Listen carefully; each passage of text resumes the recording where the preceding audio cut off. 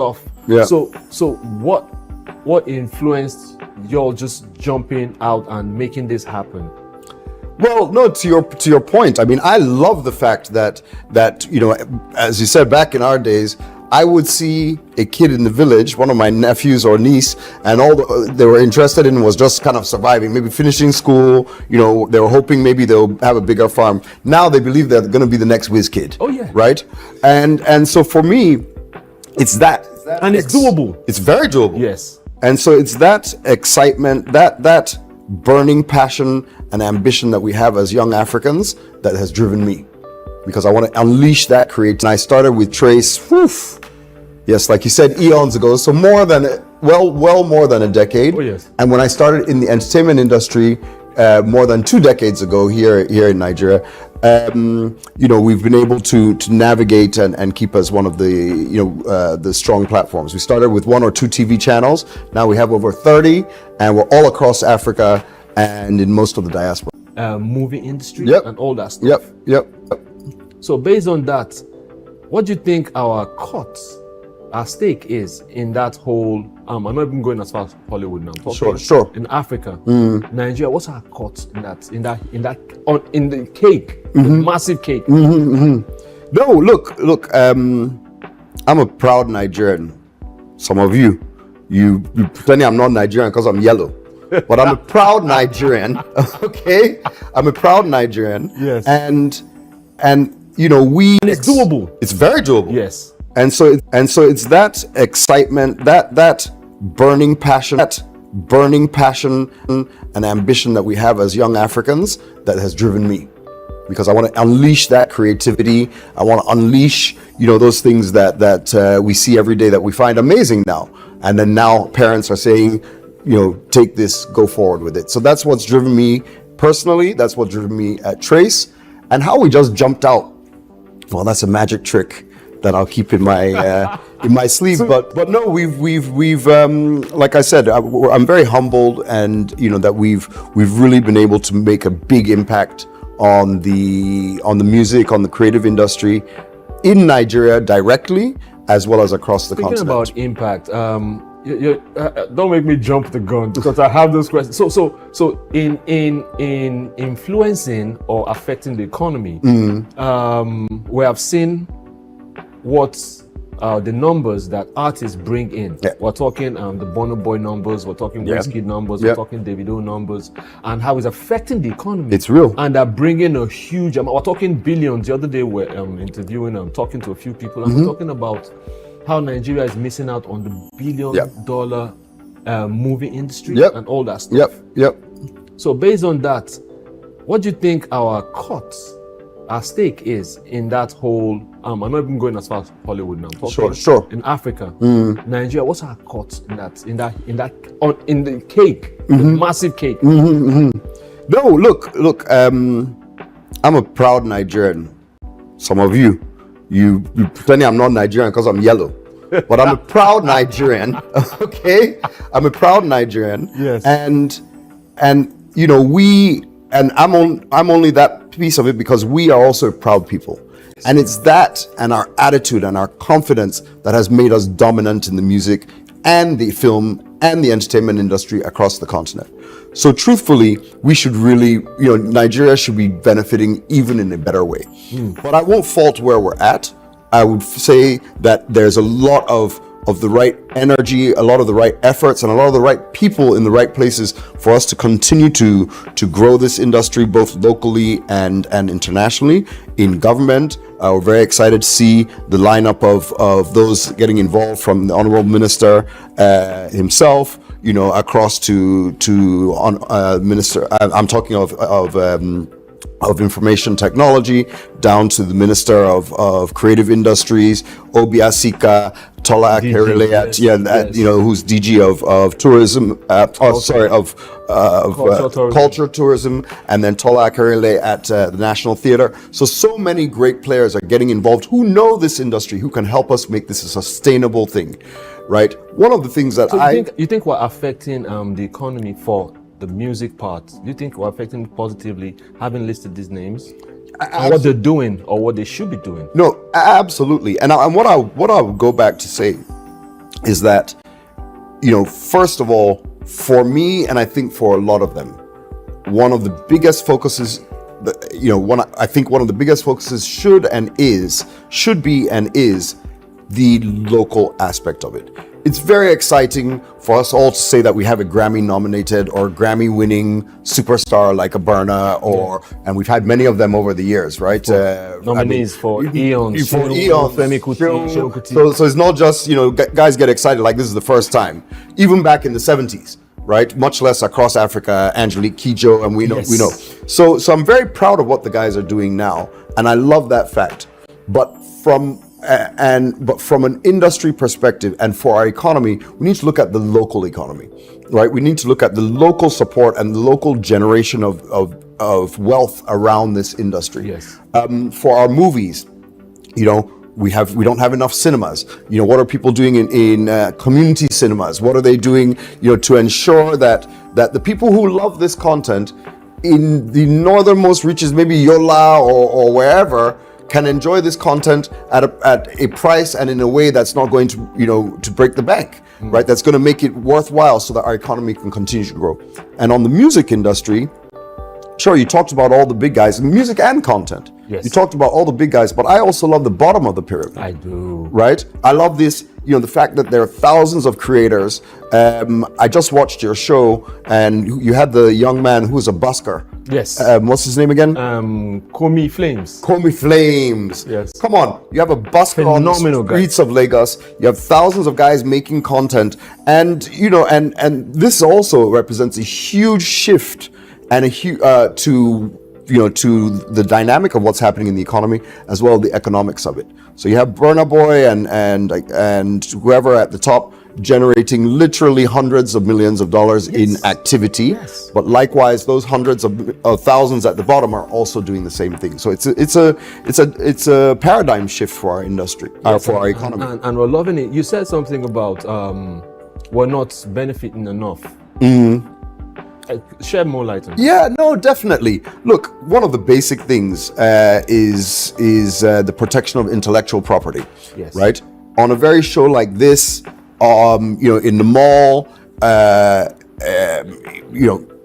hate to say it because our economy's tight right now, so we all don't want to spend money. But even in a wedding, we're supposed to actually pay for the music we use. True. That DJ is supposed to pay music rights. I agree. The mall or the shop that you go to is supposed to play music rights. The radio station, the TV channel, we're supposed to pay music rights. But those protections and that regulation is not in place enough to generate that out of this. So our economy is being shortchanged. The creators are being shortchanged, and those of us who are behind the scenes, our businesses are getting shortchanged. But we're on the right path. I'm confident. So what can you tell us 1, 2, 3 things that you feel we can do to mitigate this? Because I say this, I also have a weekly show where we talk to hip hop artists and from down there. Right. I'm like, we're talking, I don't want to name names now. We're talking 0.0001% going to the artist, and still many people don't feel led to, despite all the subscription and stuff. Many people don't feel led to subscribe because there's a feeling that the artists are being robbed. Like you're saying now. So how do we? Is it just we talk about it to shed light to? Because they said you talk about it frequently or often enough, something gets done. But beyond that, who does the something? We're talking about. So to your point, there's multiple players in the ecosystem. There's stakeholders. Yes. And each stakeholder needs to play its part. But why I'm confident is because the money is so compelling.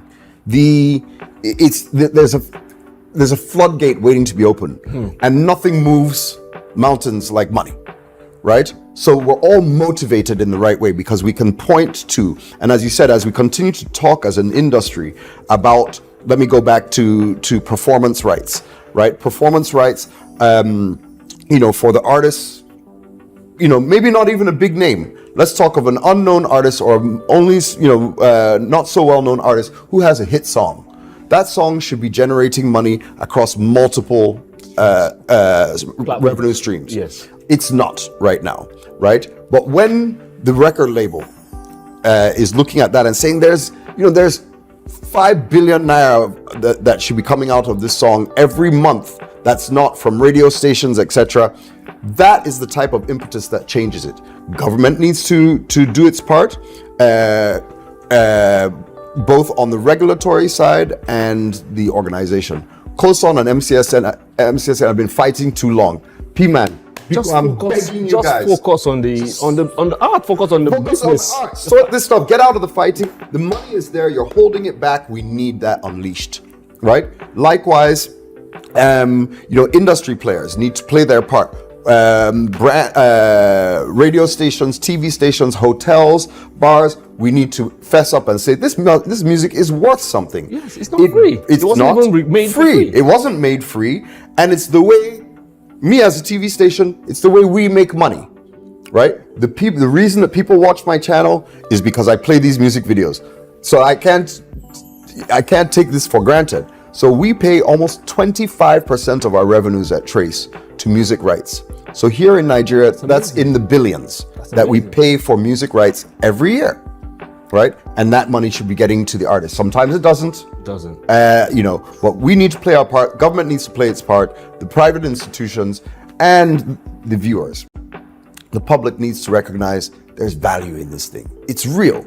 When you jump and dance to a Davido song, sure, you see him rich on Instagram, but just know that this thing is real. It's real money. It really costs money. Guy, will you enjoy it? You make hit song, you won't collect.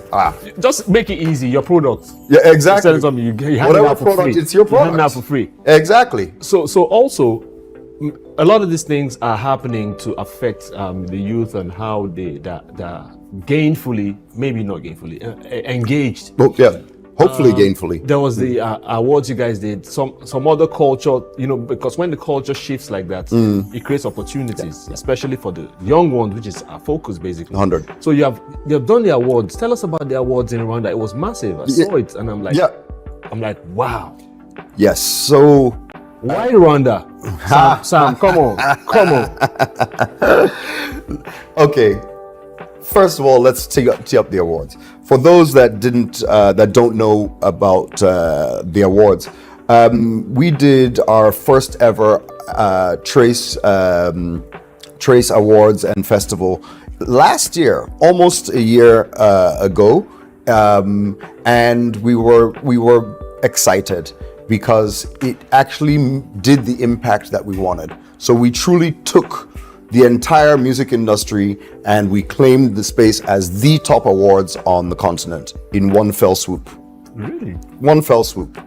I mean, we had over 80 artists there from all over the continent, right? Of course, we had our big boys, the Naija boys. We had David there, Davido there, Rema there, Yemi Alade was there, Mr. Easy, Feels, the list goes on. And we dominated, my people. We dominated. Nigeria does that easy. Yeah, but we also had Diamond Platinums from East Africa. East Africa. We had, the name's gonna escape me. I'm an old guy. Please forgive me if I can't remember everything.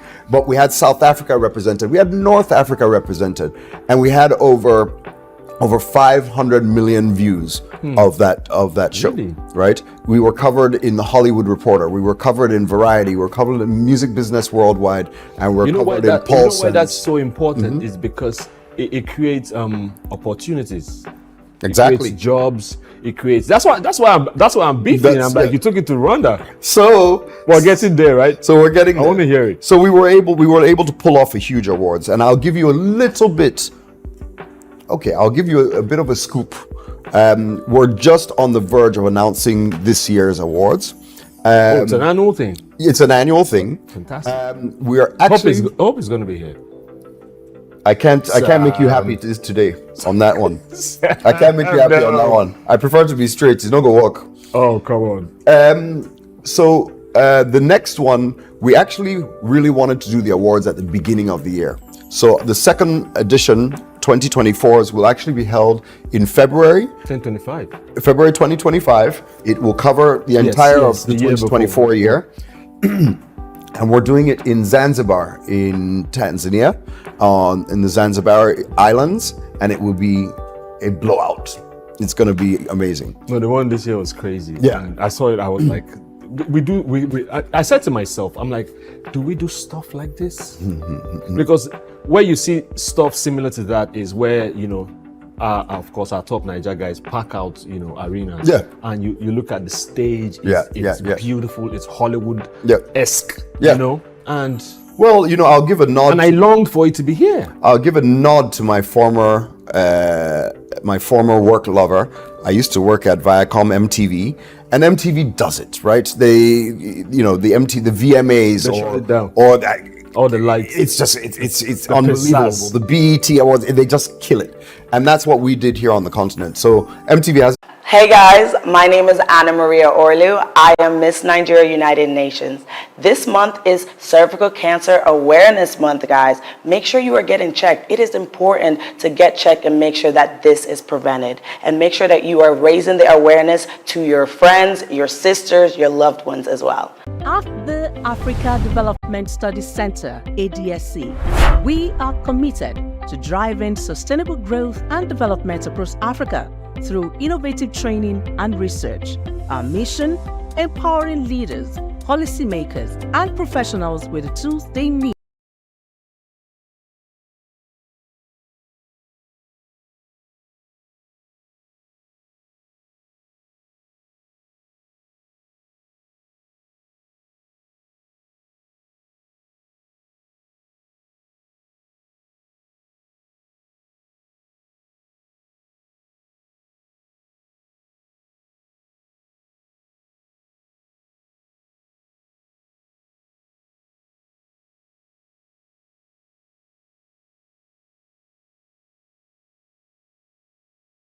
in policy development, implementation strategies, monitoring, and evaluation. At ADSC, learning is engaging and enjoyable. Our unique methodology includes talks, interactive exercises, games, video screenings, and lively seminar discussions, all in a comfortable and friendly environment. Ready to make an impact? For more information, email us at info@adstudycenter.com or call +234 912 439 2362. Visit us today at www.adstudycenter.com to explore our programs and upcoming events. Africa Development Studies Center, rethinking development for Africa. We've got just what you need right here at Femi Wash Media. Call it the Midas Touch and you wouldn't be wrong. Let us record, produce, mix and master your audio like nobody does. Reach us on our contact today for the best quality job.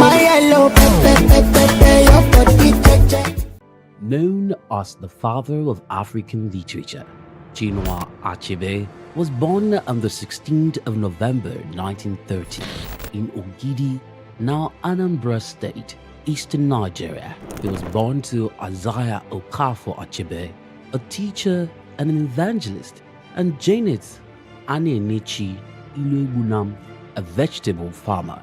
Achebe has reshaped the global understanding of African identity through the power of storytelling. Raised during the twilight of colonial rule, Achebe's education was steeped in both Igbo tradition and the Western values of post-colonial Christianity. As a student at the University of Ibadan, he became fiercely critical of how Africa was portrayed in Western literature. Achebe believed that Western literature often painted Africa as a dark and primitive continent, but he sought to tell the African people's lens. In 1958, Achebe's groundbreaking novel Things Fall Apart shattered colonial narratives through the tragic story of Okonkwo, an Igbo warrior. Achebe illuminated the complexities of African culture and the devastating effects of European colonization. Things Fall Apart became more than just a novel. It became a symbol of African resistance against the oppressive narratives of colonialism. Achebe was not just a writer. He was a passionate advocate for African self-determination, and his political activism made him a critical voice in the post-colonial era. Even after a life marked by personal and political struggles, including a car accident that left him partially paralyzed, Achebe continued to inspire. He taught at Bard College and later Brown University, where his influence reached new generations of writers and thinkers. He was married to Christiana Chinwe Okoli, and they had 4 children. Sadly, he died in March 2013 at the age of 82. Chinua Achebe's legacy endures in his novels, his essays, and in the countless voices of African writers who follow in his footsteps. He gave us a voice, a story, and a vision of Africa that is ours to share.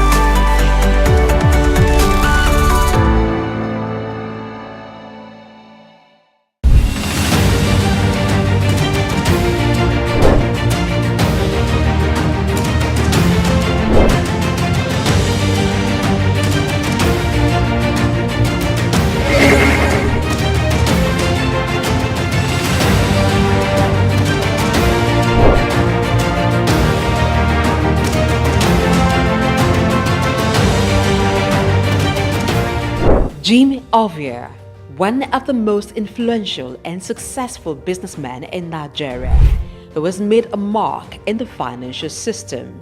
He is the founder and chairman of Zenith Bank, one of Africa's largest and most profitable banks. He has been described by Forbes Africa as the godfather of banking in Nigeria. My name is Jim Ovia. I'm chairman of Zenith Bank, and I thank you all for listening to me. This illustrious son of Africa was one of the financial leaders who revolutionized the banking sector in Nigeria.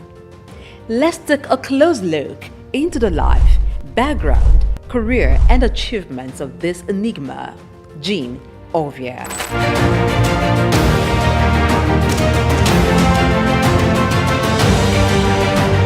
Jim Ovia was born on November 4, 1951 in Agbo, Delta State, Nigeria, to a large family as the second son of Chief Obi Olihe of Agbobi in Delta State. Being one from a humble background, Jim attended local schools as he had lost his father at the tender age of 4. His widowed mother, together with his older brother, saw him through school. He had secondary education at Ika Grammar School in Agbo.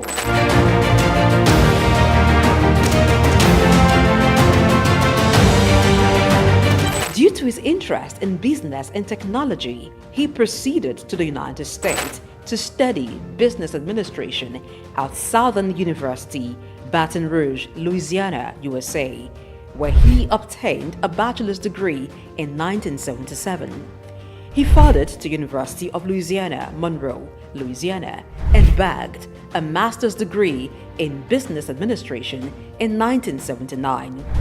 Jim Ovia is also an alumnus of the prestigious Harvard Business School.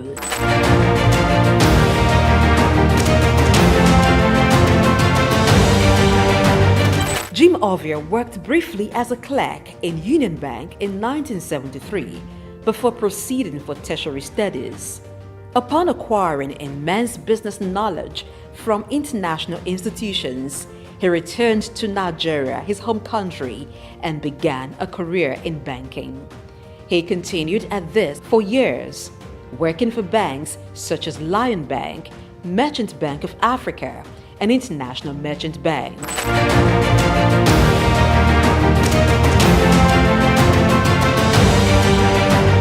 After many years in the banking industry, in 1990, Jim came together with some colleagues to found one of Africa's largest and most profitable bank, Zenith Bank. The bank was established with a vision to provide excellent customer service, innovative and technology-driven banking. Zenith Bank flourished as it drew customers who sought excellence in financial services.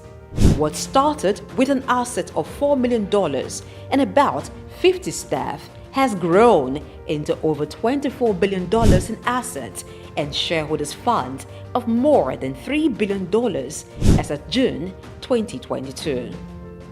Zenith Bank is listed on the Nigerian Stock Exchange and London Stock Exchange. Jim Ovia served as Zenith Bank's Chief Executive Officer and Managing Director from 1990 to 2010, and then Chairman from 2010 to 2014. After a brief break, he returned as Chairman of the bank in 2016 and remains so till date. Under his leadership, Zenith Bank has grown to become one of the leading banks in Nigeria and Africa, standing tall among some of Nigeria's first-generation banks of repute, a feat rare for second-generation banks established in a time of tension between military and civilian regimes and economic instability. We will build our own roads to our branches. If we're building branches in some cities, towns where the roads are not good enough. We have also bought power plants, generating sets to power electricity into our building. When we do all this, we also even had dug borehole to supply water to the building. When we do all this, what I personally call it is BYOI, bring your own infrastructure or build your own infrastructure. Jim Ovia served as Zenith Bank's Chief Executive Officer and Managing Director from 1990 to 2010, and then Chairman from 2010 to 2014. After a brief break, he returned as Chairman of the bank in 2016 and remains so till date. Under his leadership, Zenith Bank has grown to become one of the leading banks in Nigeria and Africa, standing tall among some of Nigeria's first-generation banks of repute, a feat rare for second-generation banks established in a time of tension between military and civilian regimes.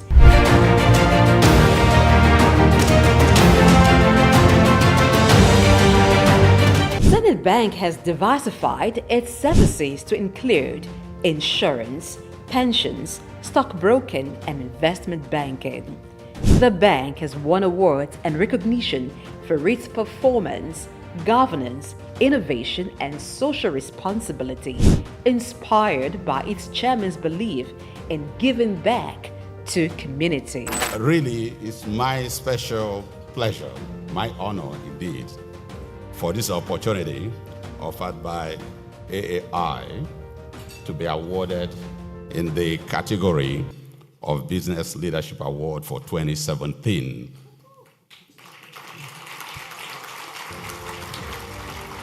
As an entrepreneur, Jim Ovia has made investments in sectors other than banking. They include oil and gas, telecommunication, real estate, power generation, media, and most recently, education.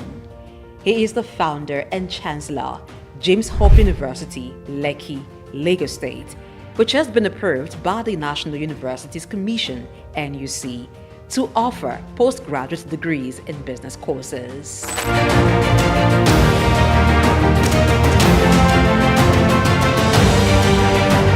Jim Ovia is a man who believes in giving back to society.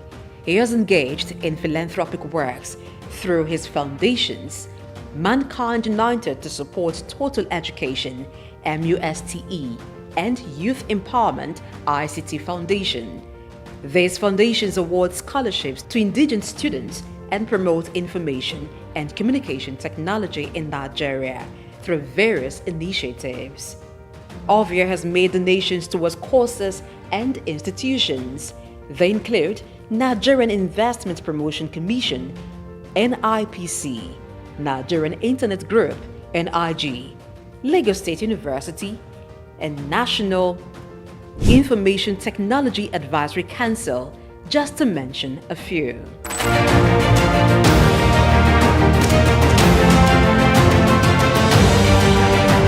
In recognition of his contributions, Jim Ovia is a recipient of many honors and awards. In 2012, the University of Benin awarded him an honorary doctorate degree. Former President Muhammadu Buhari in 2022 conferred him with the national honor of the Commander of the Order of the Federal Republic, CFR. Also in 2022, Jim Ovia was conferred with the National Productivity Order of Merit, NPOM award by the federal government of Nigeria.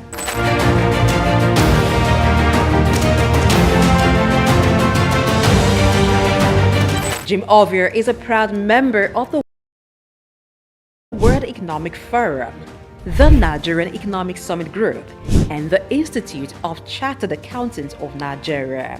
He is also a member of several boards and councils. We can't afford to lose depositors' money. We can't afford to lose money that belongs to stakeholders.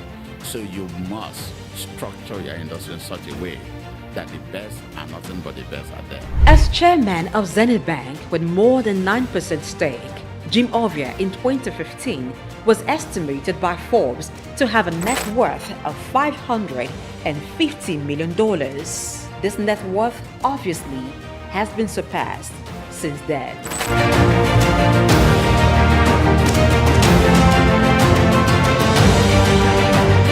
Jim Ovia, as a business person, founded 5 companies. They are Zenith Bank PLC, the Quantum Group, Visaphone Communications, Quantum Luxury Properties, Civic Center Towers, and Cyberspace Network. Jim is member, Honorary International Investors Council.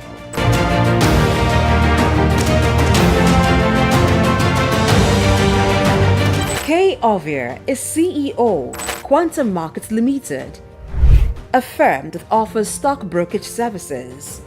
She sits on the board of several organizations and is chairman, board of directors of Cyberspace Limited, a leading software engineering company. Cyberspace Limited is one of the pioneers in provision of internet services in Nigeria, providing network and software services. Kay, being at the head of a tech giant in Nigeria, teamed up with her husband, Jim, to strategically deploy robust IT infrastructure at Zenith Bank, which resulted in the development of digital products and technology-driven banking in Nigeria.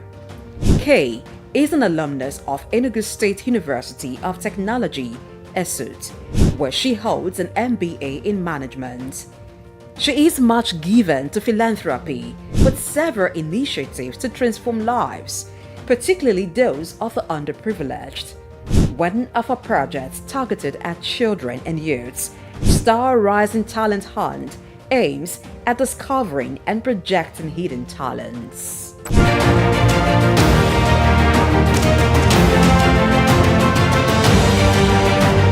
Jim is married to businesswoman and philanthropist Kay Ovia. She's also a hotelier, proudly running Starwood Hotels. Jim and Kay Ovia are blessed with 5 children: Isioma, Zephyr, Tito, Tommy, and Jesse. As a family man, Ovia enjoys spending time with his family. He also likes reading and traveling.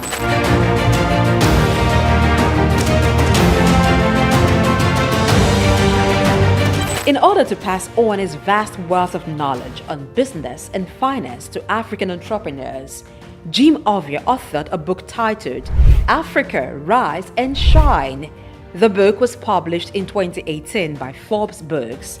The book was written after he featured in an issue of Forbes, and it became the magazine's best-selling edition in Africa, that it had to be reprinted 4 times.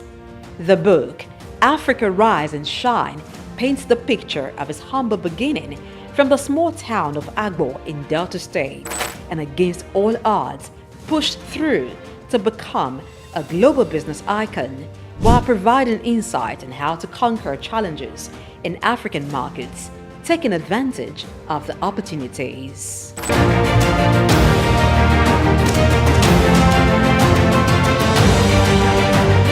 The man, Jim Ovia, is a firm believer of Africa being a continent.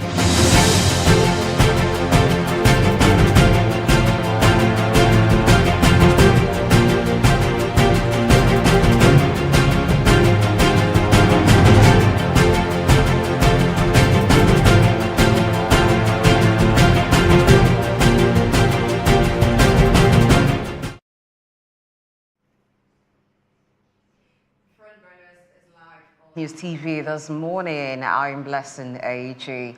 A lot of executive orders came to life yesterday when the 47th President of the United States, Donald Trump, was sworn in. We're looking at some of those as well as current happenings in Nigeria and other parts of the country. I'm here with my co-anchor, Dr. Delsa Osamanze. Good morning, sir. Blessing, a blessed morning. Hopefully today will look to be a very promising day. Oh yes, but I didn't bring the whistle. So that means you still have some time to put the money together. Yeah. But by tomorrow the whistle will come in and I intend to start business big. And I hope that there's no fine at all. If you're wondering what the whistle talk is about, stay, you will get to find out. Now let's join Evelyn Obiole, who will be bringing us something you do not want to miss. Let's stay.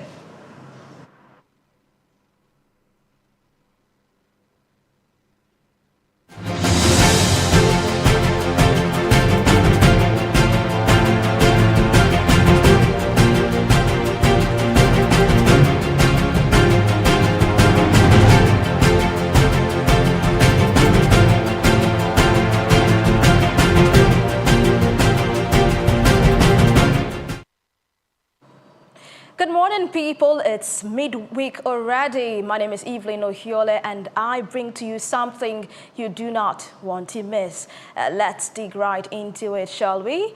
The take a census of all congregation of the people of Nigeria by states, by local government, by houses, according to the number of names, every male, every female, head by head. I know that scripture is ringing in your head, but this one might just be the words of the Nigerian legislators to President Bola Tinubu. Nigeria Interbank Settlement System, NIBSS, has disclosed that as of January 2025, the number of bank verification numbers, VVN, issued in Nigeria climbed to 64.8 million. That's a steady increase from 63.5 million in 2024 and 60.1 million in 2023. But here's the thing. More people are getting BVNs, but they are not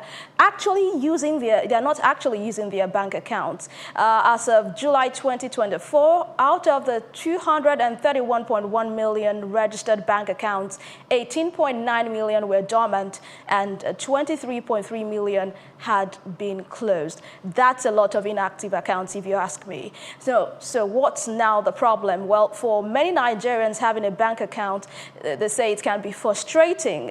Hidden charges like maintenance fees and transfer costs, that can be a real hassle. And if you do not use your account, you still get penalized, some deductions here and there. No wonder people are hesitant to engage with the banking system.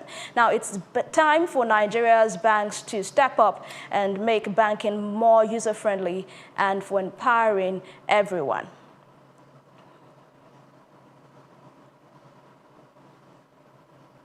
Now let's move outside Nigeria. Portugal is making some big moves to shake off its reliance on Russian gas.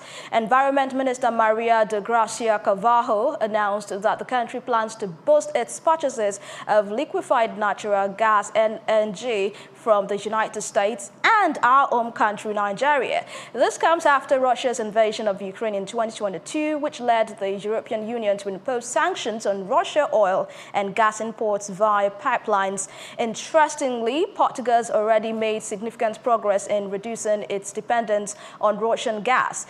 In 2021, Russia accounted for 15% of Portugal's LNG supply, but that number dropped to just 4.4% in 2024. Meanwhile, Nigeria and the U.S. have become Portugal's top LNG suppliers, providing 51% and 40% of its import, respectively. Gracia Carvalho emphasized that Portugal aims to become practically independent of Russian gas, and increasing LNG imports from Nigeria and the U.S. is key to achieving that goal. The minister also stressed the importance of greater cooperation within the European Union to ensure energy independence and security. By the way, the U.S. President Donald Trump has been pushing European countries to increase their purchases of U.S. energy, even threatening tariffs if they do not comply. Now, Portugal's decision to boost LNG imports from the U.S. might just be a savvy move to avoid these tariffs while also securing its energy future. It's good that Nigeria is in this venture. It means more exports for us, and we hope that our leaders will make a judicious use of the money, the revenue gotten from this exports. And that's all I have from you from this side. Do not go anywhere. The show is just getting started, talking about the executive orders and the policies that have been rolling out from the Trump administration, which is just less than 48 hours. Blessing, Dark, and Priya will be bringing you all the analyses, all the juicy details you need to know about this. Let's go for this short break, and when we return, it will be the three, guys on board.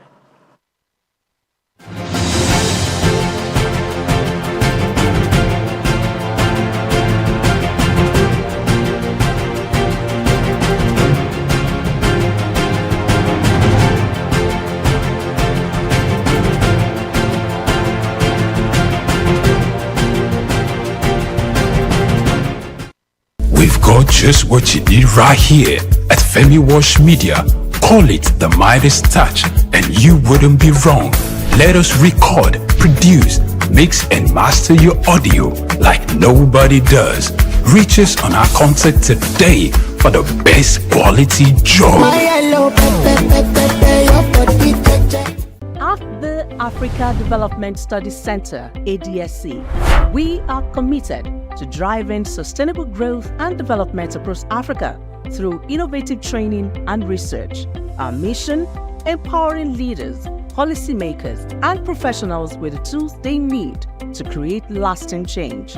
With customized training, dynamic research programs, and study exchanges on leadership, management, and other critical development topics, ADSC offers a platform for exchanging cutting-edge ideas and global best practices.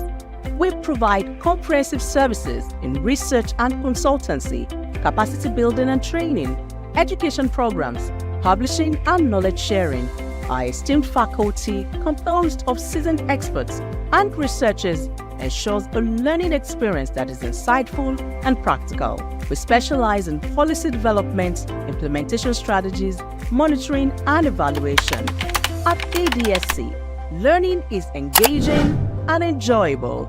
Our unique methodology includes talks, interactive exercises, games, video screenings, and lively seminar discussions, all in a comfortable and friendly environment. Ready to make an impact?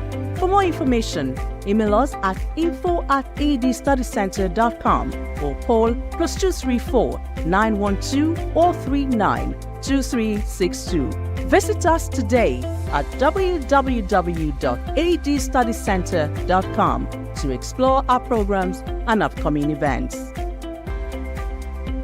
Africa Development Studies Center, rethinking development for Africa. Broad Street. Broad Street, situated in Lagos Island, is steeped in Nigerian history. Once the biggest financial hub of the country, it housed the headquarters of major banks, linked to CBN, the stock exchange, and the loads of lender companies. Broad Street is a historically significant street. It has played a central role in the development of Lagos and history. An important commercial and administrative center for the British colonial authorities. It was also a home to some of the city's earliest modern buildings. Broad Street was a residential area in the pre-colonial era. With the British came the Methodist Boys High School in 1878 and the Broad Street Prison in 1882, renamed Freedom Park. The General Hospital, which was a British military hospital, was built in 1893.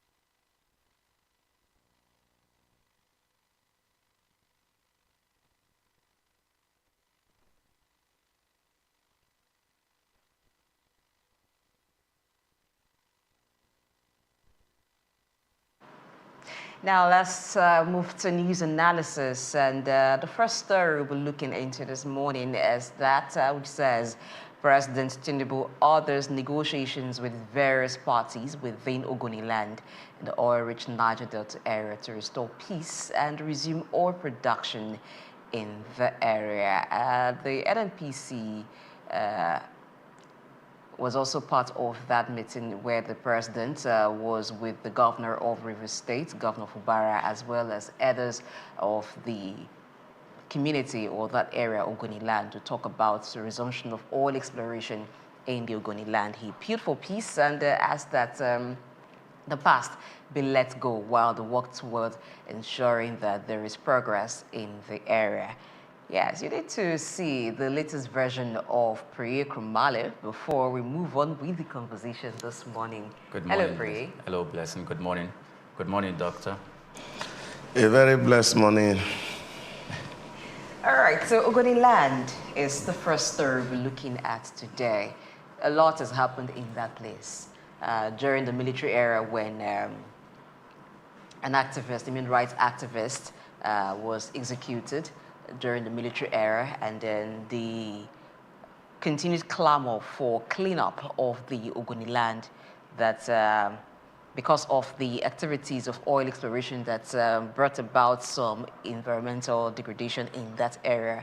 And then subsequently, we also saw the talk about cleanup of Ogoniland. How much of cleanup has been done is what one cannot really ascertain at the moment. But this current administration, that of President Bola Tinubu, is talking about resumption of exploration in that area. And so he's had a closed-door meeting with the elders of Ogoniland, the governor of Rivers State, and his appeal is that bygones should be bygones, and then we should look forward to collaborating for unity. No, politics, Blessing, is always about horse trading. People always sit down and find a way to negotiate. The president has said in his presentation on the 2025 budget, he's expecting to do oil beyond 2 million barrels per day, and that's very critical. And he would not forget in a hurry that also the president had adjusted the Ministry of Niger Delta, which of course is also a lot of protests from that region. And people are wanting and say, if you don't give it to us, we're going to fight.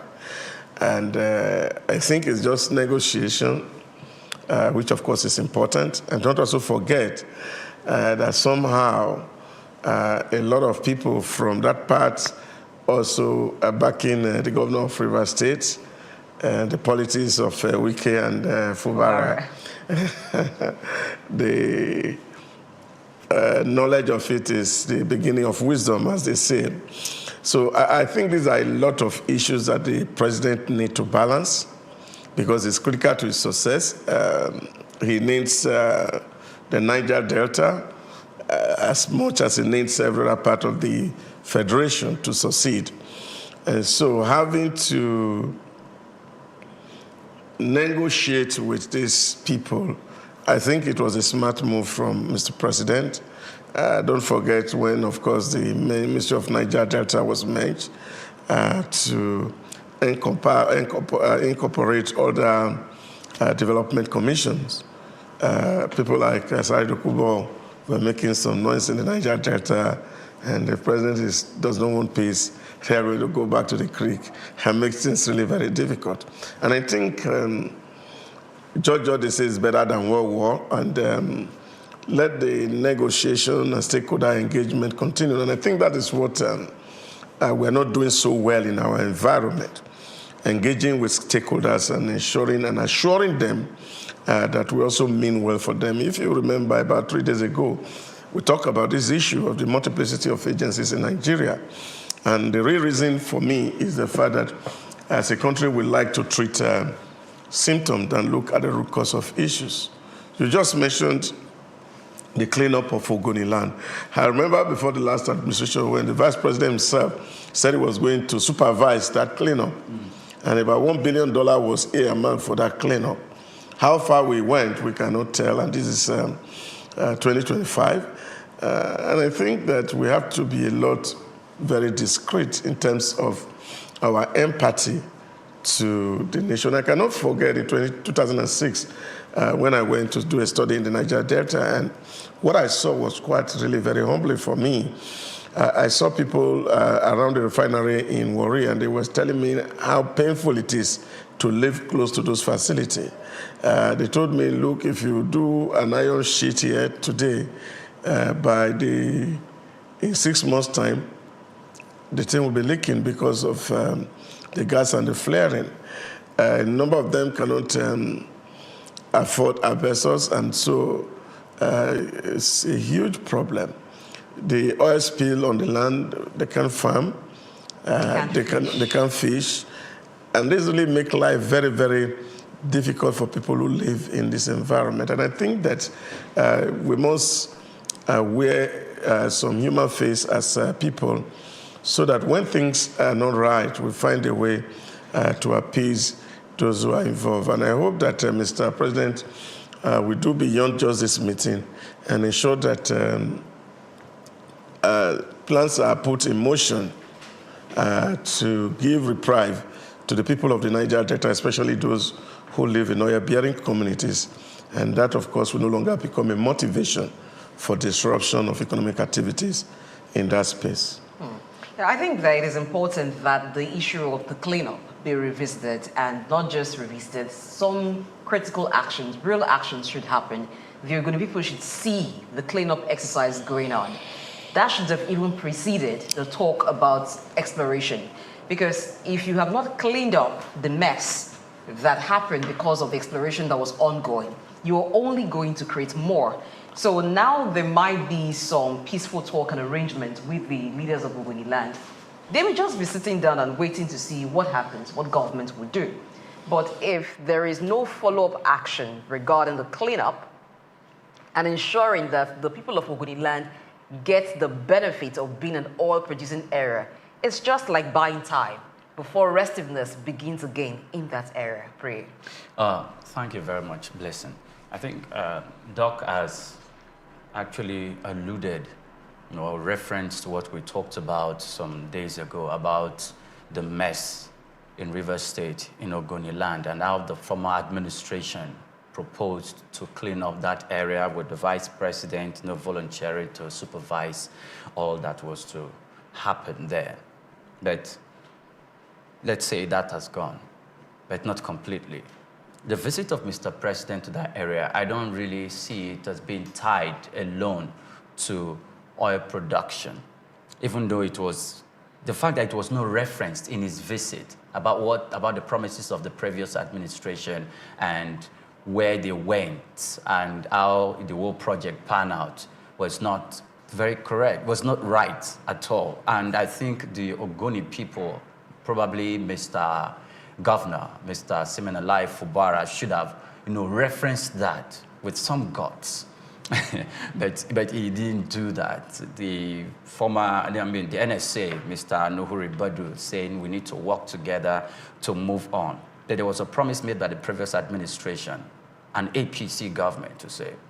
So the current administration should at least put that in the priority list before talking about oil production, so that the people in Rivers State does not feel like, oh, now we're talking about oil production, you have come. Well, he's the president of the Federal Republic of Nigeria, so he can, and all of that. But we must be very, very sensitive to issues like this. However, one other thing I would like to equally say, in the voice or in the tone, in the handwriting also of the whole visit, seemed like a made-up between the Minister of the Federal Capital Territory, we didn't hear much of him, even though he was there, and the Executive Governor of the state. If there is still acrimony brewing within them, between them, which I think it is, I hope that will not hinder the project and the proposition Mr. President is making, thereby defeating his intentions for Ogoniland and this exploit for oil production. Yeah, but I really wish that... There's a new report saying that concerned civil society organizations in the Niger Delta have demanded $1 trillion should be earmarked for immediate cleanup of the Niger Delta and compensation for loss of life. $8 trillion. Now, they are asking that the federal government should halt any plan of resumption of oil extraction in Ogoniland until there is meaningful consultation with the Ogoni people and full remediation of the damaged environment. Yeah, but you see, the challenge that I have really, we've spoken to what the ideal is. Yeah, but there's also a reality in the Niger Delta, which we must also speak to, that these civil society organizations are actually not representing the people. Who are they representing? They represent themselves. I'm from the Niger Delta also, so I can tell you this for clear. These guys are only negotiating for their pockets. Because we had this conversation on Monday. You can only imagine how much really successive regime has put in here. But this money don't go into the project. They go into the purse of those people who sit as if they represent the people. I always will use this example. When I was in that region in 2006, doing my work, a friend of mine who was a supervisor on the site where Cetraco was working on the East-West Road, I asked him a question and I said, oh, but this road has been here. Why is this road never complete? He said, my brother, I said, the road will never be complete. I said, why? He said, because there's so much interest in it. Cetraco is seen to be on the road, fixing the road. All these so-called civil society group, whether they are age grades, youth group, women group, men group, traditional rulers, are also coming to the same company that once they hear that money has entered that company, in short, before the money enters the company, they are the first to hear, and they come back and say, okay, you have to give us our own. So for the company has to give them money as settlement before working. I am talking about even the company now, not even government. That's what I'm asking. So the road is supposed to be for their benefit. Yes, we're supposed to be there for the benefit of the people. And this is what we are seeing. And we cannot run away from some of this conversation. In our side, they call it deve.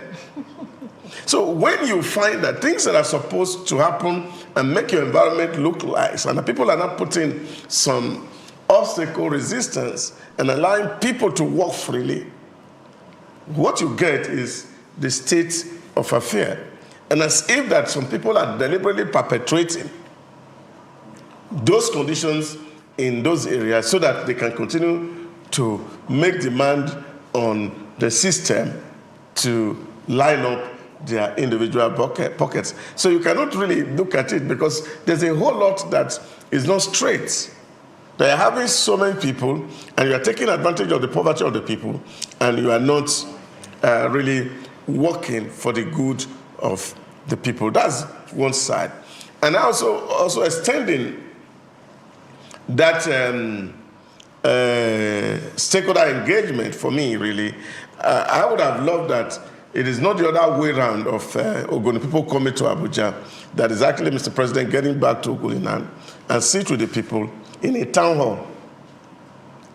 So, and ensure that all the various stakeholders will sit down to actually identify what's this cleanup about, where are we cleaning, and who is doing the cleaning, because most of the time, once these things are done, the people who also get the contracts are our sons and daughters.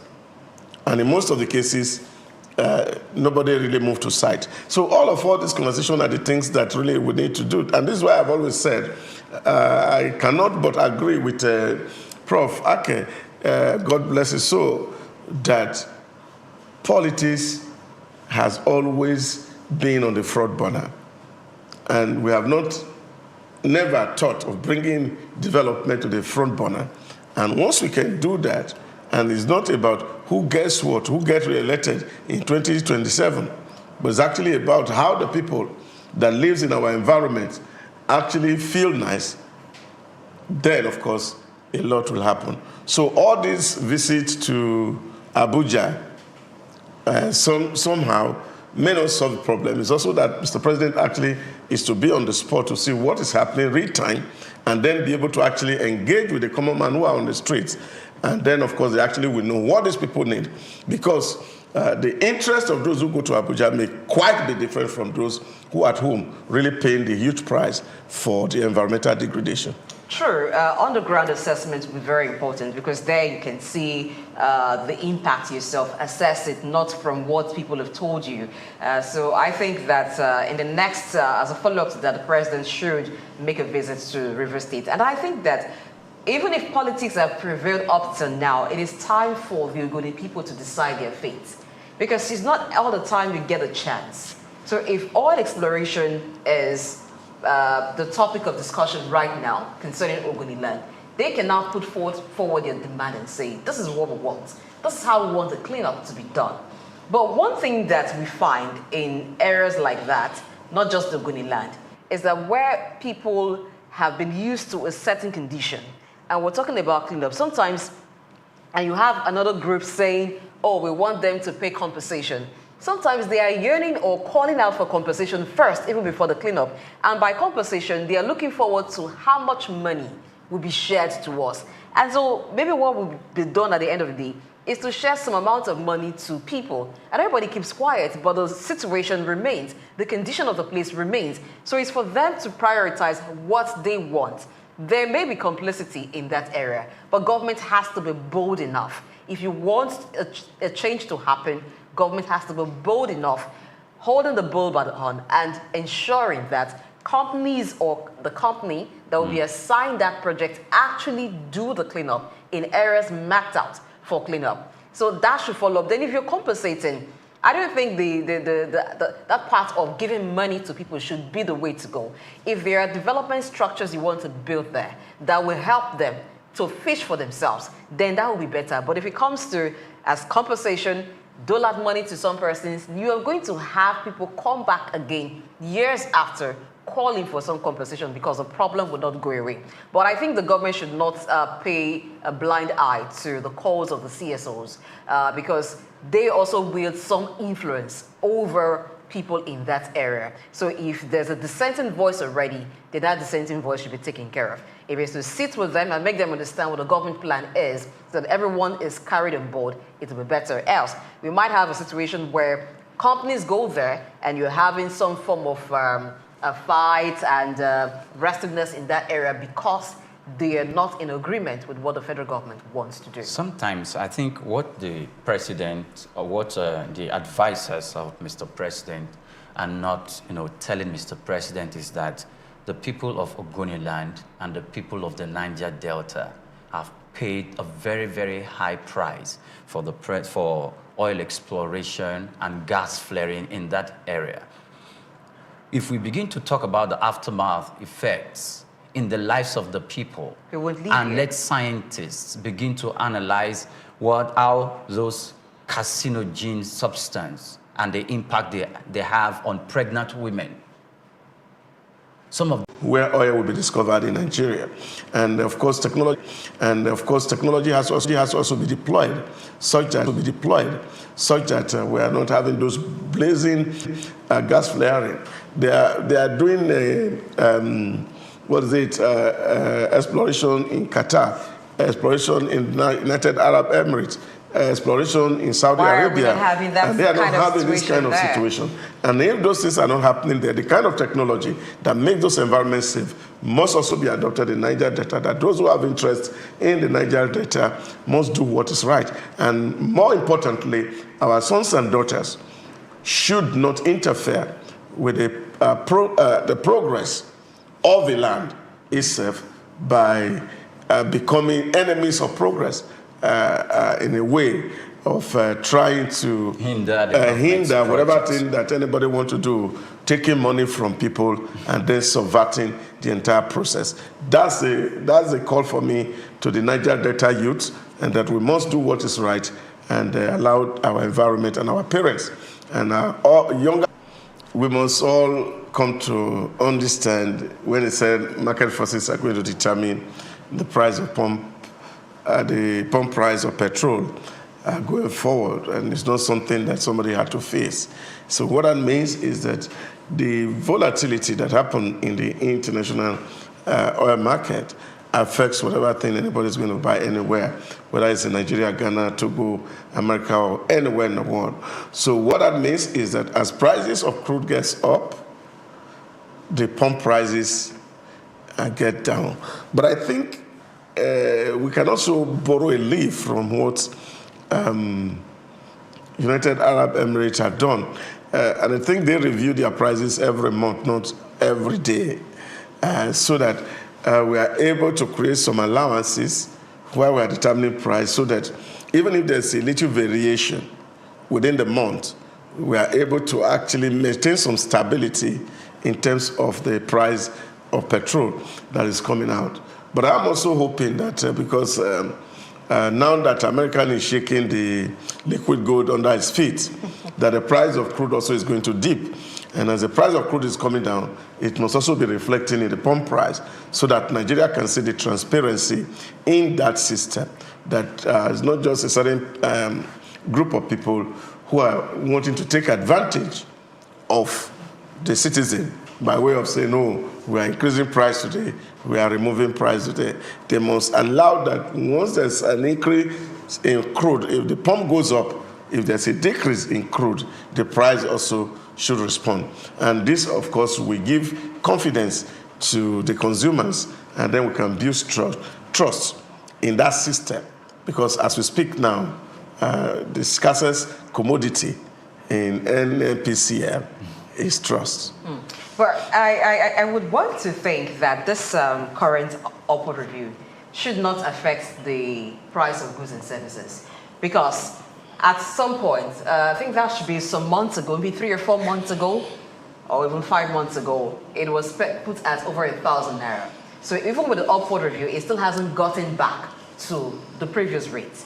So it should not mean that there should be an increment in the price of goods and services, because those prices were hiked because petrol was sold at over 1,000 naira per litre. For some places, it was sold at 1,025 naira. Some places, 1,060 naira. 970. I have even seen. I have bought 1,020 naira in one of the filling stations, and I was asking. I said, "Everybody is selling." Say, "No, our management has not reduced our price."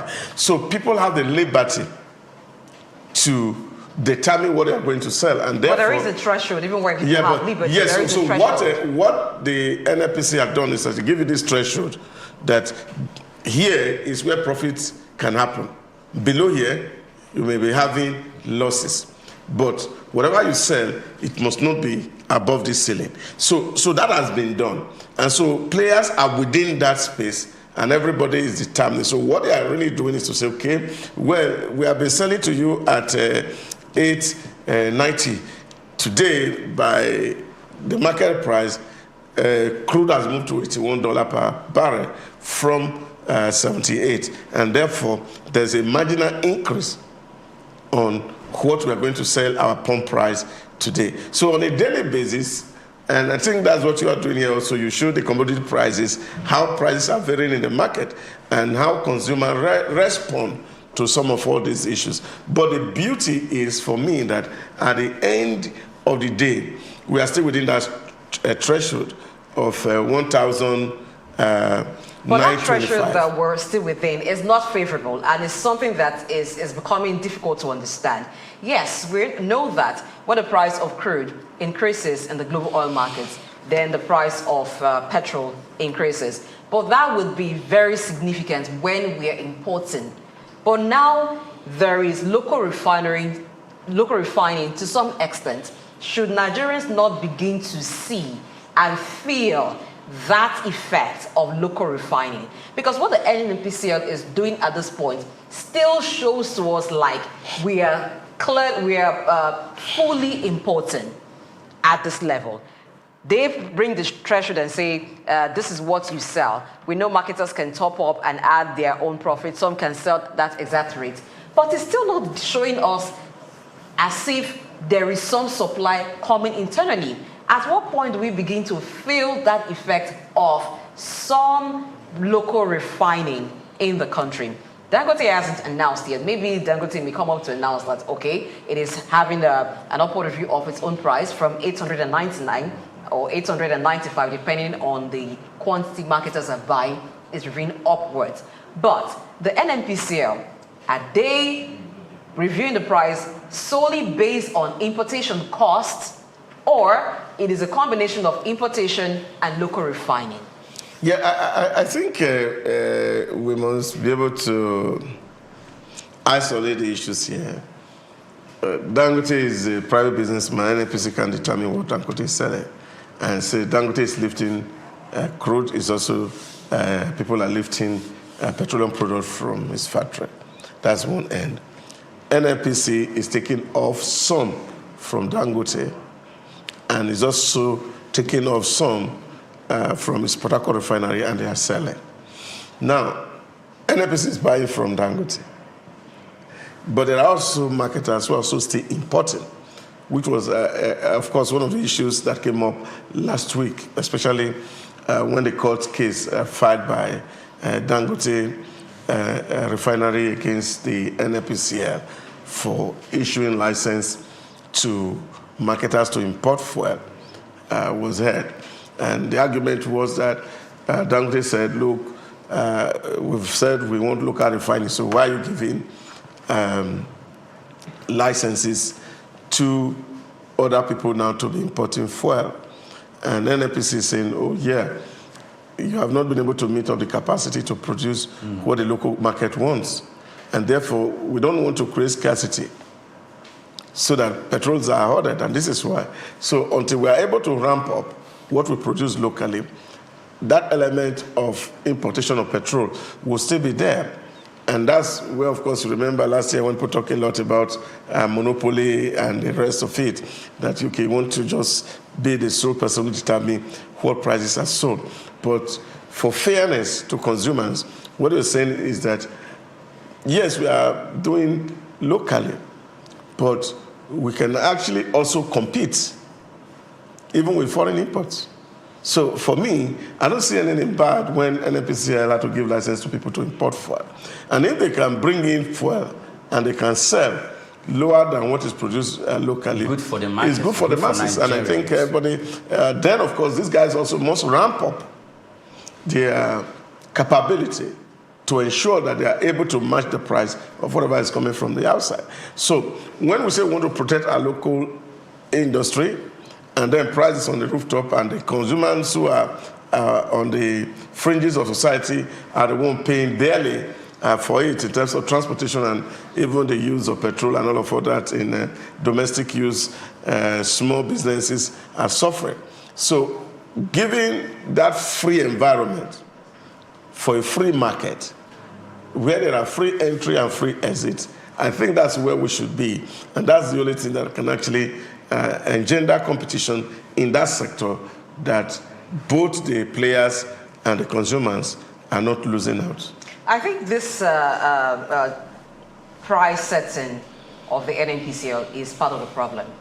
If the NNPCL is not producing, then I think you should hands off fixing price, because this a lot still looks like price fixing. No. NNPC is not fixing price for anybody. They're saying this is what we are selling this week. It looks like price fixing. No. I'll tell you why it looks like. I'll tell you why it looks like price fixing. They are not fixing price. What they are simply saying is that from our depot, if you are buying from us this week, I'll tell you this why is our new price. I'll tell you why it looks like price fixing. Because in this country, you can't identify which marketer is sourcing directly from Dangote. You also cannot identify which marketer is sourcing directly from the NNPCL or which marketer is importing. But when the NNPC comes up to say this is what we are selling, it becomes like a cover for marketers. Whether they are sourcing from the NNPCL or they are getting at a cheaper source, they want to peg it at that threshold. No. Because it's like no. You have to follow the industry. Take for example. I think sometimes. Take for example. The Dangote it becomes like a Dangote blanket. refinery has its major distributors who takes off, and when you look at it, if you drive along the road, you will see it. For example, MRS. They're distributing Dangote products. So we know who is selling what. How do you clearly just know who is selling there what? There was a deal recently between MRS and I think it's there was a deal between independent marketers and Dangote. What I'm saying that when you drive and you go to each filling station, how do you begin to identify, like you've mentioned one now, this source is from NNPCL, this source is from Dangote, this imports directly? Because when you come up with a price like that, you give some marketers a cover. No. It's not marketer here. The issue is simple. Dangote is producing petrol. Yes. NNPC cannot determine what Dangote sells. Dangote want to make profit. Now, NNPC is buying petrol from Dangote. Dangote fixes his price and said, this, because if you go to Dangote refinery today, you will see the selling price today, which people are lifting. So, and I think that's common everywhere in the world to say, okay, this is what our price for today. It's just like you go to foreign exchange and you say, you go to the bank, they put it, this is the price selling foreign currency today. That's not, they are not fixing it. They're saying based on the market situation, this is what we are selling. Yeah, but you see, buyers are not stupid. In my own neighborhood, there's one filling station that is permanently on queue. The one on the other side, you hardly will see vehicle there. The difference is that one is selling 935, the other one is selling 925. So consumer can discriminate. And I think that when you live in an environment, except that you are bussed in, like I did recently, that I have to buy at 1,020 naira, was because in the environment I needed fuel and I couldn't drive to the next filling station. So consumer can discriminate, because the thing they look at is, you look at the pump price. If I drive to your filling station and I see your pump price is higher than what another person is saying, I have the liberty to drive out and go to another place to buy. So what is here for me is that the market is becoming freer, and therefore not one person now determine what we can buy. And that's why you can see that even Dangote refinery is selling cheaper than NNPC. So it will not be out of place if I see somebody who has a license now to import from outside, who will say, okay, I want to sell lower than Dangote. So that competitiveness in the environment is what is actually going to give value to the final consumer at the end of the day. You know, we're going to revisit this issue again. Let's watch for a couple of days and see what the filling stations do with this NNPCL announcement, while we also wait to see if Dangote refinery will be putting out a statement regarding upward review of their stay. And then we'll compare prices as seen in most filling stations. Then we can say for sure that there is some competitiveness in the market. Else, maybe we may look at the other side of marketers, or some marketers taking advantage and trying to peg prices that favors them more regardless of where they source from. Away from that story, the senators promised to meet President Tinubu and push for the conduct of a national population census before the current administration ends in 2027. 2027, that looks like a long time. Sometime in 2023, there was talk about having a national population census, which is long overdue. We just use estimates. We say Nigeria has an estimated population of over 200 million people, but we don't know actually how many people, how many citizens Nigeria has. But 2027 is a long time. What happened in 2023 that census could not be conducted? Now, what's going to happen in 2025? It's not being planned, so it's not being budgeted for. We can't talk about 2025. In preparatory for the 2023 census, again, it speaks to the issue of a lack of continuity in our environment. To go to the field. I know of about 2 or 3, 4 persons who participated in that exercise, and they were just waiting for mobilization to go to the field and do the counting. And then all of a sudden, this thing is put to a halt. And I think since the chairman of the Population Commission has not changed, we should not be having this conversation. Is to ask them to go back to the field. The people that have been trained, so that the enumeration can be done. And then we have a census figure that works, because it was close to being the best census that Nigeria was going to have because of the level of technology that was deployed. GIS was used in the delimitation of where people actually live in Nigeria. So it would not, the figure would have been right if we have done it. But again, let me also play the devil's advocate here. Maybe some people felt that this was too clean to be true, and it could alter the power equation in the land, and therefore there are some works from behind that's actually frustrating that process. I think, but the Senate should insist, not just going to Mr. President, to move a motion on the floor of the House mandating the head of the Nigerian Census Commission to conclude that exercise. Because money has been spent, and money has consistently been earmarked for that project, and we cannot but be relying on World Bank figure of how many we are in a country that has so many professors and intelligentsias. You know what you said about the likelihood of some persons thinking that the census might just deliver a very right figure that may not favor them. You know, we're talking about this, that should be some days ago, but there was a topic we were discussing, and where you made the allusion that a lot is being attached to population in this country. Oh, yeah. One of the ways we can get the actual figure of Nigerians in this country, the actual figure of each state, each local government, is when those perks that are attached to population are removed. If not totally removed, but at least to an extent. So people do not begin to manipulate figures just to gain favor. In the area of politics now, that is one area where we see a lot of manipulation. Some cities that you know that if you visit that state or you visit that city, the population cannot be beyond a certain level. But when results come out, or when they state the population, you're wondering, did some spirits come in? Did they count human beings visible and those not visible alongside? So it's part of the reason why there's a strong manipulation, be that as it may. If there is a will to do a particular thing, if there's a will to change the narrative, then of course it can happen. And we need technology. I'm glad that technology was introduced. Yeah. But those reasons why that census did not happen, then there should be enough willpower to tackle that. so that we're not even saying 2027 and then we go on to even 2030, we're still using estimates, not knowing how much or how many we are. It would be a shame for a country like Nigeria not to know its population, not to know clearly the demography.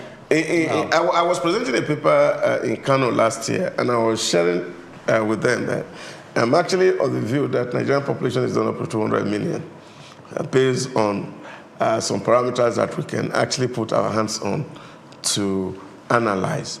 One of those parameters is what was just read this morning, that the BVN figure in Nigeria is about 68 million. The what? The BVN figure. So let's say people who have enrolled in BVN so far is 68 million. And now, if you take deaths out of it, the number of deaths since we have been enrolling, you'll find that the figure is lesser than that. Even in the so-called celebrated voters registration that was done in 2014, 2015, we said we had, after all the cleanup and cleanup and cleanup, we had 90 million people registered. And even that 90 million people, a lot of the voters' cards were not collected. So that gives me an idea of what the population size of this country actually would be. Okay. But you do know that we have a huge unbanked population. Okay. And we also have some members of the public who are not part of the electorate, actively part of the electorate. When you see huge unbanked population, I think it's almost all in overboard.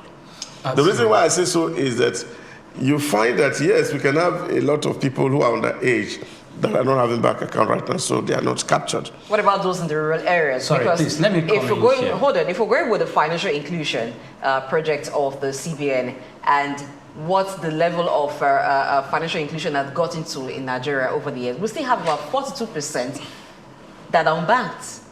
Wouldn't you call that huge? Yeah, but these are projected figures. They are not actual.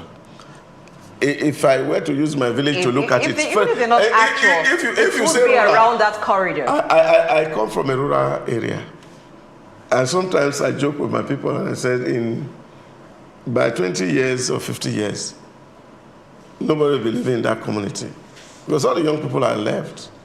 All people you are having there, they are all aged people remaining in the villages. You can say that for your community. How many people who are actually on the ground? The last election that was done, I can take the figure and ramp it up. So what I'm saying in essence is the fact that this is the elephant in the room that people don't want to be seen. And that's why I feel that there's so much opposition getting us counted. Because people are taking advantage of the numbers for the benefit it brings to their people. Whether it's in terms of the allocation of state resource or the allocation of positions and the rest of it.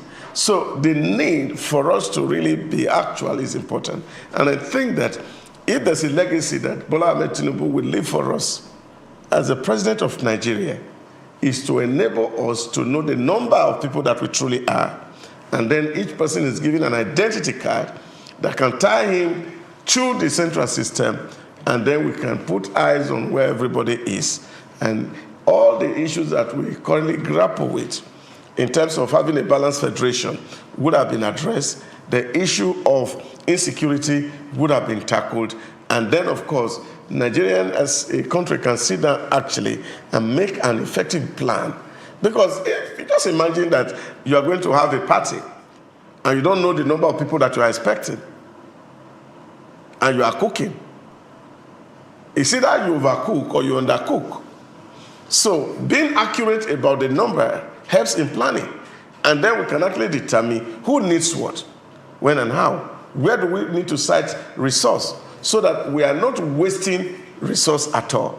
Because sometimes I look at some certain things that can be done. The last time I was having a conversation with one of our brothers who is working in the Ministry of Education in Benin City, and I asked him, I get to the rural area and I see this school has less than 20 people, this school has less than 20 people, this school has less than 20 people. Why can't we just make them into one? So rather than maintain structures that are not necessary, government just put a pause in the community that takes all of the children and assemble them in the same class. Because in the same school, this one have 2 teachers, this one have 1 teacher, that one has 3 teachers.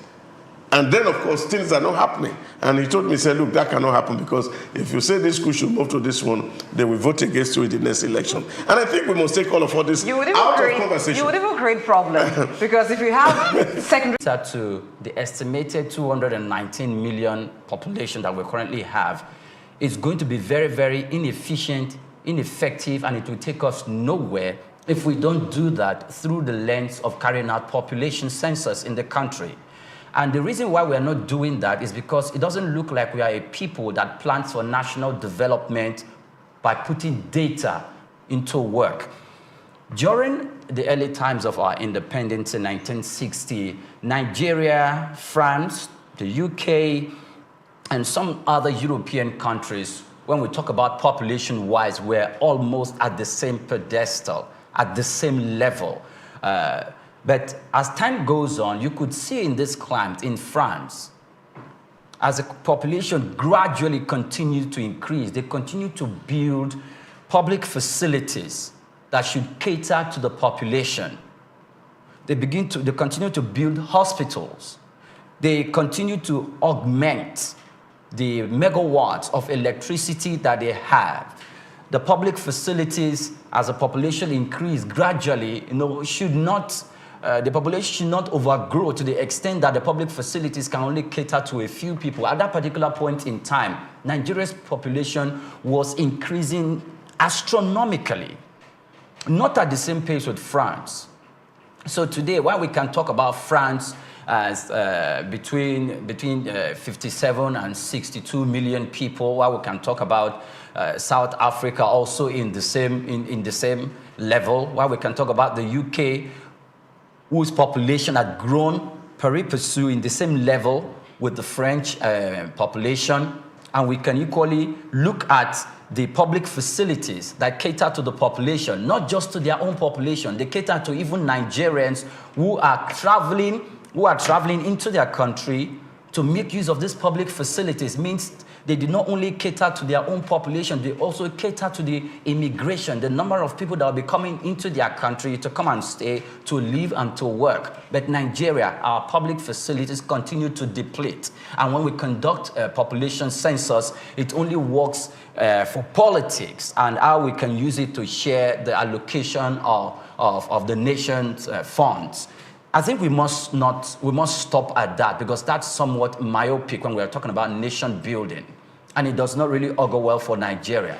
And that is why we can say, oh, Nigeria is 219 million people or less than that. However, we could see that the public facilities, both at the federal level and at the state level, cannot cater to the populace of Nigerians. And if Mr. President Bola Ahmed Tinubu is going to achieve a milestone in his administration, the population must, the census, the housing census and the population census must take place during his administration so that we can have direction as a country and we're working with data to achieve his renewed hope agenda. All right, we'll call it, we'll leave the conversation here for now on news analysis as more developments happen around the issues we've talked about. We'll update you on that and also look into it. Maybe we'll also wait to see if President Tinubu will respond to that hope that before the end of his administration, there will be a national population census done in Nigeria. And we've talked about the upward review of petrol pump price by the NNPCL. Let's wait to see what happens with that and also the resumption of oil exploration in Ogoniland. These are some of the stories we've tracked this morning and also discussed. We'll take a break. When we return to time for policy discuss on the front burners. To stay with us.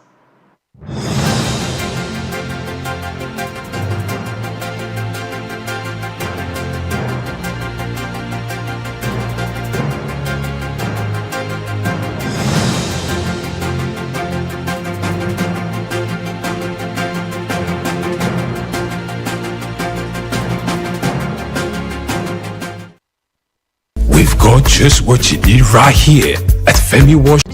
Monitoring and evaluation. At ADSC, learning is engaging and enjoyable.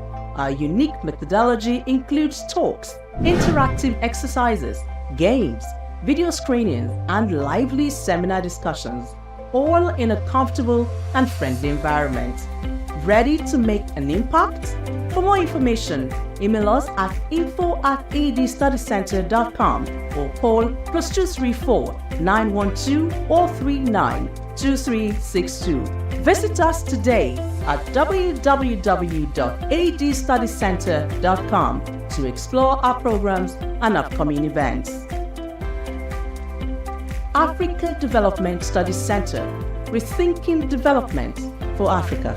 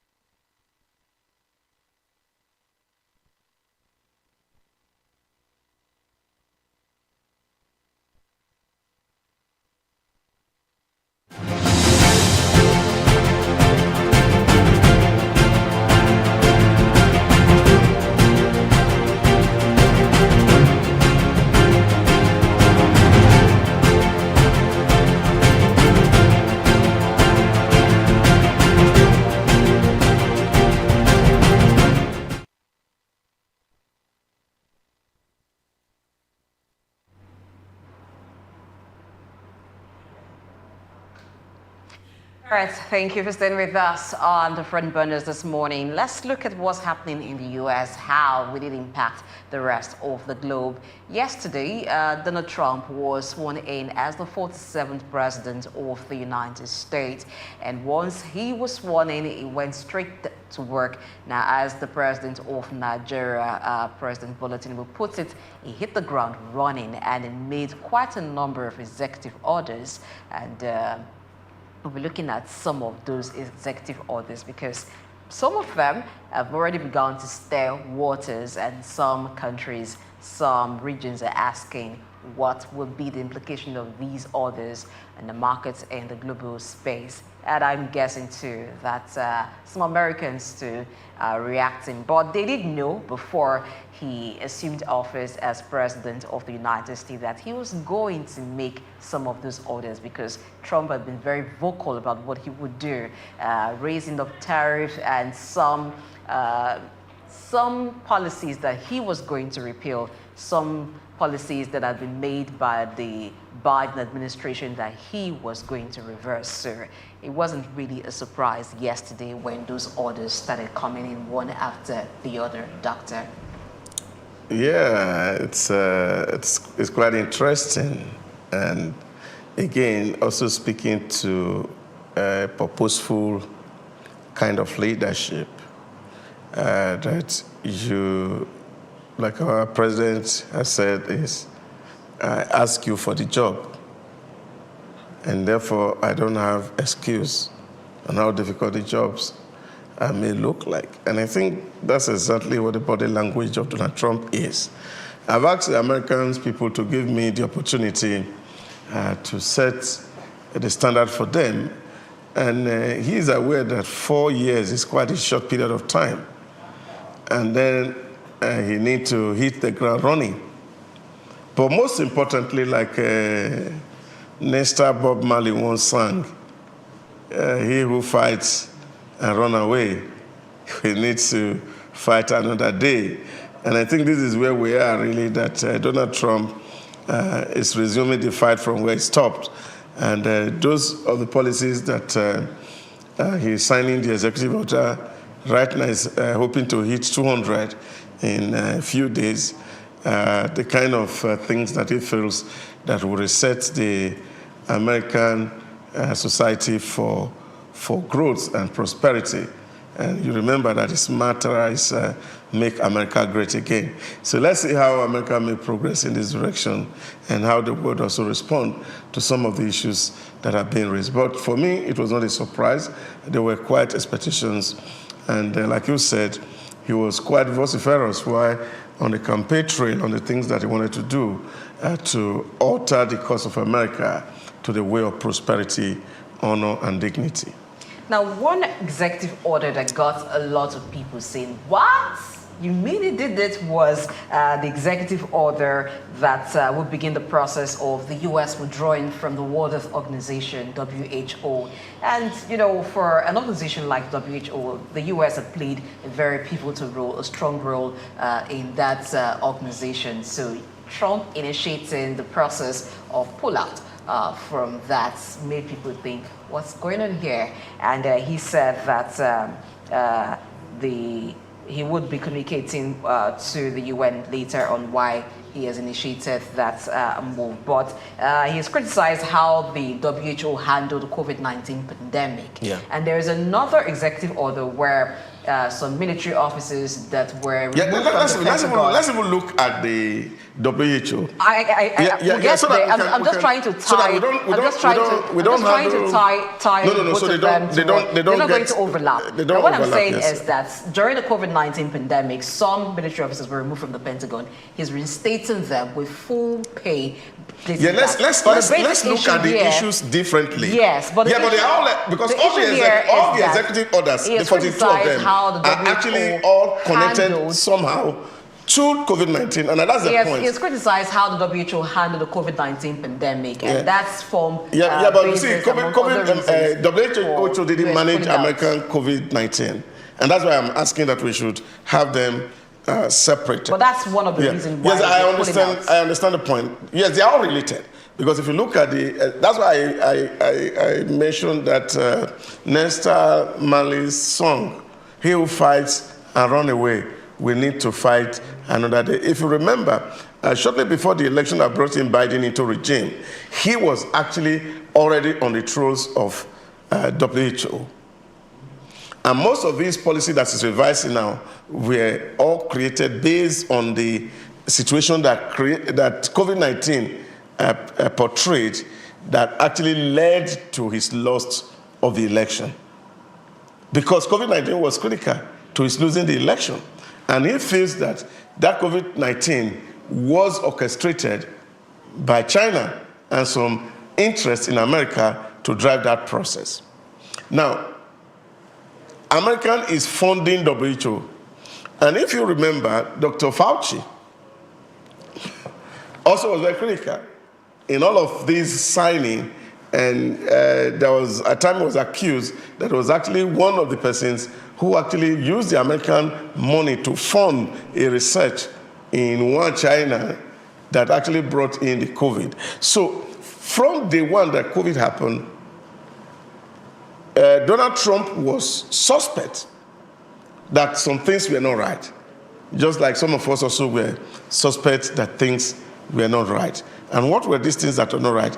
Were that the World Health Organization that was at the forefront of declaring that COVID-19 was a pandemic, he felt that they were a stooge to the Chinese government. Because the guy who was the man at the helm of the affair, an Ethiopian then, he felt that because they are taking so much money from China, and it seems that it's actually China that is driving the whole of WHO. And in his own thinking at that time, prior to the election, Donald Trump was of the view that all the standards set by the protocols that came from WHO were actually meant to aggravate the situation, and they were not downplaying it. And you take, for example, and this issue I also raised recently with some people who are in the medical field. WHO was so interested in developing a vaccine, but was defiantly opposed to treating COVID. Somebody is dying. You said you don't want to do experiment with the person. We allow this person to die. But now, you are putting huge emphasis on vaccination. The vaccine is not going to cure the man who is dying. The vaccine is supposed to protect those who don't have the COVID from having it. Now you are saying allow these people to die. Because if you use medication, you will complicate their case.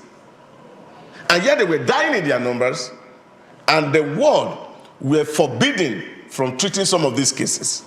And some of the measures that, of course, were put in place by WHO was for Donald Trump very suspect. And he felt that America cannot continue because America remain the largest sponsor of this agency, and they cannot be putting their money for this agency, and they are using it against that. And I think that the World Health Organization need to actually recover its name, because the way the COVID-19 pandemic was managed was actually very suspect from my own perspective.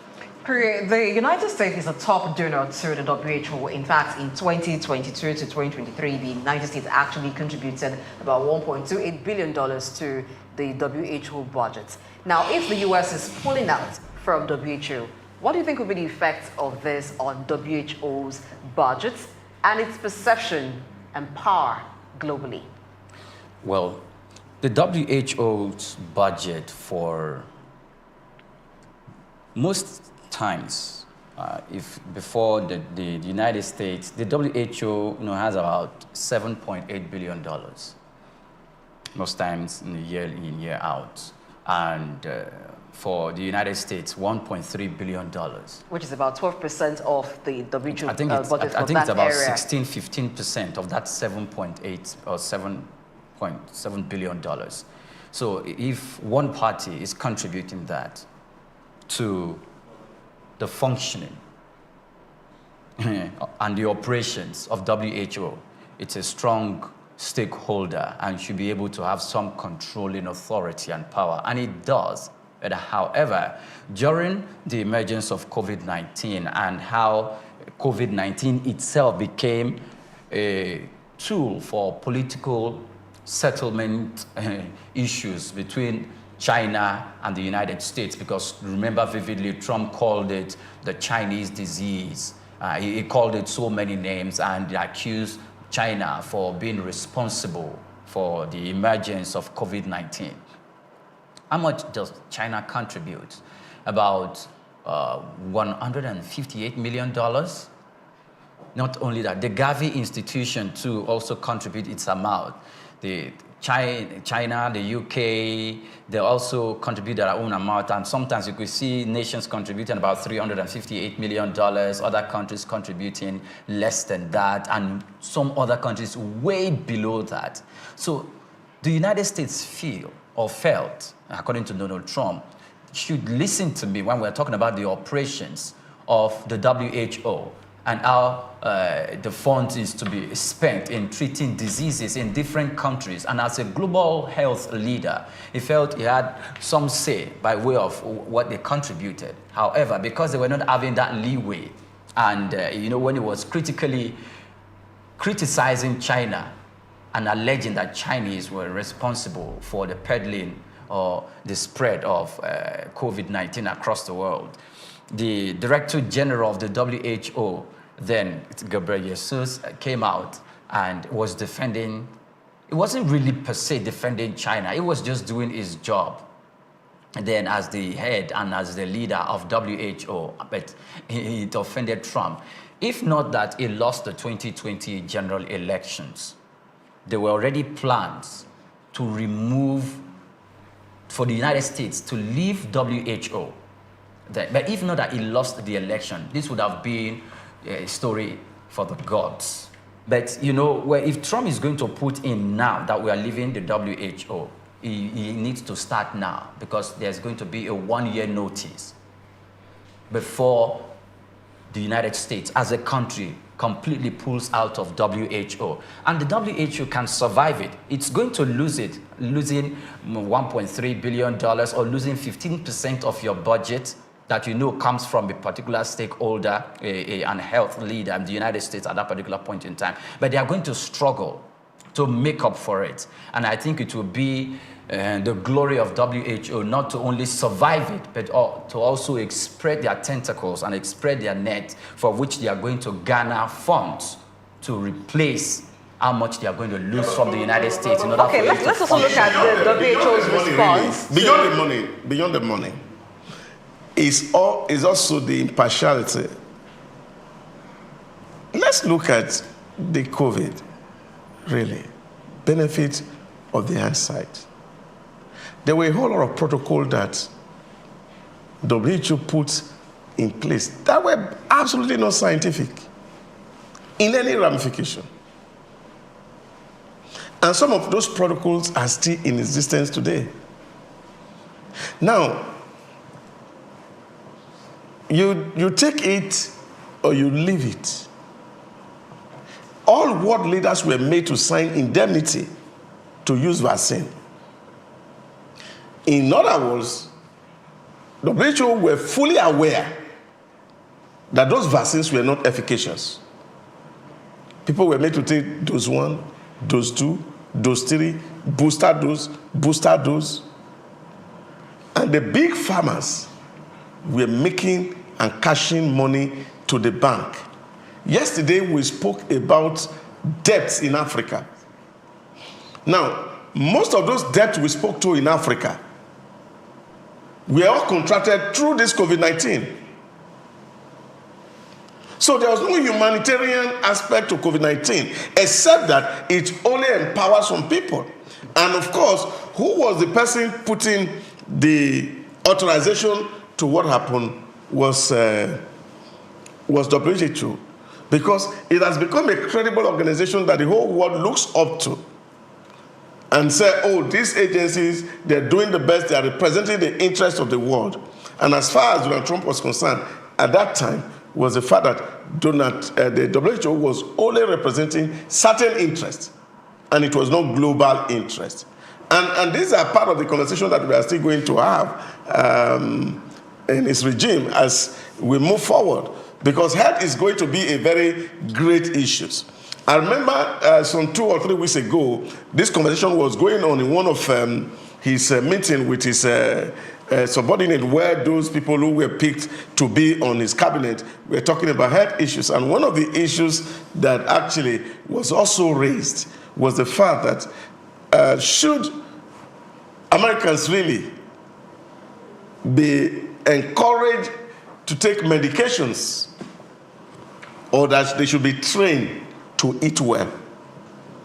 All right, we'll come to that later. But the WHO has reacted or commented to the President of the United States announcement of the intention of the U.S. to pull out from the organization. Now, they say they regret that has happened. However, they hope that the U.S. will reconsider its position, citing how the U.S. has been a pivotal member of the organization and the founding member when the WHO was founded in 1948, and how they've been able to accomplish a lot of historical landmarks and implemented policies regarding health practices. My concern is this: the US seems to be like that icon that a lot of countries look forward to. If the US is part of an organization or an association, it sort of gives that association some power.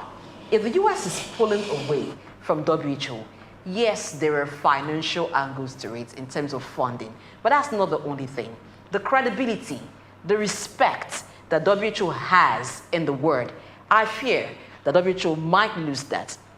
Because if the US, that is a world power, or because we're having different world powers these days emerge, we say one of the world powers is pulling away from WHO. So what happens to the perception of WHO?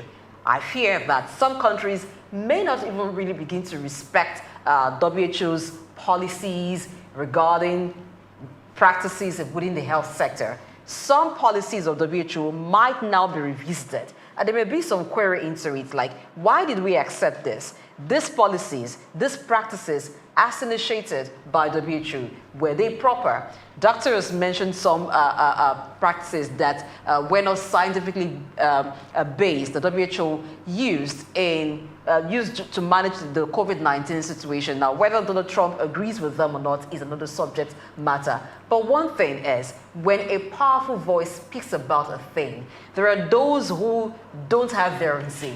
They go with that powerful voice. So WHO might just be losing its relevance. Yes, it will still be relevant because there are still a number of countries as part of it, but the power that it had before as the World Health Organization, the body that calls the shot when it comes to health practices, health measures, and health policies globally, might just drop. And then looking at it, would this be an opportunity for China to step up if the US is pulling out in WHO? Okay, first of all, WHO would never be irrelevant. I didn't say relevant, but it might lose some relevance. It will never Don't be irrelevant. Don't you think it will lose some relevance? I can accept the argument that if a strong nation like the United States leaves the enclave of the WHO, it's going to have some form of effect on its financial muscle.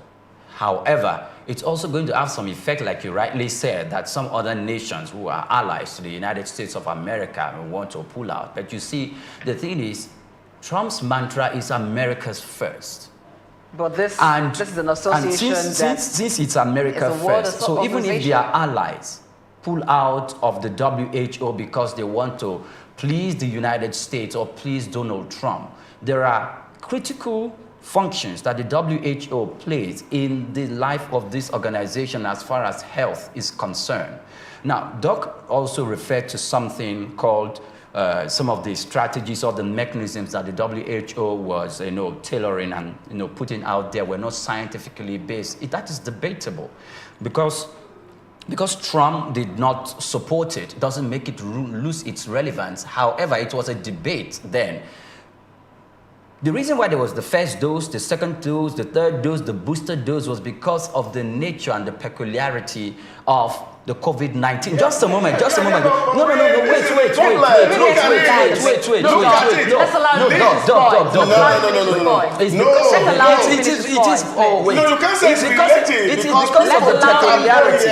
And they were cured. People took Agbo here and they were cured. Let's allow you finish your statement. So, just a moment, just let me Let's allow you finish your statement. So, it's because of the peculiarity.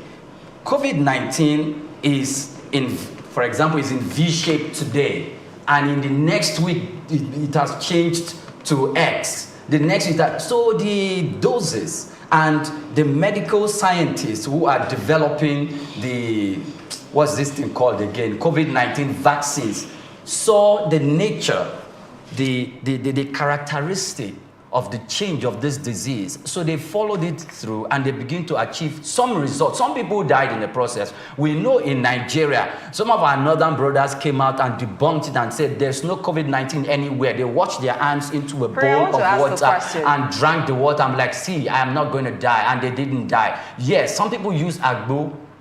In fact, there's a governor in southwestern Nigeria who contracted the disease at that particular point in time, and he went to hibernate somewhere else, and he was using local herbs, and he got himself restored and came back to carry out his executive functions. We know that. We know there are some. So this is what I'm saying. When you are talking, you cannot say that is debatable when people who were even medical doctors, who were practitioners, who had actually tried medications on people that were already on the shelves, that were working.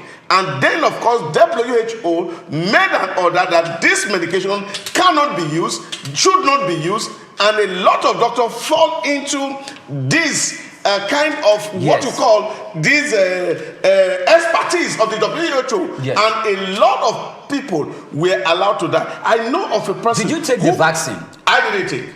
You didn't take the vaccine? I didn't take vaccine.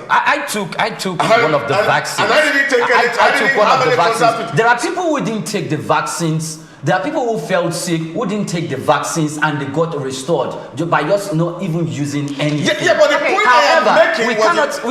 I'm making was the fact that was vaccine of any help? I am not Of course it was hell. It was No, Oh, it was not an It was not of any help. There was a See, Nigerian. There was a Nigerian. Just a wait, prominent just wait a Nigerian moment. that not just one, not two, not three prominent Nigerian who died as a result of COVID-19, All both right. in this country and outside. wait, So wait, you cannot wait. completely This is it. discountenance it. Recently, That we had a conversation. Both of you are And a medical very senior practitioners. professor. I think you need to blow your whistle. Yes, And a very so senior professor both of you are not in medical this country practitioners. Doc. was giving us an indication of a research that is ongoing right now on the effect of the vaccine on the health of people. So what That's one research, Doc. So Listen what this. the point I want you to take You are is not this, a medical that practitioner. I don't have a You are also not a medical practitioner. no. What I'm going to say is this. We don't need to be a medical. It's just common sense, and that's why what Donald Trump is saying today No, common sense is the doesn't Common sense return- cannot cut it in medical expertise. Wait.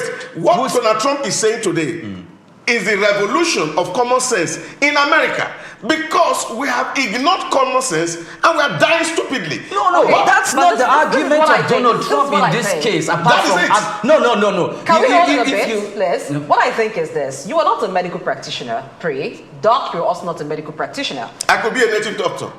Well, we're Alice. not talking about I traditional took the medicine COVID-19 here. vaccine, so I can't speak on it. Doc Hold on. didn't take We it, have so you different cannot positions. say it's not working. Just the way you cannot authoritatively say Say it works. that the nature. Of course, Because it you know what worked. happened It to you. worked. Hold on, Your Pri. president, You Mr. cannot- President Muhammadu you cannot Buhari, say- took you- it you in cannot front of say Nigerians. that because He of took the COVID-19. nature of the- It means he was promoting the vaccine. And then he took it. And He's then he still alive. contracted COVID-19. I did my research at He's this point. alive. I'm oh. gonna Yes, do he's it. alive. He's alive. Then of course they use herb to treat him. See, this is what I'm saying to you. No, All right, no. before you have Who your say. treated him with her? Pri, hold I will on. tell you. So wait, these issues are very, very simple. Gentlemen, can we hold it a bit?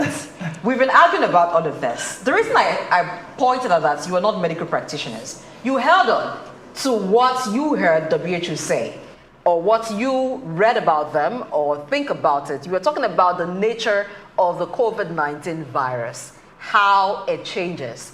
I wanted to ask you at It's a in point. public glare. Everyone knows. Were you in the lab? Did you conduct that Oh no, experiment I don't with think them? that's a question. It is a question. No, it's So not a if you were not in question. the lab, That's not a if you were not question. in the lab, No. and you did not See, conduct. no. Wait, hold on. No. If you I did get not you. conduct- I No, get you do not get it. Hold on. I get it If you did very not well. conduct No. experiment,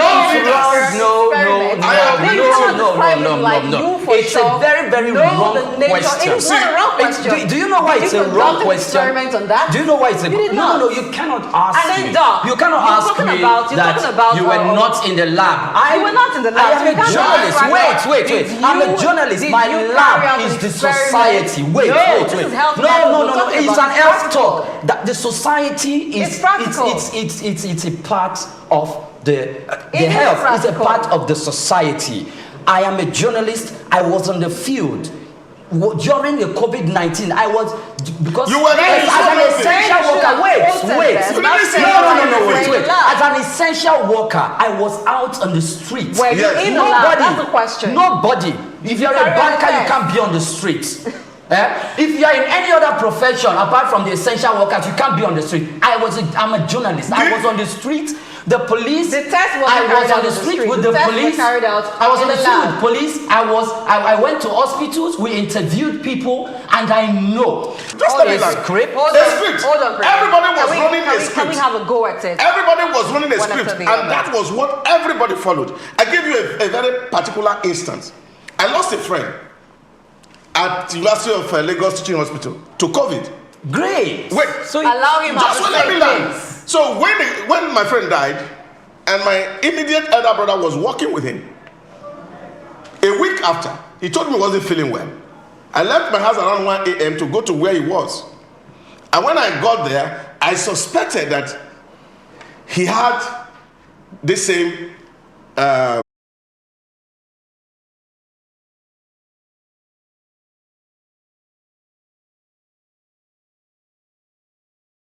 WHO wrote down as sign and symptom that people will see and see that there was a COVID-19 presence in the blood vessel.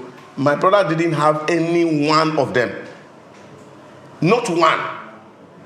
And therefore, the doctor took it and they said, oh, he has some viral load of this thing. And he said, there are two ways to it. You can wait for the federal government to give you free medication. Otherwise, you can also buy the medication yourself and start the treatment of your brother today. He gave me the prescription. I still have the prescription till tomorrow. I went across the chemist and bought it, and they gave it to him. In 4 days, he was up. And these were not drugs that were manufactured. Now, what I'm saying is that when you say something is scientific, which means that you have tested it and it's not working. Now, you have not tested a vaccine. You ask world leaders, presidents of countries, to sign an indemnity that if any danger comes from that vaccine, the company that produced it should not be held responsible, on the one hand. And then you came on the other hand and said, nobody should say that COVID-19 can be treated, and therefore no doctor should treat COVID-19. So what I'm saying to you is that people were buying oxygen that was not needed. Protocols, things that were not needed. My friend who was also admitted in Lutz, at a point when he said he saw that every time in the isolation center they are wheeling people out who are dead, he told himself and said, let me go and die in my house. He got to the house, they used agbo for him, he got well. So what I'm saying to you is that anything that comes from Africa, the West seems not to have a value for it, except that it is originated from the West. So the point I'm making is that there were absolute cure here for COVID-19. WHO did not exploit it. They didn't even come to study it before writing it off. Okay. And what they did to us was to give us a dose of protocols that were designed in the West, and that was what everybody was following. And this is why a lot of people were dead. No, Priya, my point, the point of the question to you, if you were in the lab, is this. Now, if you didn't carry out a test on something, you can't accurately say the nature of what you were testing. So it would have been proper if you quoted them. Now, I also had interactions with doctors from Nigeria who talked about their experience and study of the COVID-19 virus.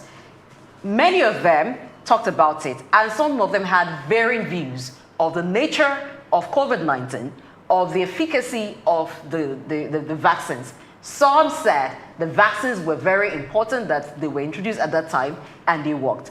Others had a varying view, just like Dr. Dausa here.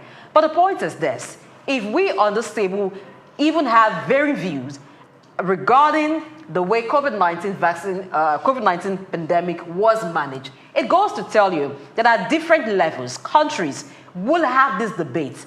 Now that the US is pulling out, it will bring to the fore the COVID-19 pandemic issue, and countries will begin to evaluate their response to it and how they keyed into WHO's order. Yes, there will still be countries that will be part of WHO, but we're going to see not just the US pulling out by this. Countries may cite other reasons, but it will reduce the relevance, the sway that WHO had over the health system. Because the point that Donald Trump has raised, whether you buy into it or not, it's an indictment on the WHO. So that is going to call for questioning on their activities. But what I'm looking at here is this: if the US, which is the top funder of the WHO, is pulling out, does that give room for some other countries to wade in or to step into that role that the US used to play? And regarding global best practices, are we going to see that strict adherence that usually follows WHO's policies going forward? Okay. Now, Mr. President, the President of America, didn't say the United States of America is going to pull out of the WHO because COVID-19, because of the argument whether COVID-19 that was is a one of the disease reasons, or it's not a disease, or if it's actually it's criticized WHO's handling. It was about the funding. It wasn't just about funding. It wasn't just about funding. The management of COVID-19 was a fundamental reason. Can you just wait, please? It It was about funding. It wasn't about funding alone. It was about the way the WHO was paying more listening ear to China than the way it was doing to the United States of America. It was the way why the United States is the top funder of the organization. It's not really according it some form of control or making some form of decisions. And other issues within it, because there were some other antibiotics that a certain Nigerian doctor and Donald Trump were pushing at that time, which actually worked, which the certain Nigerian doctor took and administered to other patients in the United States of America and outside the United States of America by way of giving consultation services. And it worked. And this medication was not even among the list or the vaccines, which was one of the reasons why Donald Trump said, it's going to leave, because they faulted him. However, if the United States wants to seek that they are going to completely leave the WHO because of what happened during COVID-19, other countries are going to step into that place. But that country itself must be willing to pay the kind of price that the United States was paying if they're able to part away with over $1 billion or $1.5 billion. That country also must be able to perform other leadership role in bailing the cat to make sure that they pay all the prices that the United States is doing.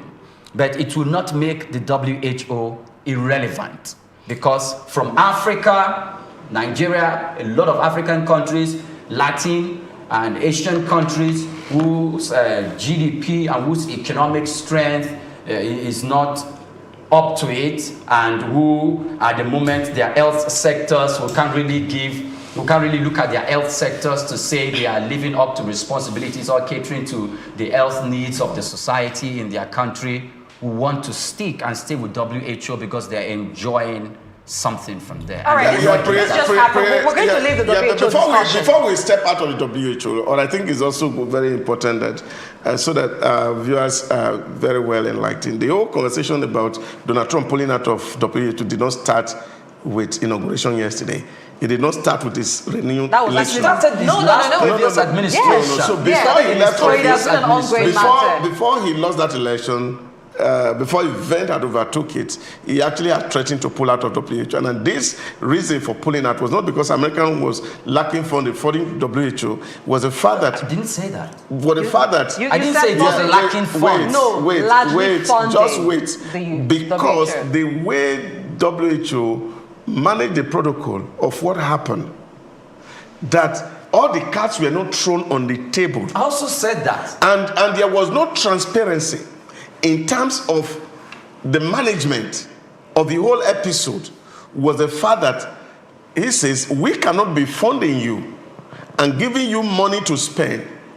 And then, of course, you are not transparent enough for us to see. And you are playing a trump card of another person. And to that extent, he feels that WHO was biased. And I think that that is one of the issues. And more so and more importantly, that Donald Trump, and you said that when you began, is an anti-globalism. And if you ask me, as a student of politics, people are not bound to hold on to the view of globalism, that everybody must come together on the same pot, which is the reason why international organizations exist. The point I'm making, and I think this is huge for African leaders, that we must not swallow everything we receive from the West, hook, line, and sinker, without doing our own independent assessment of whatever the situation is. Before we follow people sheepishly, and then we are working against our personal interest. And that's the point I was making. Most of the debt that Africans are burdened with today all were accumulated hugely by the impact of this mismanagement done. And I think that America is a sovereign nation, and Donald Trump will not sell his sovereignty to any international association. All right, the point, even including NATO. The point is that reactions from from America's indication that it would pull out of the WTO have just started. We have reacted here on the table. We know that going forward in a matter of days and weeks, there'll be other reactions, other angles to the story emerging. WTO already has commented on that. They wish that America would reconsider, but from what Trump has said, it doesn't look that way. Let's see if other countries will follow suit or WHO would move on greatly with or without America. There are other things that happened yesterday or that Donald Trump actually gave directive about yesterday. One of them is stopping any new federal hiring within the U.S.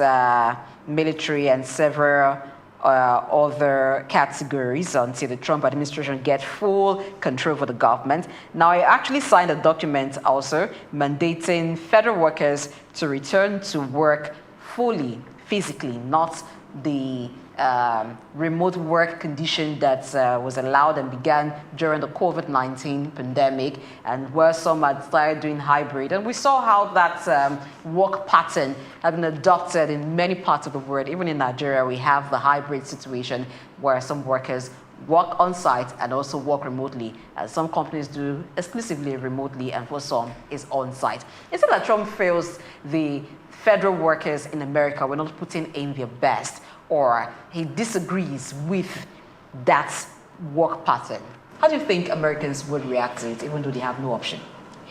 Well, I think there is a whole lot of issues. Studies are being done from time to time, and the degree of reliability of some of all these studies are things that we also will need to consider in terms of how effective remote work is. I was having a conversation with one of our colleagues yesterday about the same issues, about how effective is remote work or the impact of remote work on productivity of employee. From an employee perspective, it will always be plus. And most of the studies that we have seen, the data is always taken principally from the employee. And the reason is simple. Because number one, it has a lot of benefits to the employee. You know, the time you commute to and fro work is actually safe. And so you can have your mental health intact. And of course, the costs of going out to work is also saved. And as prices of things are going up, you are spending less money coming to work. But the big question is society paying more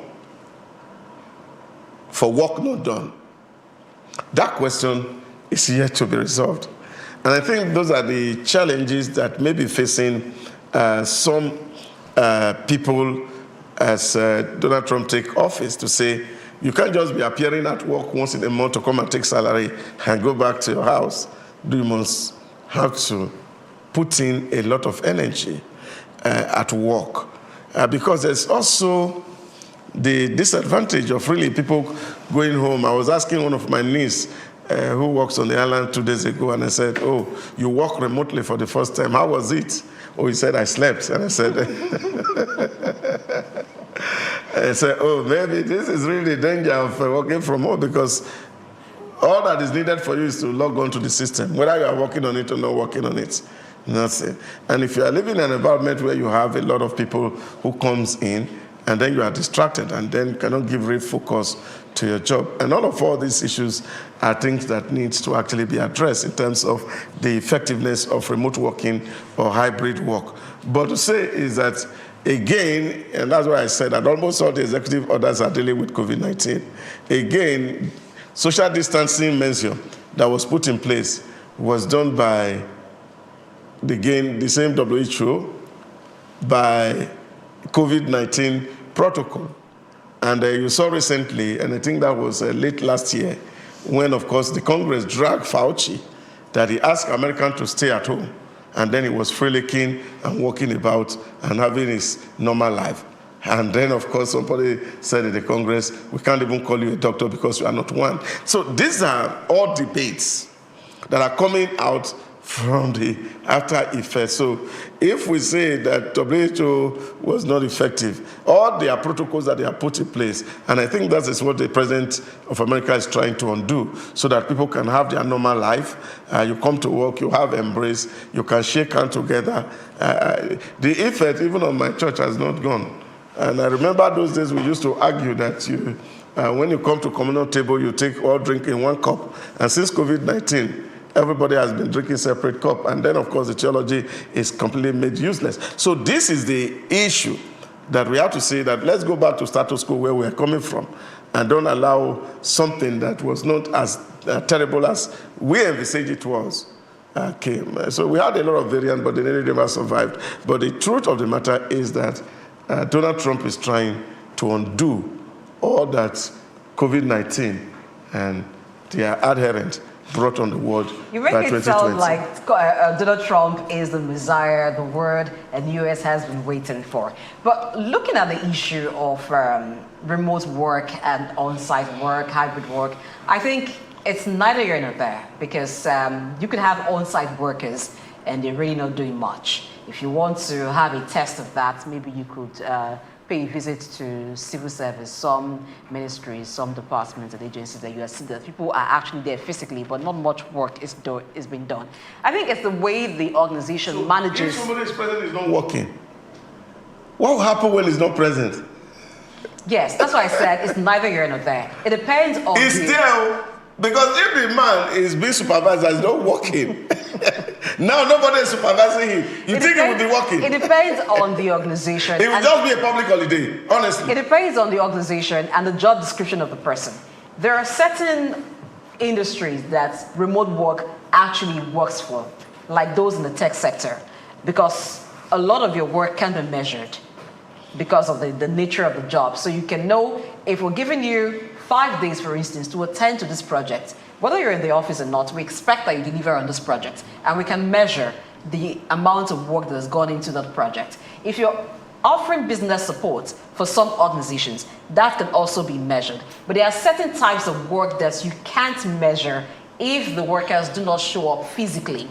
Now, this is why I said it's neither here nor there. It depends on the organization, how they've structured work, and how they evaluate and assess the productivity level of the workforce. And it also depends on the sector. Understood clearly that some workers, if you do not supervise them, they will do nothing. Because one of the challenges with remote work is that there is a conflict between work time and personal time. It's like there's no clear-cut boundary between personal time, personal space, and official space and official time. If you work in the home and you're not able to set a clear line, chances are, like your niece we're talking about, will be sleeping when you're supposed to be working, because there is no adequate measure to actually rate what the person is doing. And for some jobs, it just proves very difficult to actually measure productivity, except you're seeing them. Now, the reason I'm saying all of this is the US. Trump may have made those orders in the US, but as you know, the US is still an example to a lot of countries and to a lot of people. These policies that Trump has done further will make countries begin to reevaluate certain decisions they are taking during COVID and post-COVID. And we will over time see a new policy that countries would make, that businesses would make, following what the US has done. So I think that the US seem to have stirred waters that will continue being stirred in other areas and will produce a new line. Because certain businesses will begin to think, oh, really, if the federal government of the, if the federal service in the US is taking this position, maybe they too need to reassess the mode of work and begin to reevaluate all of that. So I think it may just be a time for new change to happen. Trump may just be the one birthing certain revolution globally. Common sense revolution. Well, for Donald Trump, talking about the work from home and how he nullified that through executive action and executive order. Specifically, those who were working from home, where they were allowed to do that by way of the COVID-19 impact in the society. And that particular law, in the first place, was to mitigate and also to promote the safe distancing policy that the WHO proposed to the world. And it worked. Well, since we have left COVID-19, for one, I was expecting that probably that particular law should have been relaxed to an extent that, okay, if they were to stay 5 days a week and be working at home, probably they can start coming to work now for 3 days in a week. Okay, having a hybrid situation. Yes, to at least 3 days in a week. And that would matter given all the other conditions that Doc has mentioned. But apart from this COVID-19 stay-at-home work, currently as we speak, most especially in Nigeria, yes, some works, but we are not supposed to be going to the office every day. There's a certain category of people who work. We shouldn't be going to the office 5 times in a week to work. What category of persons? Well, before I name the categories, given the fact that now inflation trend, the pockets of Nigerians, there's a big hole underneath it, and the economic reforms that the current administration is doing is having its toll on Nigerians. The increase of transportation, the removal of fuel subsidy. Nigerians, if there's a kind of job you do, you're not supposed to go to work every day. You have to work at least 3 times a week. Present, you come to the office, then 2 other days you can stay at home. In a way, it could be used as a policy by the organization to help the staff, those category of staff, to prevent them from spending too much on transportation. Even during the COVID-19, journalists like you and I, who are presenting cases or who are interviewing people, some of them, the company bought them the equipment to set them up from home, and they do their reportage from home. They give updates, even concerning the spread of COVID-19. From the comfort of I know of a radio station in Lagos that did that during the COVID-19 period, where most of their top staff who are reporting, reading the news, producing the news, even though journalists were part of the essential workers, so they could be on the streets. A few of them were on the streets, but they were not on the street for long hours the way they were required to be on the street before the emergence of COVID-19. So work from home should not be completely tied to the period or the era of COVID-19. Even as we speak, we could do that because of the economic toll that we're currently experiencing as Nigerians. So on the part of Donald Trump, yes, there's cost in energy and, of course, the mild inflation in the United States and some other factors that should allow those people to work from home. The United States president just felt that, that stay that came from COVID-19 should be relaxed and it should be removed from the table. I think I agree with his perspective, but we should also put into consideration, in the case of Nigeria and some other African countries, some people can still work from home. Okay, let's move on to the directive on climate and energy. Before we leave the office every day. Please. No, before we leave that is not the only way. That's not the only way you can carry out supervisory activities. I know of a friend who works in a fintech organization. She works from home and she's being supervised right there on the spot. The beauty of office environment is the fact that you have colleagues around you. Social interactions. And loneliness boredom can actually kill, if you don't mind. So I also feel that there's a whole lot of necessity for discipline, because if people are indisciplined, they will not be able to contribute. There are a lot of people, especially in the West, who are very disciplined. They work with time, they can do things, and they don't violate rules. But once you have people who are not disciplined, productivity will certainly drop. And I think that's also important that for employees that they need to be more disciplined, especially in managing our times and balancing the act. That if somebody is actually paying you money to do certain work at certain point, then you have to earn that money. that the fact that you are staying at home is not a license to sleep or to do domestic chores, is to resume watch movies when you should as be watching. you are in the office and you are giving your time for what you're being paid for. All right, so I'll wrap that up by saying people do not always do what is expected, they do what is inspected. So it depends on the organization. Every organization can adopt a policy that works for them. If they have ways of measuring, then they can allow remote work. If they want to maybe create room for social interaction, also take care of the cost of living, that is also a reality, because yes, like Maria said, there have been cases where the organization cannot increase salaries. They say, okay, this is what we can do for you to take care of your transportation costs so you don't come to work all the time. So I think it's industry and business specific, whatever works for each business or organization. But for now, if you are a worker in the federal service in the US, your president says, return to work. You must show up every day that you were supposed to work. Okay, so moving on to one other directive that President Trump signed off yesterday.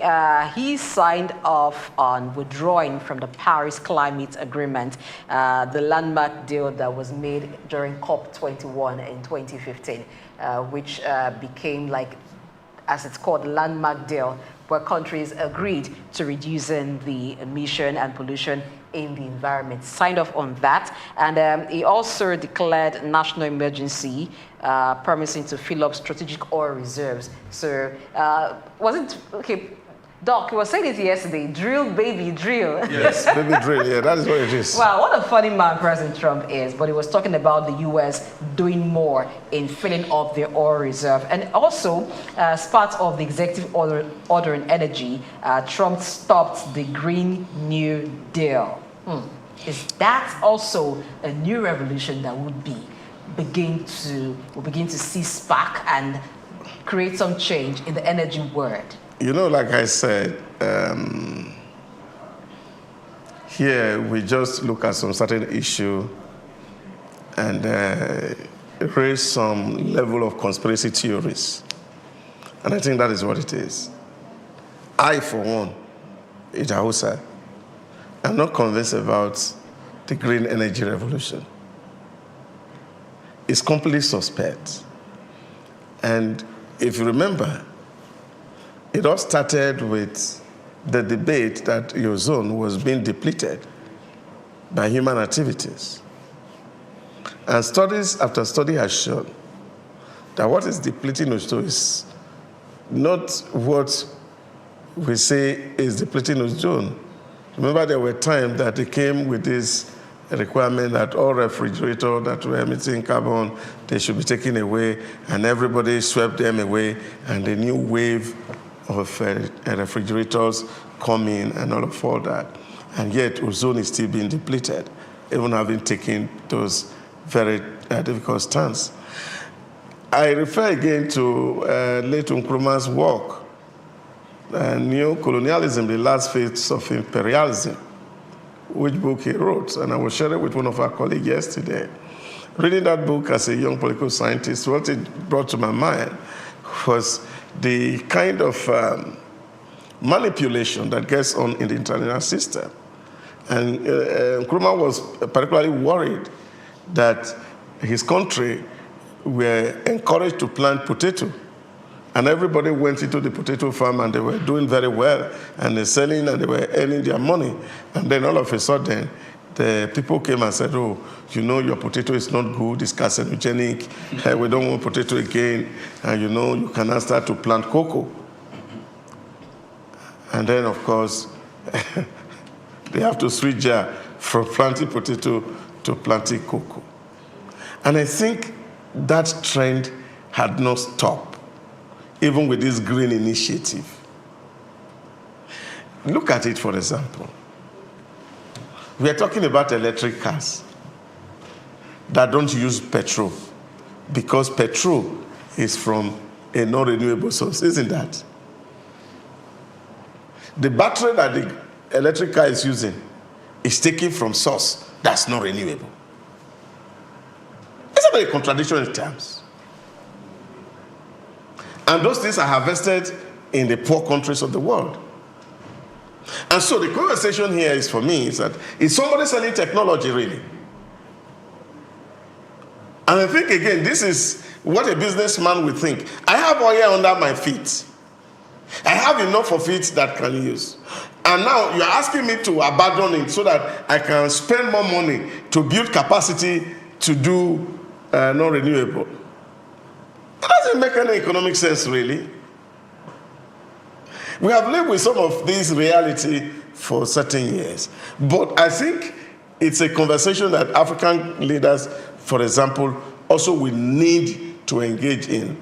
I was so happy the last time I spoke about this when Sandy Arako said that petrol will not die, and they were going to invest more money in producing petrol while they are also building their sustainable city in Lyon. So for me, it's looking at how realistic it is for us as a people to actually abandon our crude, our black gold, in search of something that our hand cannot reach and we don't even have money to buy. African leaders must be thinking like Donald Trump, I guess. So are you indirectly saying it should be drill, baby drill for Nigeria and Africa? Yes, and drill more and more so that petrol can be cheaper. Priya will not be having difficulty coming to work. Priya, what do you think? Okay, I think the whole green energy talk, for me, it's a strategy to prevent Africa from industrializing. They're beginning to see potential. They're beginning to see some form of muscle. So we need to divert their attention. And like you said, we will just go sheepishly and just follow because it's coming from the West. Donald Trump is not a pretender. When I was in the university, there's this set of people that struck me the most. And I just noticed and admired them from afar. And sometimes I consider their action to the extreme. They are called the left ideologists. I know you must have encountered them whilst you were in university in your time. Are you sure you weren't one of them? They were the left ideologists. Everything about student campus, election or politics is going this direction. They are going this way. And they are intelligent. They have the power of oratory. They have the power of the pen. They can wield it, and they are fearless. So our political leaders need to take something from Donald Trump. People thought Donald Trump was proud, arrogant, and dismissive. But look at, that's what the United States wants. And when he came out and started talking about all the things he's talking about and giving the executive actions, people felt, yes, this is the kind of man I voted for. I think African leaders should emulate that. He has pardoned 1,500 of those January 6 offenders of the Capitol riot. He has pardoned them. He didn't flinch. He didn't blink an eye. But even that, isn't that selfish? It's like, oh, they were working for me, or they were supporting me, it's not so that. I need to show up for them. I don't think that's what he was doing. Because if you look at the executive order, it goes through the Gulf of Mexico. He took it out. He said, this is not the Gulf of America. All right. Why is he doing all those things? You remember in his previous administration, he said he was going to build a wall. And Nancy Pelosi, Speaker Emerita, at that particular point in time, with the fact that they have the majority in the House, she said, we are not going to give you the money. And now that the Republicans seem to be going head to head, or if not more, with the Democrats in the House, I see another bill coming, and it's not just the Gulf of Mexico being changed. Something else is coming. All right. Who is already at work. We're almost wrapping up in this. As of today, but we'll have more time tomorrow to look at some other As of today, a lot of people who were filing into Mexico are already filing back. Okay. Because the work has started in the border. And so it's just important for us to understand that when you are elected as a president of a country, you are elected for the interest of your citizens first. Before we wrap up, one more other is what we're going to be looking at, one more directive. The issue of TikTok ban in the US. We were expecting that by Sunday we would have had news whether or not TikTok decided to divest or it has been banned. So Trump after being sworn in on Monday, actually suspended the US ban on TikTok by 75 days. And it says it wants to give the owner of TikTok some time to get a US person to invest in TikTok. 50%. But the thing is, it's not coming to say, okay, outrightly we're giving you more time to divest. So it's going to be divest or close up. So, okay, for me, Donald Trump, remember some days ago we were talking about this and you said when Donald Trump comes, he's going to be negotiating seriously. I know that. But for Donald Trump, because this particular case is in court, executive orders cannot override the verdict that comes from the United States Supreme Court or any other judicial body in the United States. So even if he's going to give or extend it, if the court gives a verdict, his executive order will fall to the ground. Okay, now you've mentioned court orders. Now you've mentioned. I don't think it's necessarily the court when order. we talk about this tomorrow, because we're looking at some other directives, the issue of the transgenders and the ministry that we're funding, that's agency in charge of diversity, inclusion, and all of that. We'll be looking at what will follow, what action will follow. Yes, there's a court order that can override executive order. So we're looking at the chances that some executive orders that Trump has made, will they be contested in courts? So we'll look at that tomorrow. But we're out of time here. We need to create time for Evelyn Oyole to bring us posts and perspectives. We've been talking here, but we're eager to hear from you. What you think? What are your contributions regarding the issues being discussed on the front burner? So Evelyn Oyole will bring us posts and perspectives.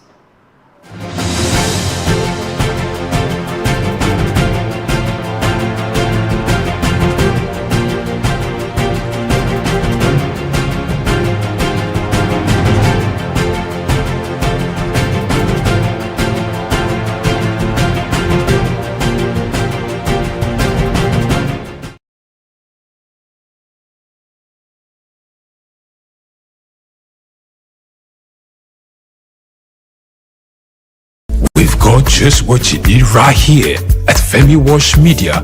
Call it the Midas Touch and you wouldn't be wrong. Let us record, produce, mix and master your audio like nobody does. Reach us on our contact today for the best quality job.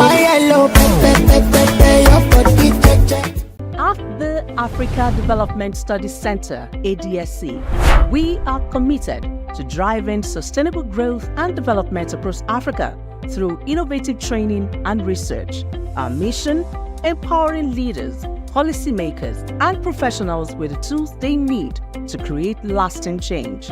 With customized training, dynamic research programs, and study exchanges on leadership, management, and other critical development topics, ADSC offers a platform for exchanging cutting-edge ideas and global best practices. We provide comprehensive services in research and consultancy, capacity building and training, education programs, publishing and knowledge sharing.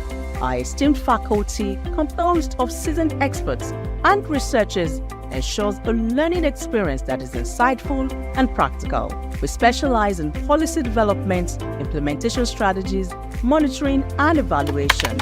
At ADSC, learning is engaging and enjoyable. Our unique methodology includes talks, interactive exercises, games, video screenings, and lively seminar discussions, all in a comfortable and friendly environment. Ready to make an impact? For more information, email us at info@adstudycenter.com or call +234 912 439 2362. Visit us today at www.adstudycenter.com to explore our programs and upcoming events. Africa Development Studies Center, rethinking development for Africa. Broad Street. Broad Street, situated in Lagos Island, is steeped in Nigerian history. Once the biggest financial hub of the country, it housed the headquarters of major banks, linked to CBN, the stock exchange, and the laws of lender companies. Broad Street is a historically significant street. It has played a central role in the development of Lagos and history, an important commercial and administrative center for the British colonial authorities. It was also a home to some of the city's earliest modern buildings. Broad Street was a residential area in the pre-colonial era. With the British came the Methodist Boys High School in 1878 and the Broad Street Prison in 1882, renamed Freedom Park. The General Hospital, which was a British military hospital, was built in 1893, being the first general hospital in Nigeria. The old British Secretariat building, which is now the Federal Ministry of Justice, was built in 1906. Broad Street has seen a full turn into modern commercial office blocks, complexes, skyscrapers, and markets from the outer marina through Akpombo early into the Adeniji Adele Road.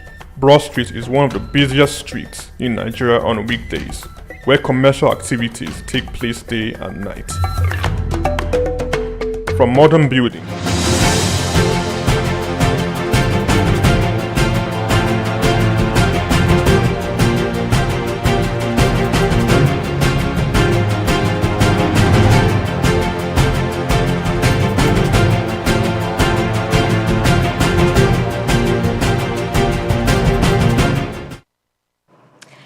Good morning once again. Here is Posts and Perspectives, and I know that this is one segment you look forward to on the front banners. My name is Evelyn Ohiola, and of course I'll be having a conversation with my guys. I should say my guys, but then Dr. is really my guy, and he's adorning, this royal purple, Doc. I'm loving it. Blessing, before you say I forgot you, your red is ready. Don't worry. I don't want my red to red. Don't try to patronize me. Why won't it be your red guy? It got so for you now.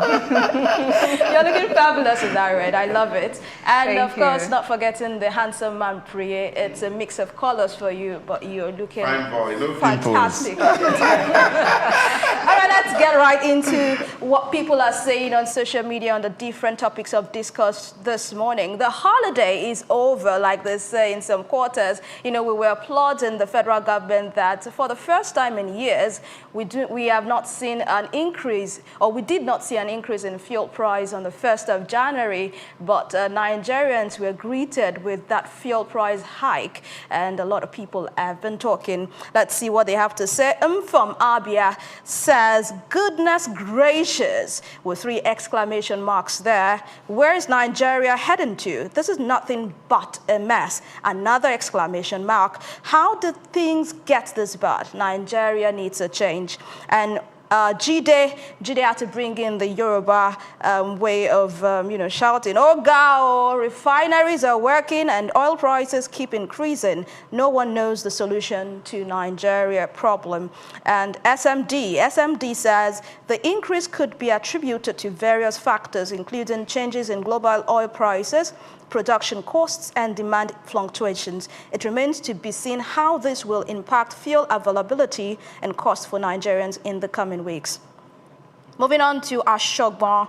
Ashogban says, when the PMS price was reduced last December, I told you all they are just doing Christmas bonus for us, for you, or all of them no agree, okay? And I go buy them, I be no go buy them. Bolt and Uber price go unbully you. And Success K says, what is going on in this country? Sure. So I think there's a lot that still needs to happen in that sector. There doesn't seem to be a lot of transparency. It seems people are used to having things just be very expensive. We should begin to see some feel the effect. I understand that a lot of factors play, but one factor is real, and that is we have some local refining capacity. It should reflect. It should reflect. Thank you so much, Blessing. By the way, someone says that the fuel price is like, you trying to shoot a catapult. You pull it back and you release and it goes forward. So sometimes you have the reduction, then at other times you have it should I?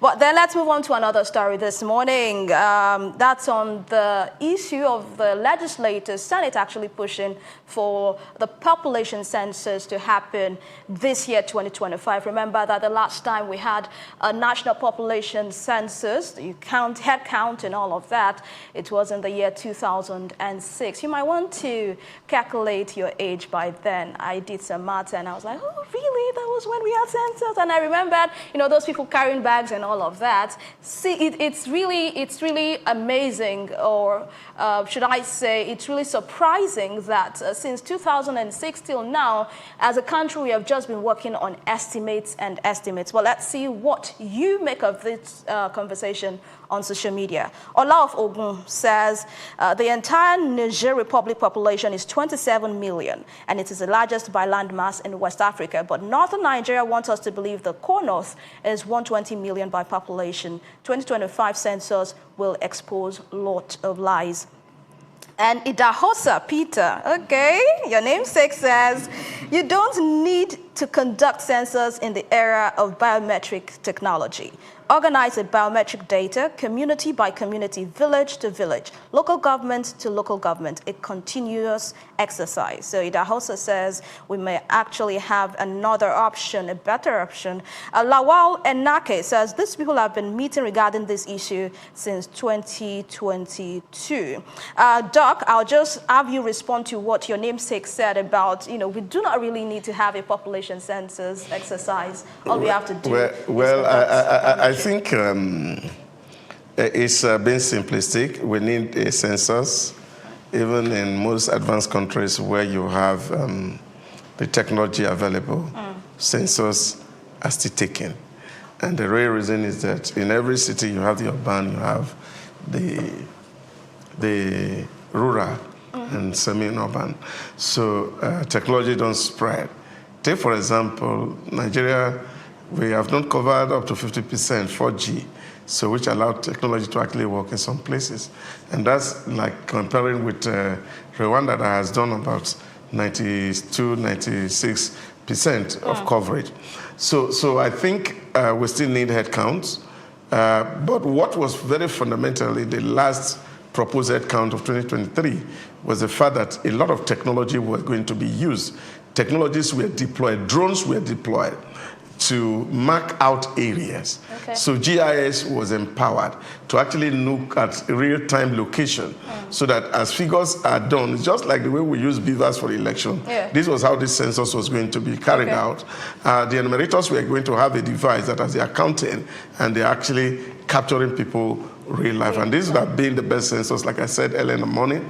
And I just think that the government has the will enough to drive this process. But don't forget, census is a huge elephant in the Nigeria room. And if we can't kill it, things will be very difficult to come by. Do you think it's possible for us to have it this year, 2025? Well, it will depend on how strong the will of Mr. President is to get it done, because it's critical to winning elections. All right. Let's move on to my next and final story this morning, and it's on the conversation surrounding the meeting President Tinubu had with Ogoni leaders, where he is talking for them to come together for peace and also to ensure that Ogoni land as a community is seen for a blessing, is seen for progress, is seen for development. Blessing looked at me when I said blessing, by the way. It's seen for development, and of course, we are long overdue for this. You remember what this land has been through. Let's see what you make of this conversation. Amao Pusenibo, I hope I got that correct, that's at Shadrach Fubara, says, apt. As a people and country, we must not repeat the mistakes of the past. The people of Ogoni, and by extension, the entire Niger Delta, have suffered a lot of injustice. The region deserves better from the Nigerian state. The black gold should be a blessing rather than a curse.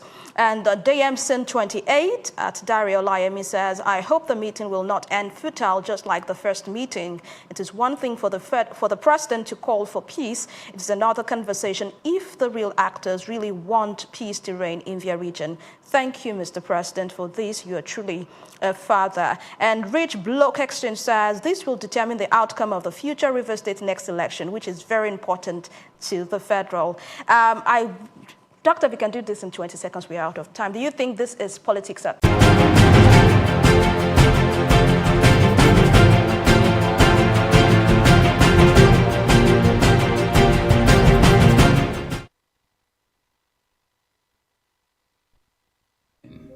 Iconic sculptures and statues adorn major metropolitan cities of the world. In Lagos, Nigeria, the statue of three men designed to depict the state's cultural heritage and to usher in visitors and tourists into the ever-accommodating center of excellence is no doubt an astounding work of art. Originally built under the administration of Colonel Raji Rasaki, designed by Bodu Shodende in 1991 and standing over 12 feet high, referred to as Agba Meta or Aro Meta, the three sculptured chiefs were placed along the Lagos-Ibadan toll gate to welcome people coming into Lagos State. The statue called the Three Wise Men by many has become a major signature for the state. Three white-capped chiefs clad in white wrappers knotted across their shoulders and with clenched right fists are shown in the artwork. The images fascinate and create impressions in the minds of visitors coming into the state, captivating the attention of visitors who look with keen interest, pondering on the messages which the posture of the engraved images signifies. The Three Wise Men has been relocated thrice from its original position at Ojodu Berger end of Lagos-Ibadan Expressway to Magodo area before its final relocation to its present site at Olowo Drive. The sculpture has suffered severe damages over the years and renovated. Bodu Shodende, through this sculpture, depicted the highest honor that can be afforded to anyone in the Eko greeting tradition. The Three Wise Men, Arometa, Souq, Enlightenment. We've got just what you need right here at Femi Wash Media. Call it the Midas Touch and you wouldn't be wrong. Let us record, produce, mix and master your audio like nobody does. Reach us on our contact today for the best quality job.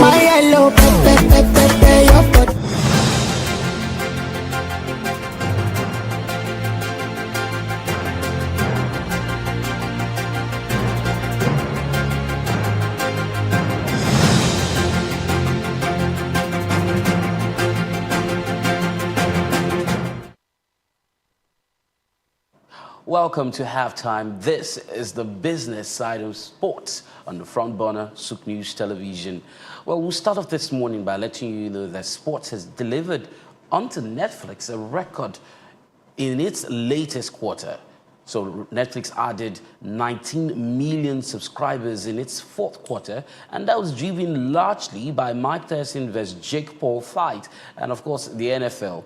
That brings the streamers total for Netflix to 302 million paid subscribers, and that's excluding extra member accounts. This highlights a blowout for the fourth quarter for Netflix, which beats Wall Street's analyst expectations for revenue net income. Netflix did post a quarterly revenue of $10.25 billion, besting the consensus expectations of $10.1 billion, according to data which was compiled by S&P Global Market Intelligence. Now, the business did beat the profit consensus too, reporting $4.27, which is the net income per share, a few cents over the expectations. And as it stands now, Netflix shares has jumped more than 14% after trading hours, hitting an all-time high of $997 a share, and that's as a result of sports. For the current year, Netflix told analysts it's expecting to generate revenue around $44 billion, which is about 13% higher than 2024, which is slightly a better profit margin. Well, kudos to Netflix, and we're hoping to see more more sports content on Netflix. There's a lot there though, but you know, we're hoping especially local content from Africa. Well, in 2022, Iga Swiatek was so dominant on the court that she nearly became the first woman to be paid the highest amount in tennis in a single season since 2003.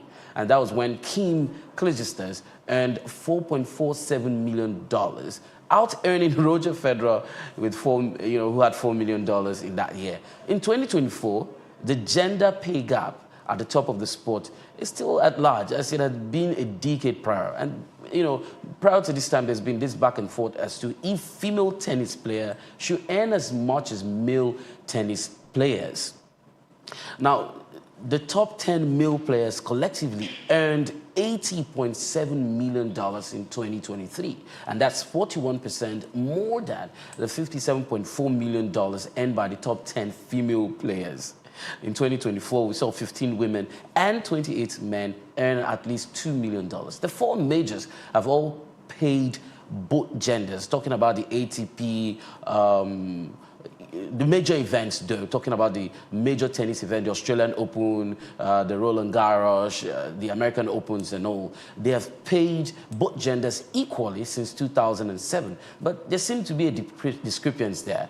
Many marquee events, smaller events, are still existing where men and women both play simultaneously, but still, you know, women are paid far more less than men receive. For instance, the Cincinnati Open paid out approximately $6.8 million to male players, and in 2024, just $3.2 million to female players, while the prize money disparities at lower level tournaments seem even worse. Well, after setting an attendance record last year, the Australian Open is again trending, and this is a record-breaking turnout in 2025. The Australian Open is on track to break the record it set, you know, in its last editions, and definitely as the event culminates, we'll bring you up to speed with the total number of attendance right here on Halftime. Some transfer updates this morning. Manchester City has sealed a deal with none other than the young teenage defender Victor Reis, a £29.6 million move from Brazilian club Palmeiras. Now, the 19-year-old has signed a 4.5-year deal. He's right-footed, a central defender. He has made 22 appearances for Palmeiras and has represented Brazil's under-17 on 9 occasions. You know, Palmeiras had hoped to keep Reis on loan for the remainder of the season, but Manchester City have insisted that that move happens this month as the January transfer window opens up. The Brazilian is City's second signing for January transfer window, and that's after Uzbekistan defender Abdulkadir Kosanov, you know, put pen to paper. Still on transfers this morning, at Villa Park, we saw Aston Villa complete the signing of fullback Andre Garcia from Levante. The 21-year-old made his first team debut in 2022 and has also gone on to accumulate 46 appearances, scoring 4 goals, with 3 of those coming this season. Villa are reported to have agreed on an initial fee of approximately £6 million, with an additional £1 million in potential add-ons. Now, primarily, he plays the right-back position, but Garcia has also gone on to demonstrate and show that he's versatile, playing on the right wing as well. This signing comes shortly after Villa's previous acquisition of Daniel Marlin from Borussia Dortmund, and that was for £19 million, which helped offset the transfer of Jadon Philogly to Ipswich Town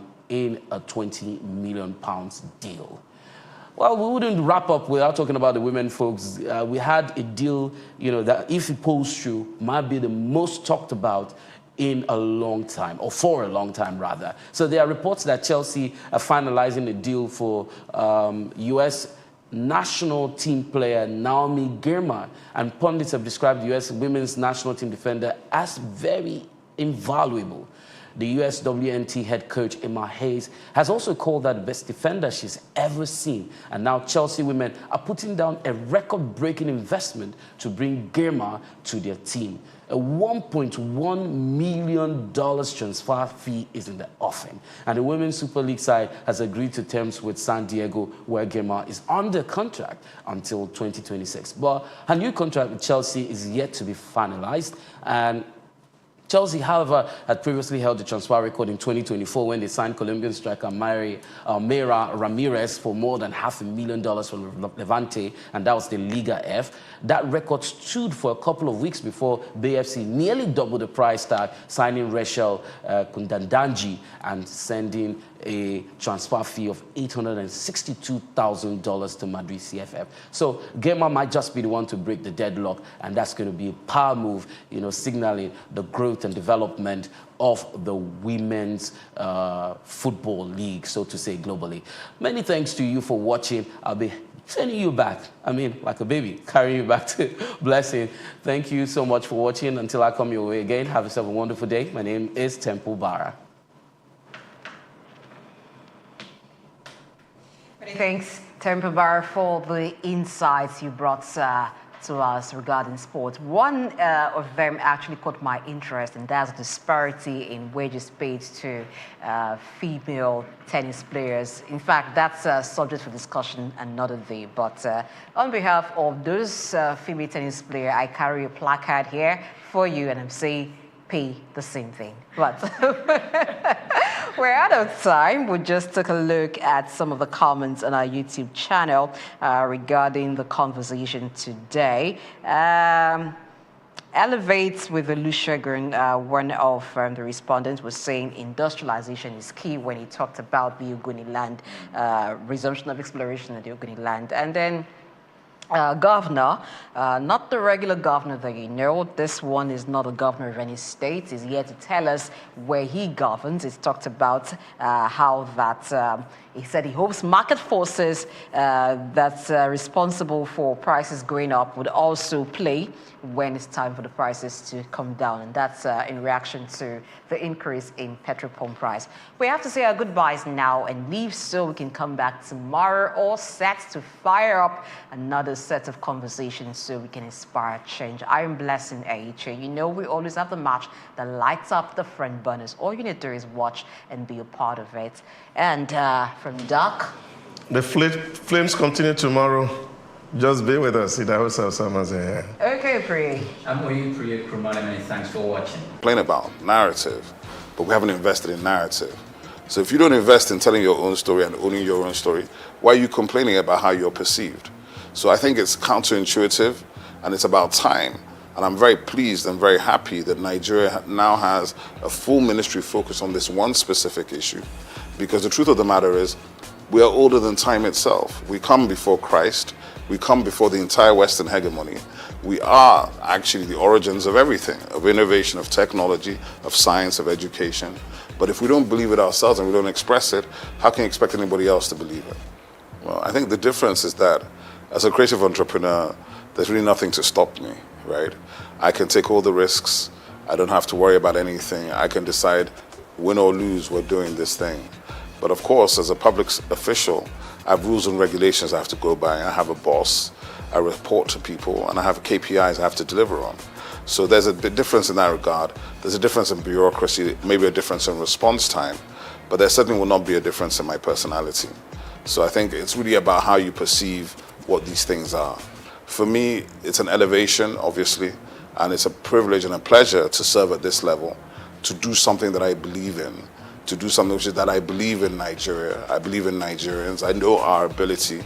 I think we are world class. I don't like all this, it's good for Nigeria. I hate that. So I think for me, that is what's important. And to have the opportunity to try to deliver on some of the things we've been trying to do from the private sector for the last 25, 30 years. So there's nothing new for me in that regard, but the difference between Thor and Shango. Thor is approaching $50 billion in revenue. Shango's broke somewhere outside Lagos. And that's a lack of imagination on our part. That's a lack of us delving into the richest thing we have, which is our mythology. Our mythology is endless. If you look at the Marvel universe and the DC Comics universe, the Orisha are basically the same thing as the X-Men. But the Orisha, some people are still afraid of them, whereas the X-Men are north of $100 billion in revenue. So I think we have to understand it. When you win a Grammy, you need to celebrate it, because these are stages that we were locked out of. The technology and new media has allowed us to invade these spaces we were not even invited to. But now we're beginning to enter them and dominate. So even when you do that, you have to do it with grace and dignity, not with arrogance.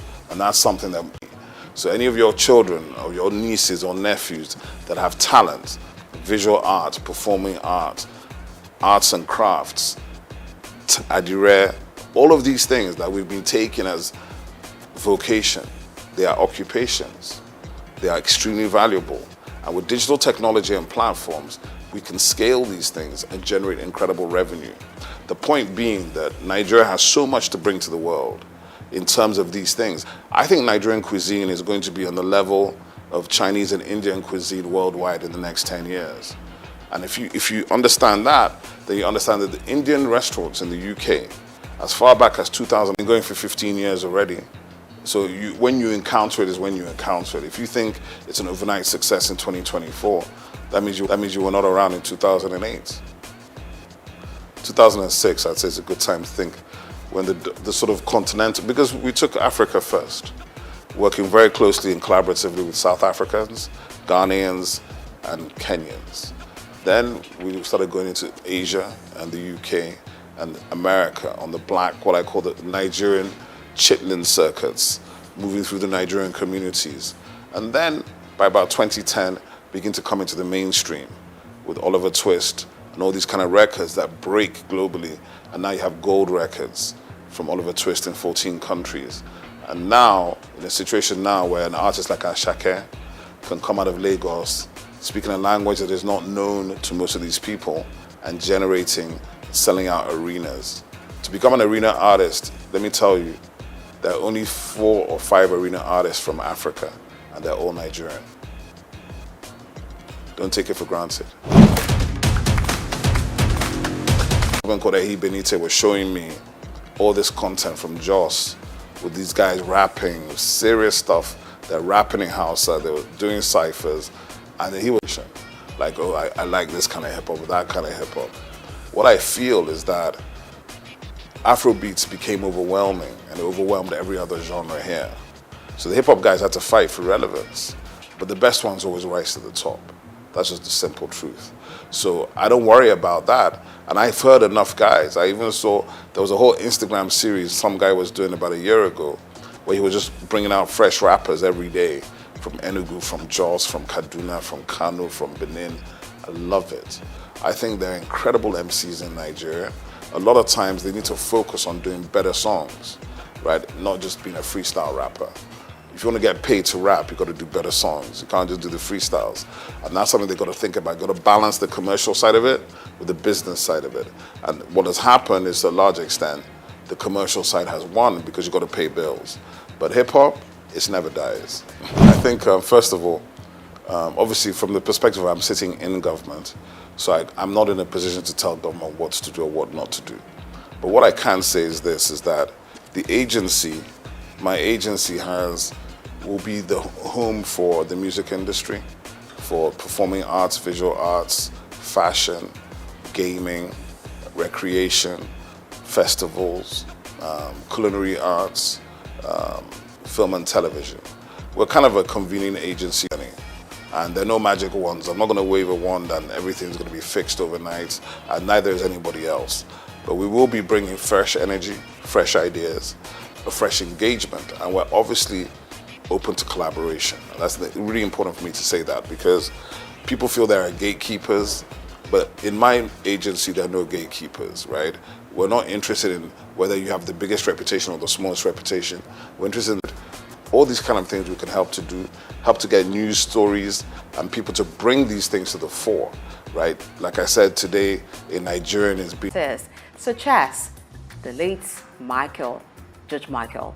All right, I hate to say late, but because it's when I was 8 to go to boarding school in the UK, and the journey, I want to say, was almost accidental, because I went to university in California, University of Southern California in Los Angeles, and I did want to study international relations, diplomacy, because I studied French, Spanish, and I have colloquial Arabic as well. So you'd have thought I would go into something where I would use my languages more. But I ended up at university in Los Angeles. And where is that the capital of? Entertainment. So I fell into entertainment. There was no other route to take. And ended up working in media relations. My first job as an intern. I was thrown into this agency and they said, oh, you're going to work for this gentleman called Michael Levine. And he's one of the top PRs in Los Angeles. And I was assistant to his assistant. And who was he looking after in those days? We're talking about the mid-90s. He was looking after George Michael was there. You had the Foo Fighters. You had Janet Jackson. You had different artists. But that day, I was assigned to George Michael. And they said, from 9 o'clock in the morning till 9 o'clock at night, you've got to be with him, you've got to get him food, look after him. So you have to imagine that I had to go and meet his car at the stadium when he arrived. It was at the Alexander Park. That girl who is all nervous and you looked after him and I just loved your company, come and work in my office. It's because of him I can say a lot that I'm here today because he gave me so many opportunities. I met so many people with him. One of the people that was looked after in his office was Donatella Versace. So I did a lot of PR for Versace, dressing all these talents for the Oscars, for the Met Ball, for the BAFTAs, for all the concerts, things like that. So through him, a lot was achieved in my career. Wow, good to know. Now, before we talk about you working with the Academy Awards and what it was like in that aspect of your career, when George Michael passed, how was it? How did you take the news? On that night, it's odd because I was actually just reading a book or something, and my daughter turned to me and said, I was reading something and said, oh, look, on the iPad, it just flashed up, George Michael has passed. It was the worst. I still remember it very clearly, 2016. It was the worst night, I must say. And my phone started buzzing and I got a call and I wasn't working because I'm currently working with the BBC now, but I wasn't at the BBC at the time. But my best friend was working at the BBC News. And he said, Jay, you've got to come on. We've spoken to the management and one of the other PRs, but I know you. I want you to come and say something. And it was the hardest. I spent 10 minutes on BBC News, Global News, talking about George. What a wonderful person he was, personable, kind, and when we worked for him, we would get bonuses so we could go on holidays. He was just the kindest, most humble man. He wasn't fond of doing PR, oddly enough. He was quite shy, very shy. Strange. Yes, and you'd say, oh, we have to do it. And he'd roll his eyes, oh, do we have to? Like, yeah, But he was such a kind, personable, fun person. One of the greatest bosses I've ever had, and unforgettable. And I think his music, as you mentioned, you talked about listening to him in the office, is beyond time. Indeed, it is beyond time. And when you listen to songs done by George Michael, you don't feel like he's gone. Yes, you feel like he's alive still again. Alive and with us. Yes. Well, while you were talking about him, you mentioned that he was a shy person. Yes. That brings us to talking about shy people in the media industry. Yeah. You also reckoned with that in an Yes. interview that you granted. Yes. Talked about being shy. Yeah. Sometimes it's hard to believe that you can be around so much buzz. You could be even the person of focus. Yes. But yet you're shy. Yeah. How do you manage that? I think sometimes it's just taking a step back and sort of saying, okay, this is a little beyond me. I mentioned went to some Oscar parties just a month ago. We were in Los Angeles and we went to this charity event, which we thought would be a friend of mine invited me and said, oh, come to this, it's called the Green Charity. I thought, oh, it sounds simple enough, but it was at a very nice hotel. And who should walk in? Zendaya. And she's like the biggest star in the world at the moment. And she said, oh, hello, what are you here for? And I said, oh, I'm just visiting from London. And talking to people like that, you kind of realize that we're all human at the end of the day, but we're all giving our gifts in different ways. Like you're here today, you're a wonderful interviewer. Thank you very much. Lovely surroundings and everything. So I think everyone has something to give, no matter how high, no matter how the journey is going. I think we're all humans. And the way she took the time to say, oh, hello, and oh, what are you doing here? Where are you from? And I thought that was really nice. And we just connected as human beings. So little things like that help, that you overcome whatever the personality is. Let's get to the Academy Awards now. I'm eager to know. Now, being in that space, it's a very influential space. It is. It gives you so much power to do a lot. I guess that there are not many Black persons in that space. So working in that space and doing your bit, how has it helped you? And how do you think it has also helped other artists of African descent in the entertainment industry? What have you learned that they should learn? I think we've come a long way. It's getting better. We're not there yet, but it's improving in the sense that there are people now able to make films. Just recently, actually, just this time, a cousin of ours through our mother's related to his father, Miss San Harriman. His father was the late Hope Harriman, who's well known in Nigeria. And he was a business partner of my father's, Ben Ipega, Harriman, Ipega & Co. They were land property developers, well known in Lagos. Miss San had a film at the Oscars, a short film that was nominated with the actor David Oyelowo in the lead. And when you have our work being honored like that, he was a nominee. He didn't win this time, but the fact that he won.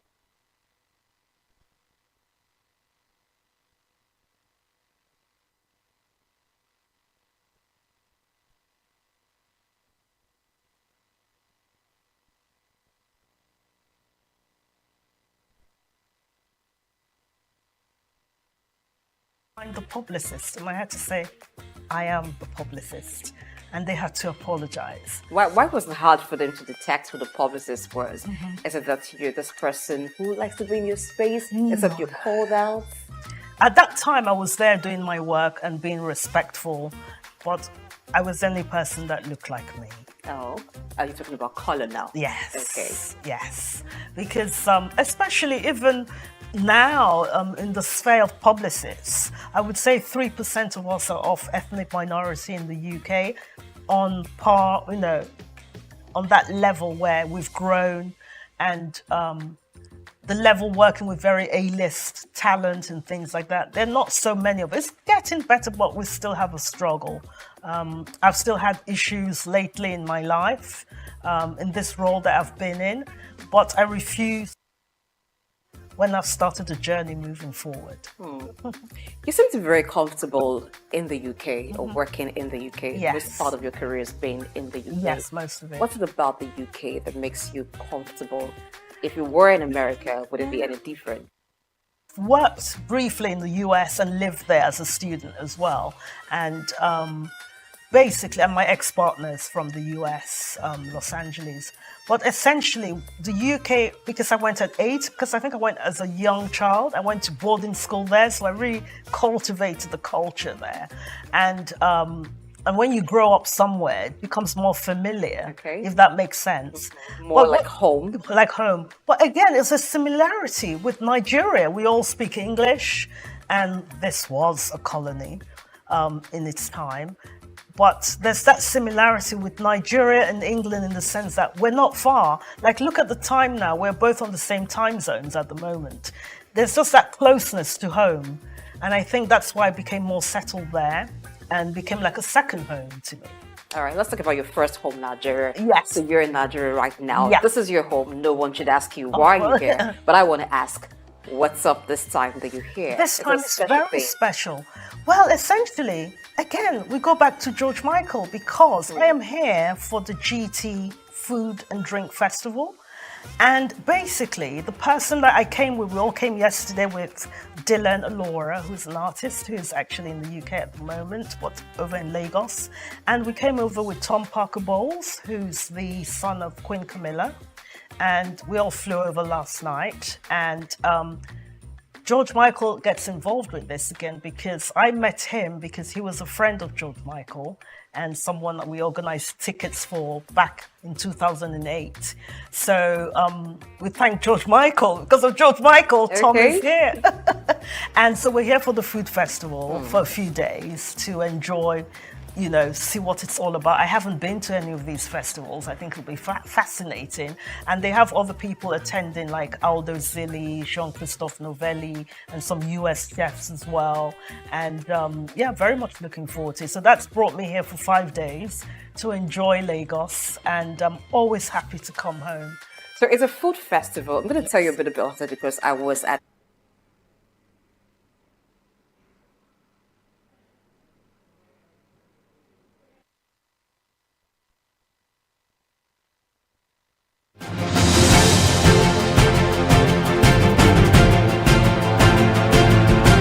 critic. Yes. That's not very common.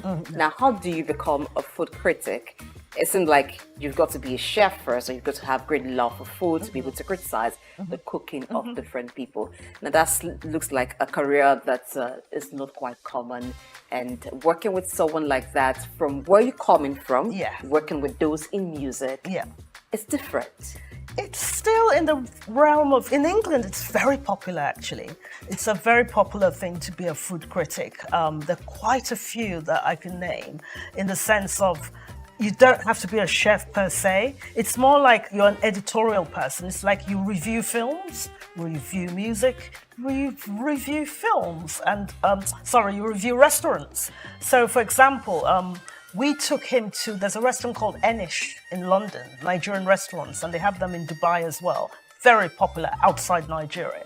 And the people, critics have often said, we've written about food, Italian food, Spanish food, why not Nigerian food? And what I've really admired about him is that because he's written books, he writes recipes, and he works with chefs, and that's what food critics do.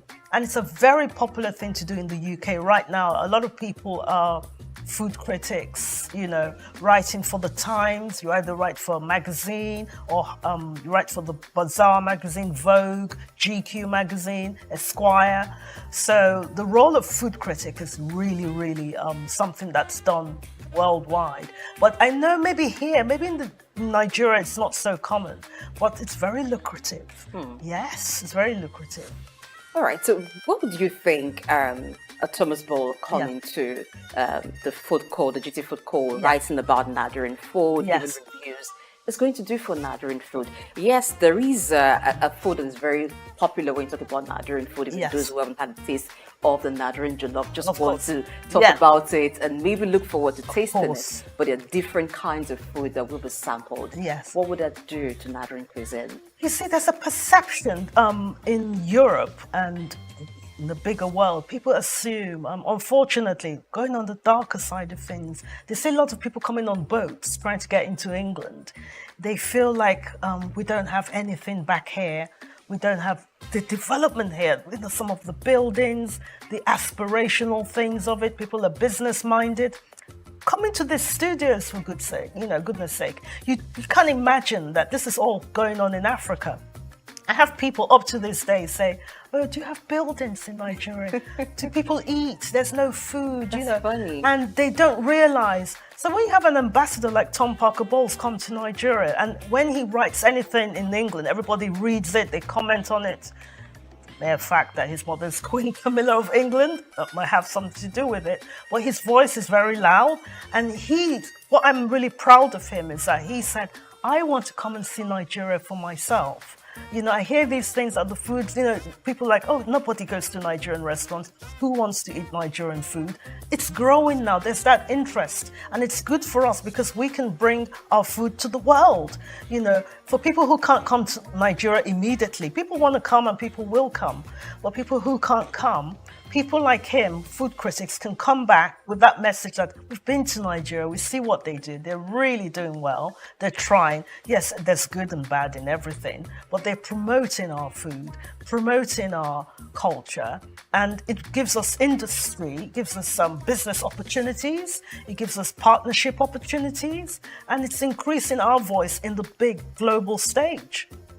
I'd like to get back to your first love, which is being publicist for entertainers. Yes. Now, in Nigeria, we have A-list artists that are known worldwide. Yes. They have managers. Yes. Some of them also have publicists. Yes. Looking at the way they're managed and the way publicists run, is there a thing or two you think they need to know and understand when working with artists? How could it also help their career? I think to realize sometimes it's not overnight and it shouldn't be so gimmicky. A lot of the time people want Instagram followers and let's do this crazy thing or let's do that crazy. You want it to last, you want longevity. So it might be that, we all love Burna Boy or whoever, the big man thoroughly enjoyed it. Thank you. Let us record, produce, mix and master your audio like nobody does. Reach us on our contact today for the best quality job.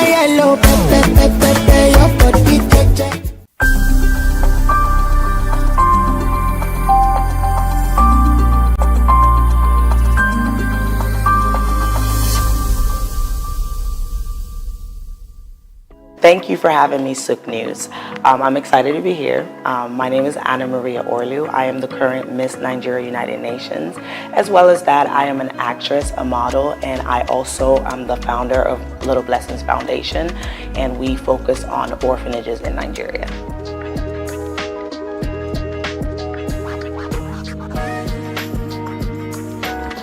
For me, I feel like it's about bridging the gap between like how the UN can help Nigeria and what ways we can like kind of be a part of the United Nations as a whole. I feel like every pageant queen picks a route that they go towards, right? So some people pick to bridge the gap between like health, bridge the gap, education. I've chosen to help children and orphanages.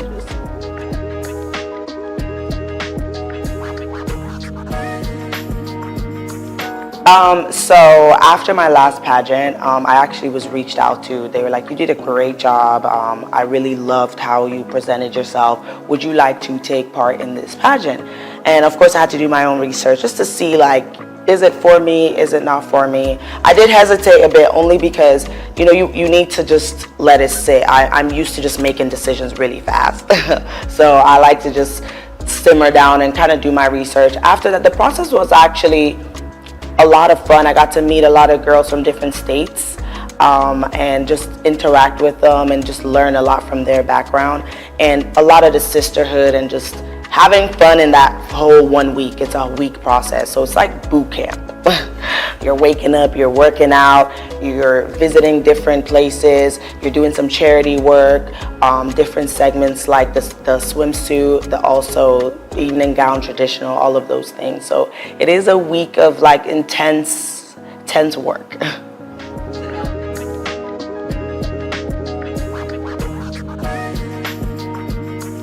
It's been good. I think that for me, it's all about what you can do with the crown and not necessarily like the crown, right? The person wearing the crown. What is your interest? How passionate are you? And for me, it's always been important to relate with the everyday girl. Like just because I have a crown on my head does not mean that I cannot go feed the homeless. Doesn't mean that I cannot like be in the streets doing other things with like that may not be what I live like. So I definitely think that it's opened my eyes to like different opportunities as well, and just like making sure that I am sticking to what my purpose is, and which I think that is my Little Blessings Foundation.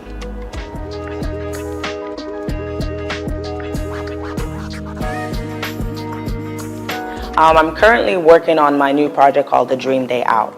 So basically what it does, it takes children in the orphanages to like amusement parks, zoos, all the things that children don't get to do in those places because they only go to the school and come back. I want them to feel like children. I want them to be able to just not worry about the circumstances, even if it's just for like 5-6 hours. My foundation already donates clothes, shoes, school supplies already. So I just wanted to kick it up a notch and just like try something else that would just enrich their life a little bit.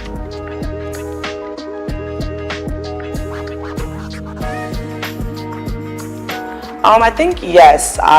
For me, I was a foster kid for 10 years, and I think like I might not have got like the same childhood as everybody. Go to different things just because who was gonna fund that? Who was gonna take us to the zoo and the park and like things that we really wanted to do?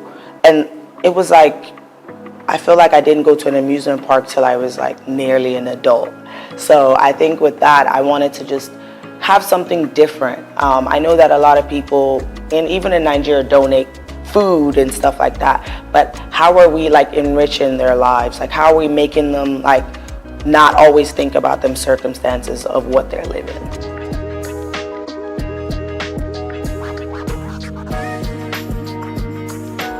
That's a really good question. For me, I think that my family also have done a really good job with that as well. My dad is always in Nigeria, and he tried to instill that you're Nigerian no matter what. My mom as well.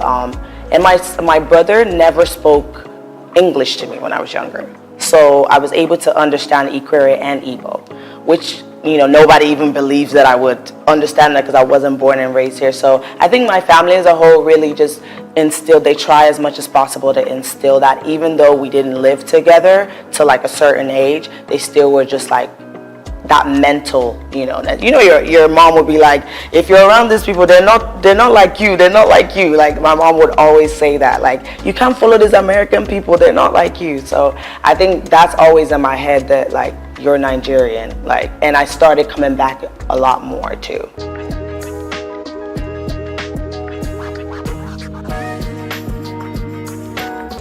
For me, it's always been, anything I'm doing, I have to start at home. I have to start at home because that's where it feels right. That's the purest way to do it for me. So even though now I could go try to be Miss Ireland, but I know that I've done Nigeria first, and that's who I represent at the end of the day, always.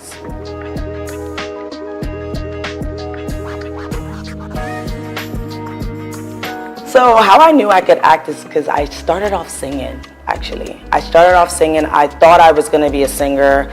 I was very annoying to my family. I was singing everywhere we went. My mom actually encouraged it. She'd be like, go sing at church, go sing.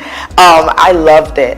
And then I got into musical theater because they were like, oh, you could sing. We need somebody who could sing. And that's how I got into acting, because with musical theater, you have to act and sing. So after, I was like, wow, like, I love this. This is what I want to do. I want to, watching yourself, it's so surreal, because how other people perceive your work, so if somebody sees something that I do and they're like, oh my God, like, I really, like, you touched me, like, I believed what you were saying. And that's the stories I want to tell. So I think, like, after the music theater, I was like, I want to act. Like, acting is the destination, and there might be other routes, and I'm just grateful that God blessed me with other talents. Like, I sing, I also dance, and modeling. I just feel like everything would lead me into, like, the final destination, which is acting.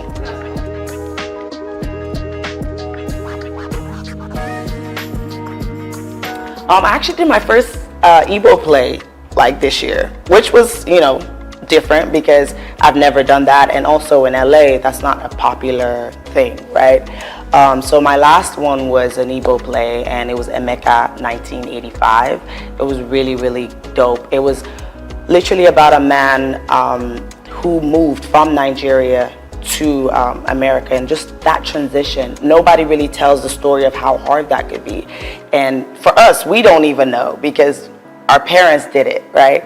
So that was a really provoking story to tell as well. I really enjoyed that.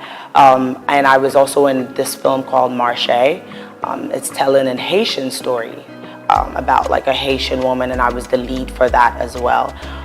There's a lot of films, and short films, feature films, movies that I've done that I feel like they always tell like provoking stories, and that's really what I love.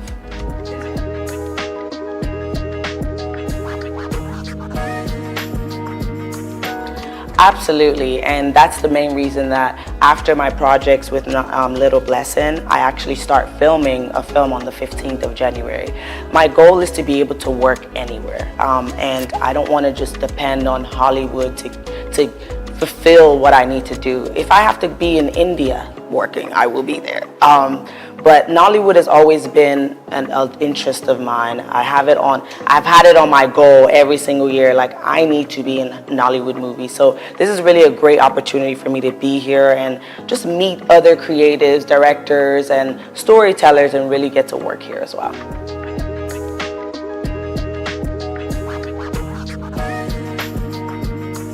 I actually do. I work from home, so I have my laptop. But right now I am a social worker, but I work from home. I think that for me, just my background and my childhood, I never wanted to be a broke artist. Being an artist is so hard where, like, you know, it's not stable. One day you have a role and you're working 5 days, and then another 2 months you might not have anything. You're auditioning, you're trying to get something.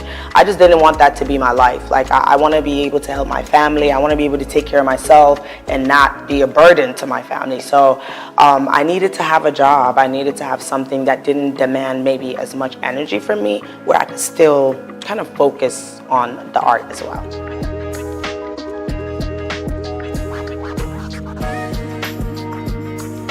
I would say definitely acting. If I can act every day and not have to do anything else, that's the goal. Like, that's really the goal. I'd rather not do any of those things, really. I think that entertainment has always been where I'm supposed to be. And I'm lucky enough that, like, I knew that from a young age, you know. A lot of people don't know what they want to do, and they spend a long time, like, trying to find it, explore different things. From a very young age, I already knew that, okay, you're gonna go to school, because you will not hear the end of it from your parents if you don't, but you're still gonna go and do entertainment.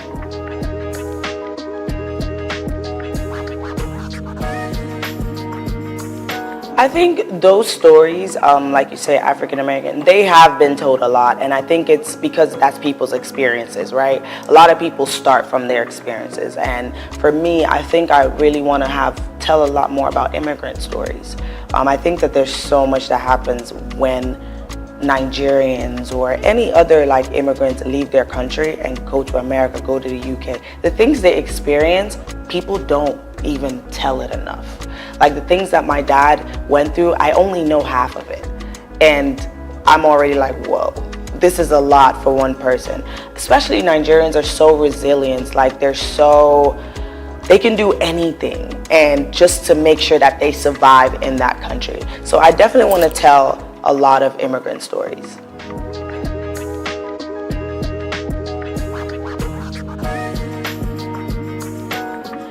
I think it's really, in 2024, it's how she was treated was terrible. Like, Nigerians are everywhere. So for me, when I first saw that, I was thinking, I lived in Ireland all my life. If somebody told me that I couldn't compete for Miss Ireland, why not? Why? I have been living there all my life. So I think that it definitely made me feel like, are we moving forward? Like, are we actually, like, as a society, that shouldn't be a thing in 2024. But I'm just happy that she actually went back to her people, because those are the first people who are going to accept you first, right? And look where she is now. So I think that everything probably led her to where she was supposed to be.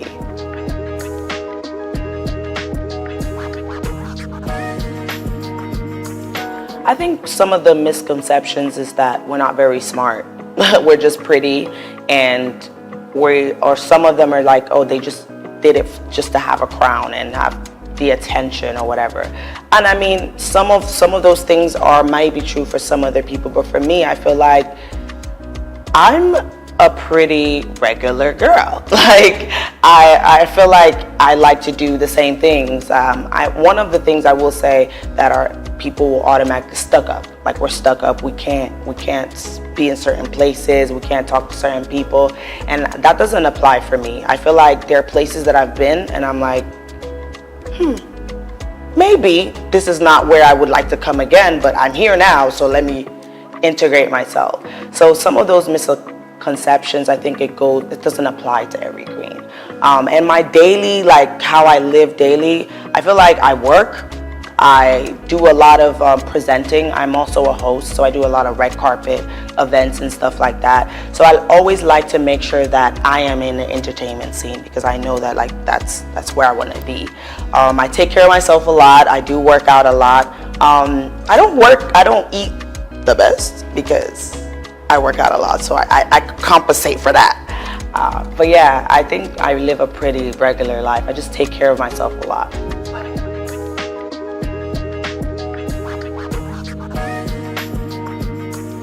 The rest part lacks. I think probably don't sleep enough, but it's just the passion, really. It's the passion to want to do all these things. I think that even my social life is actually pretty good. Like I go out pretty regularly with my friends and I travel a lot. I think traveling is really my safe haven. It's where like I feel like, okay, this is where I get to do something I want to do. Like traveling and working out. Those are the two things that I'm like, okay, this keeps me sane.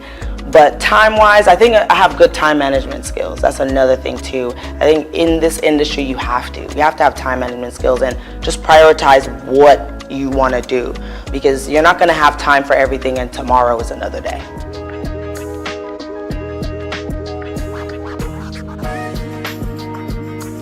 So before Miss Nigeria United Nations, I started Little Blessings. So I started Little Blessings like maybe 7 months before I actually did the pageant. So I already had that going where I was supplying shoes, clothes, things like that. So then Dream Day Out came after I became the queen. And I think my mission is just to keep adding initiatives that are gonna enrich these kids' lives, right? Next thing, I want to start looking for grants to fix the orphanages up, because some of them are in such a bad condition. And I think that if we're setting these children up for success, it starts at home. It starts with the basic needs. Like, if you don't have clothes to wear, you're not going to go to school and feel like you want to learn. If your environment is traumatic, you're not going to have that space to want to even be a doctor or a nurse or whatever it is that they might want to be, right? So I think it's just, I want to start with the basic needs. Like, your home needs to be together. Some of the orphanages have holes in them, like water coming, and the kids are comfortable. They just hop over the bucket. And I'm looking around like, wait, this is okay? So I just want to start off with like building that up, and then go and add more and more orphanages that I'm sponsoring. So start getting some from the east. Right now I have in Port Harcourt as well. So just adding more and seeing how we can make a difference that way.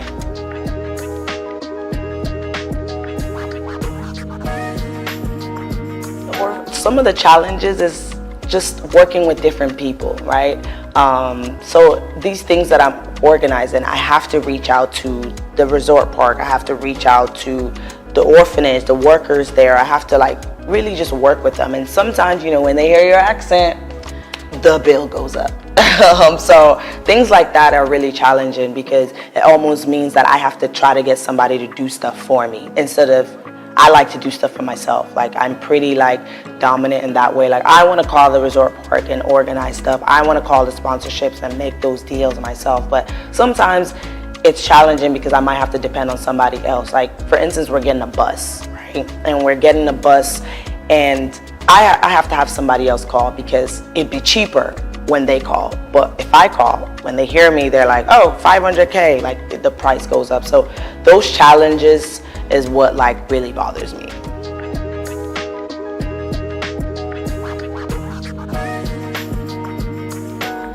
I think it's just believing that anything is possible. I think that I truly like believe that like I have to make it. And also like your background as well should motivate you, because I didn't come from like an easy background, and for me, I was like, it cannot get down there, so it has to go up. Going to school was very like beneficial to me because I was able to like actually make money, take care of myself, and sponsor my goals. You have to be able to sponsor your goals. Just for acting, you need headshots, you need show reels, like all those things cost money. So I think just first thing, just believing that anything is possible and it doesn't matter what anybody else tells you. Like, nobody can tell me today that I'm not gonna make it, and I would believe them. And surrounding yourself with people who really like believe that about you too. Like, it took me years to even tell my dad that I was into entertainment, because I had to block out that negativeness. And it's not that they mean it, but you know, African parents, they're focused on stability, and entertainment doesn't sound very stable. So I don't want anybody to project their negativity on me to make me feel like I'm not going to be where I want to be. So that's one thing I had to just block that out. My dad found out that I was Miss Nigeria like after I won, not even through the process. Because I don't want anyone to tell me that, oh, you know, You might not get it. You might not know. Why not? Why don't I have those opportunities? So that's why it's really important for me to like try to create those opportunities for other people as well.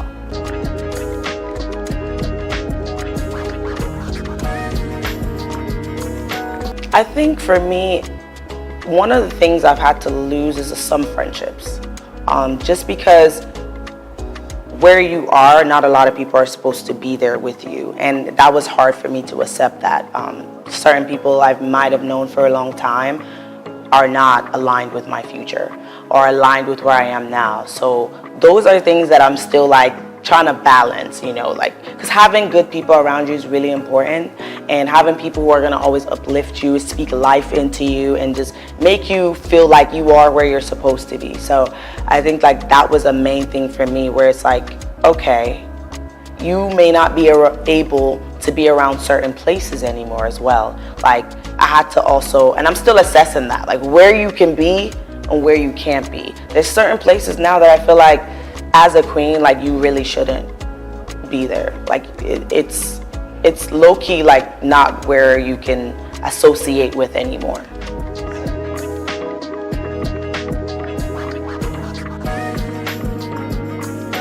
Some of the upsides is being in certain rooms where you wouldn't have been able to be in as maybe like a regular person, right? Being able to speak to people who are actually change makers, being able to get sponsorships and fundraising, things like that. It's harder. It was harder for me when I wasn't a queen, but I was still trying.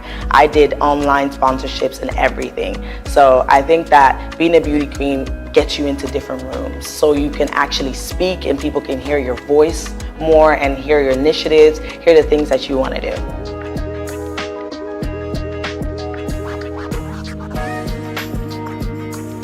Oh, wow. First of all, I love how dramatic Nigerians are. Like, I think it makes my day. Sometimes we're just driving and I'm just looking and everybody is just, it's like a movie. Like, and I love how successful Nigerians are. Like, when you leave Nigeria and you see Nigerians in different countries, like, we are doing amazing things. There's like, out of all the African countries, I just love how determined, how hardworking, resilient, like things now that I see some of my friends in Nigeria do, I'm like, wow, this took you all day. They're like, oh, no, it's no problem. Like, it's not a big deal. But for me, I'm like, that's all day. So I just love how resilient we are, how nothing can stop us. Like, we are literally unstoppable in every country that we go to. And even some of my Ghanaian friends would be like, I love Nigerians. I love how you guys can just work so hard, but also play so hard too. So yeah, and the food. I can eat. I can eat.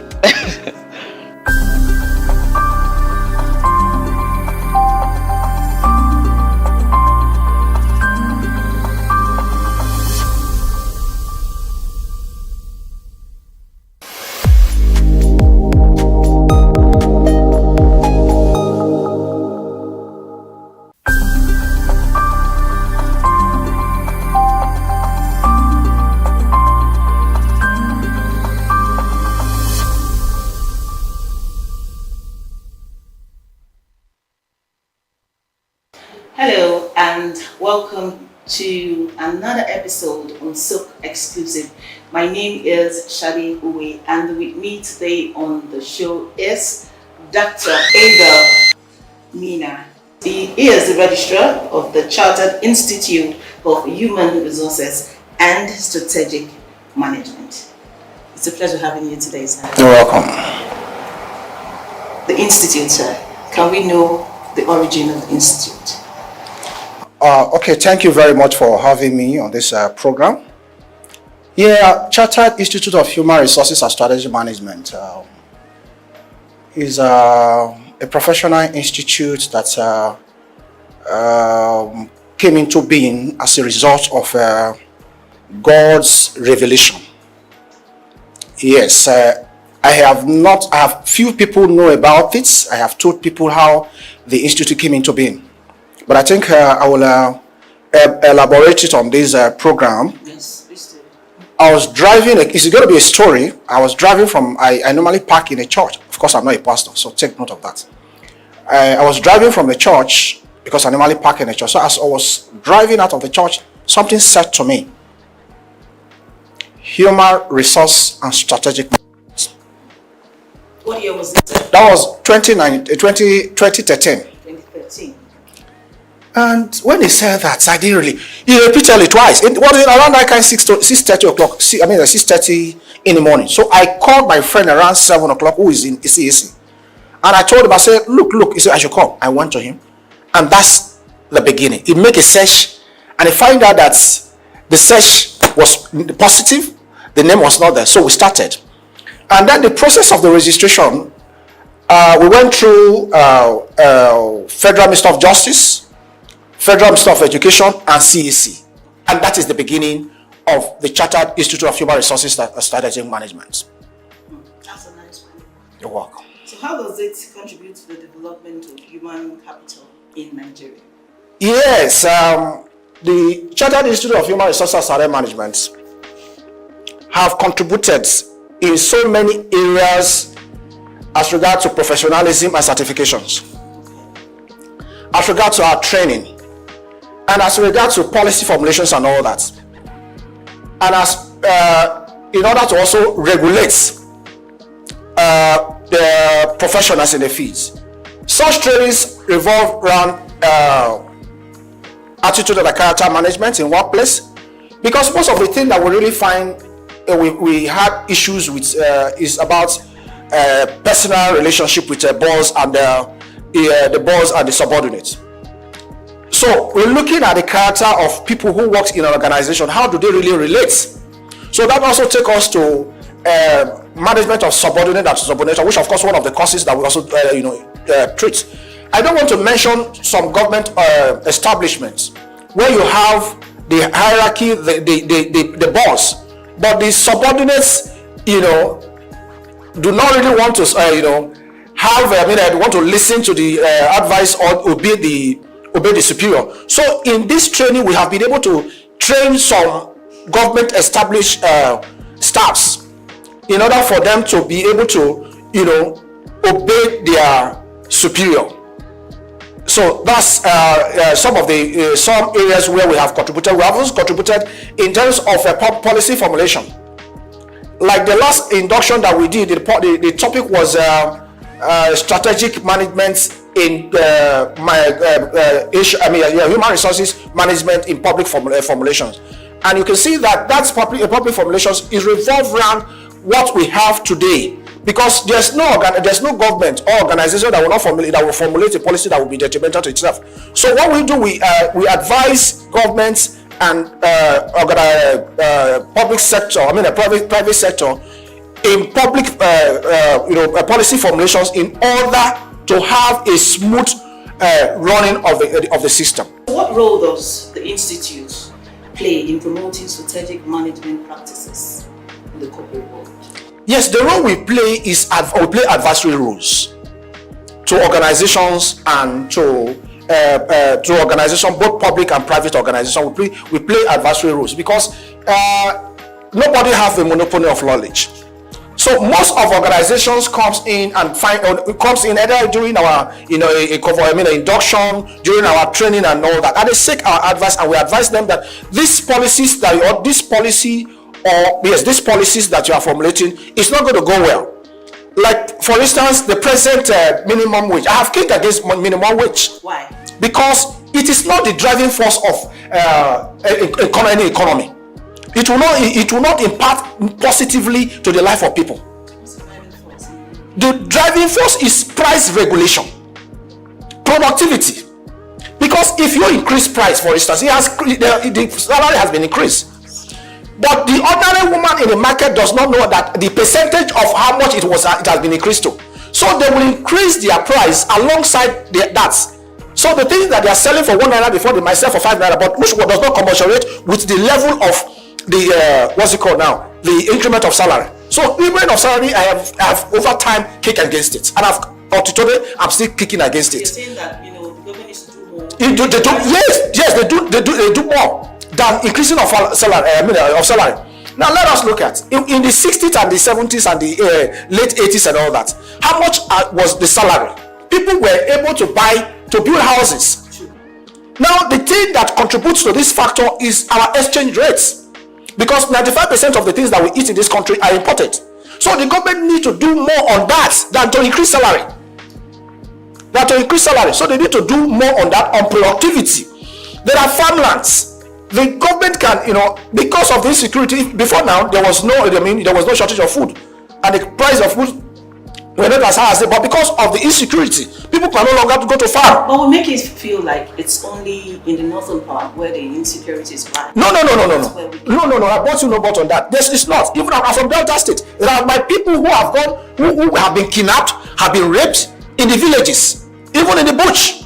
When they went to farm, they raped them and all that. So fear has even come. They don't even go to farm anymore. So that means that if there is, positive security level in Nigeria, it means it is not. It is a known fact. It is a known fact all over. Before now, in the early 60s, I grew up in the village, in a small town, in a small village. I went to the farm. After school, we go to the farm. We call our friends together. Then we go to his mother's farm. The next week or so, we go to our mother's farm. That's what we do. We're doing that. But now that you're in Lagos, do you farm here? I don't farm here, but of course I have a farm in the village. But people no longer, they can't go there because of the security. And of course, when you talk about Lagos, where's a farmland that you can farm apart from Ikorodu and all that, and some part of Ekpe and all that, Alagbado and all that. That's where you can farm. But how many people are ready? Because the facility for the farming is not also there. So the problem is the issue of productivity. Once we get it right, it's the system of demand and supply. When the demand is higher than the supply, there's no way that the price will not go high. Let us look at the bus conductors. When people are in the bus stop, they see a crowd of people. They will apply the law of supply and demand. But they will understand that is what they are applying. They will just use a fare that was 10 naira before, they can increase it to 20 naira, 30 naira. Because they have seen that there's so much crowd in that. Yes. So they will increase it. But of course, they don't know that they are applying the principle of demand and supply. So the thing is that once there is sufficient food, there's going to be drastic reduction of price of goods. Coupled with the increase of fuel presently, what do you think about? That's a whole lot. So now, when we talk about the policy, it is giving somebody 10 naira and you're giving somebody 10 naira with your left hand, and you are collecting it with 30 naira from your right hand. That is what it is. So the situation gets worse. It gets worse. That is what it is presently. Okay, so you've talked about the trainings that you do at the institute.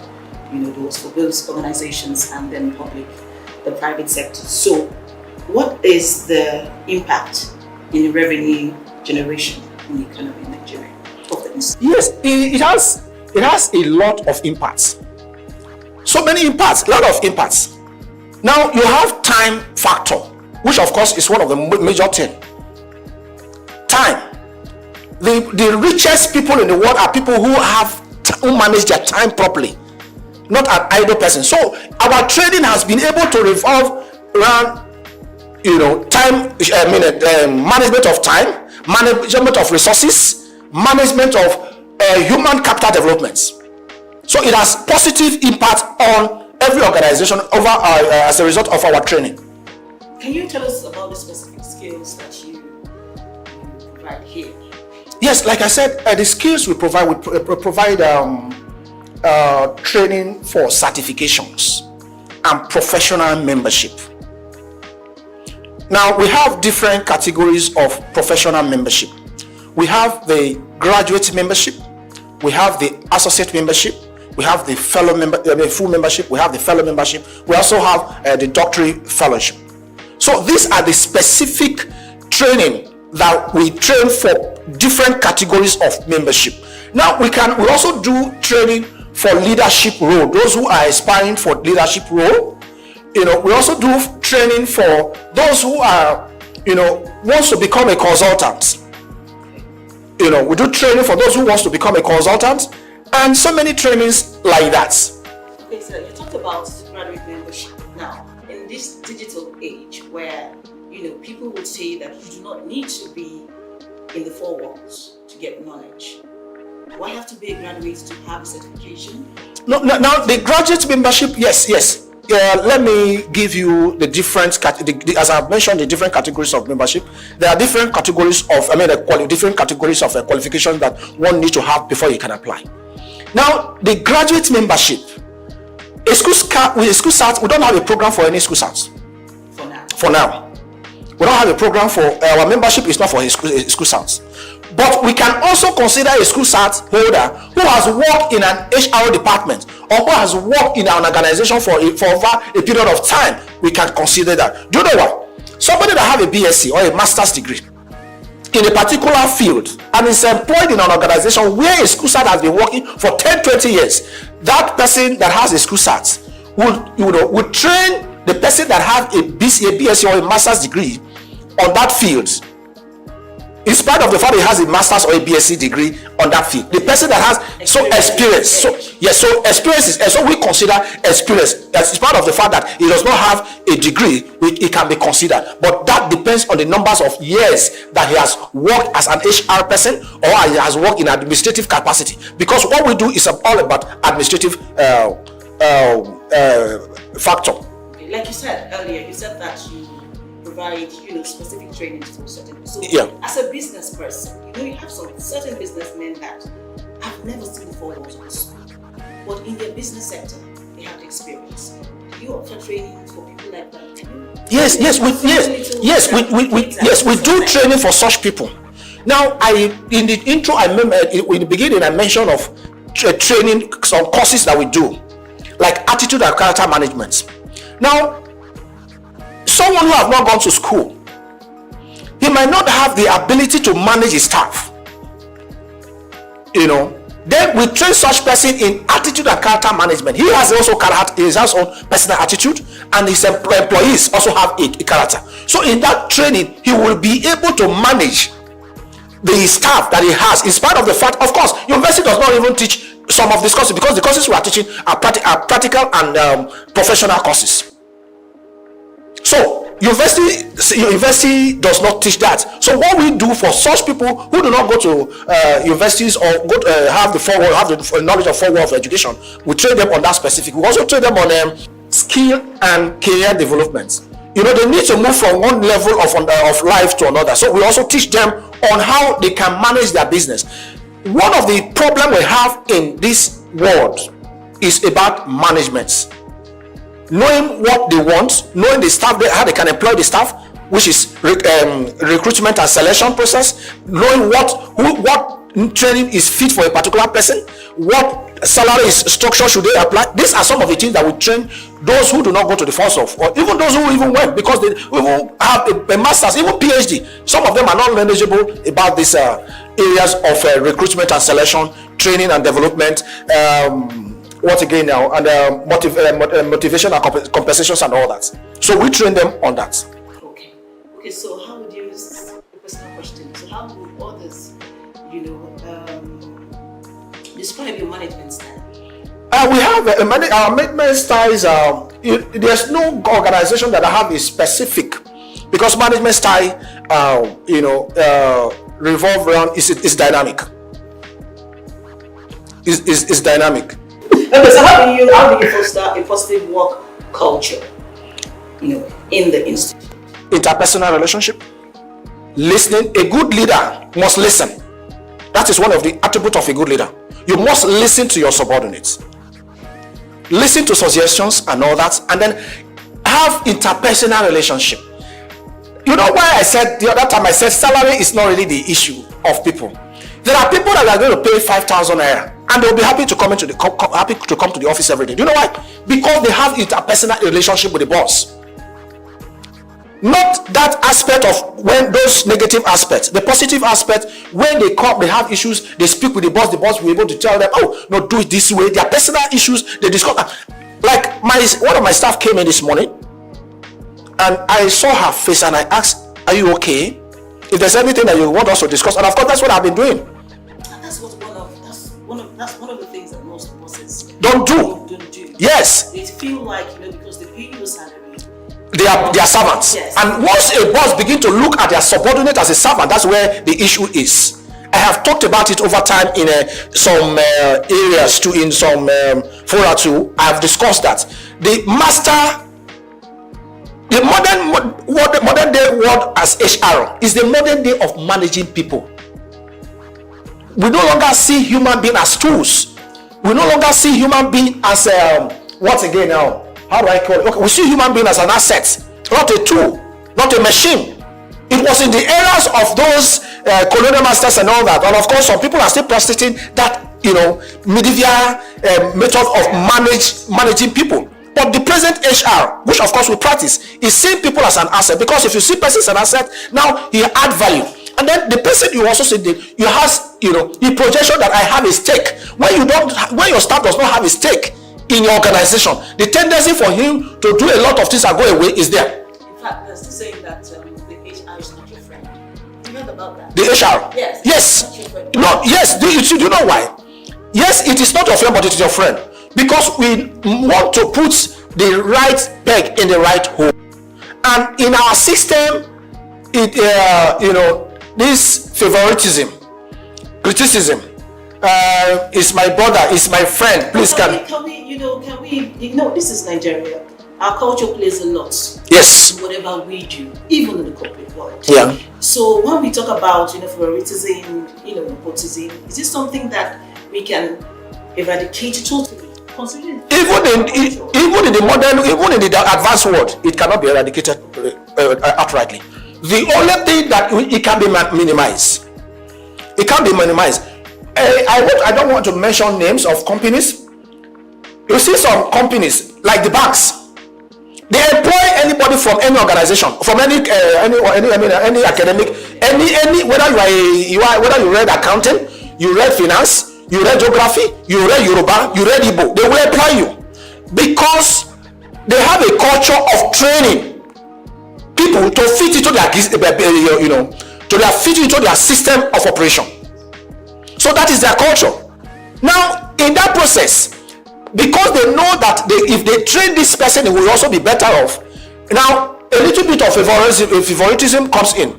A little bit of I know him, I know you. Please give the person no. But in that situation, that does not mean that yes, if the person is employed in that area capacity, he will be trained, and based on that, it can be. But in a situation where the management organized, because I know some of organizations, they don't train their staff.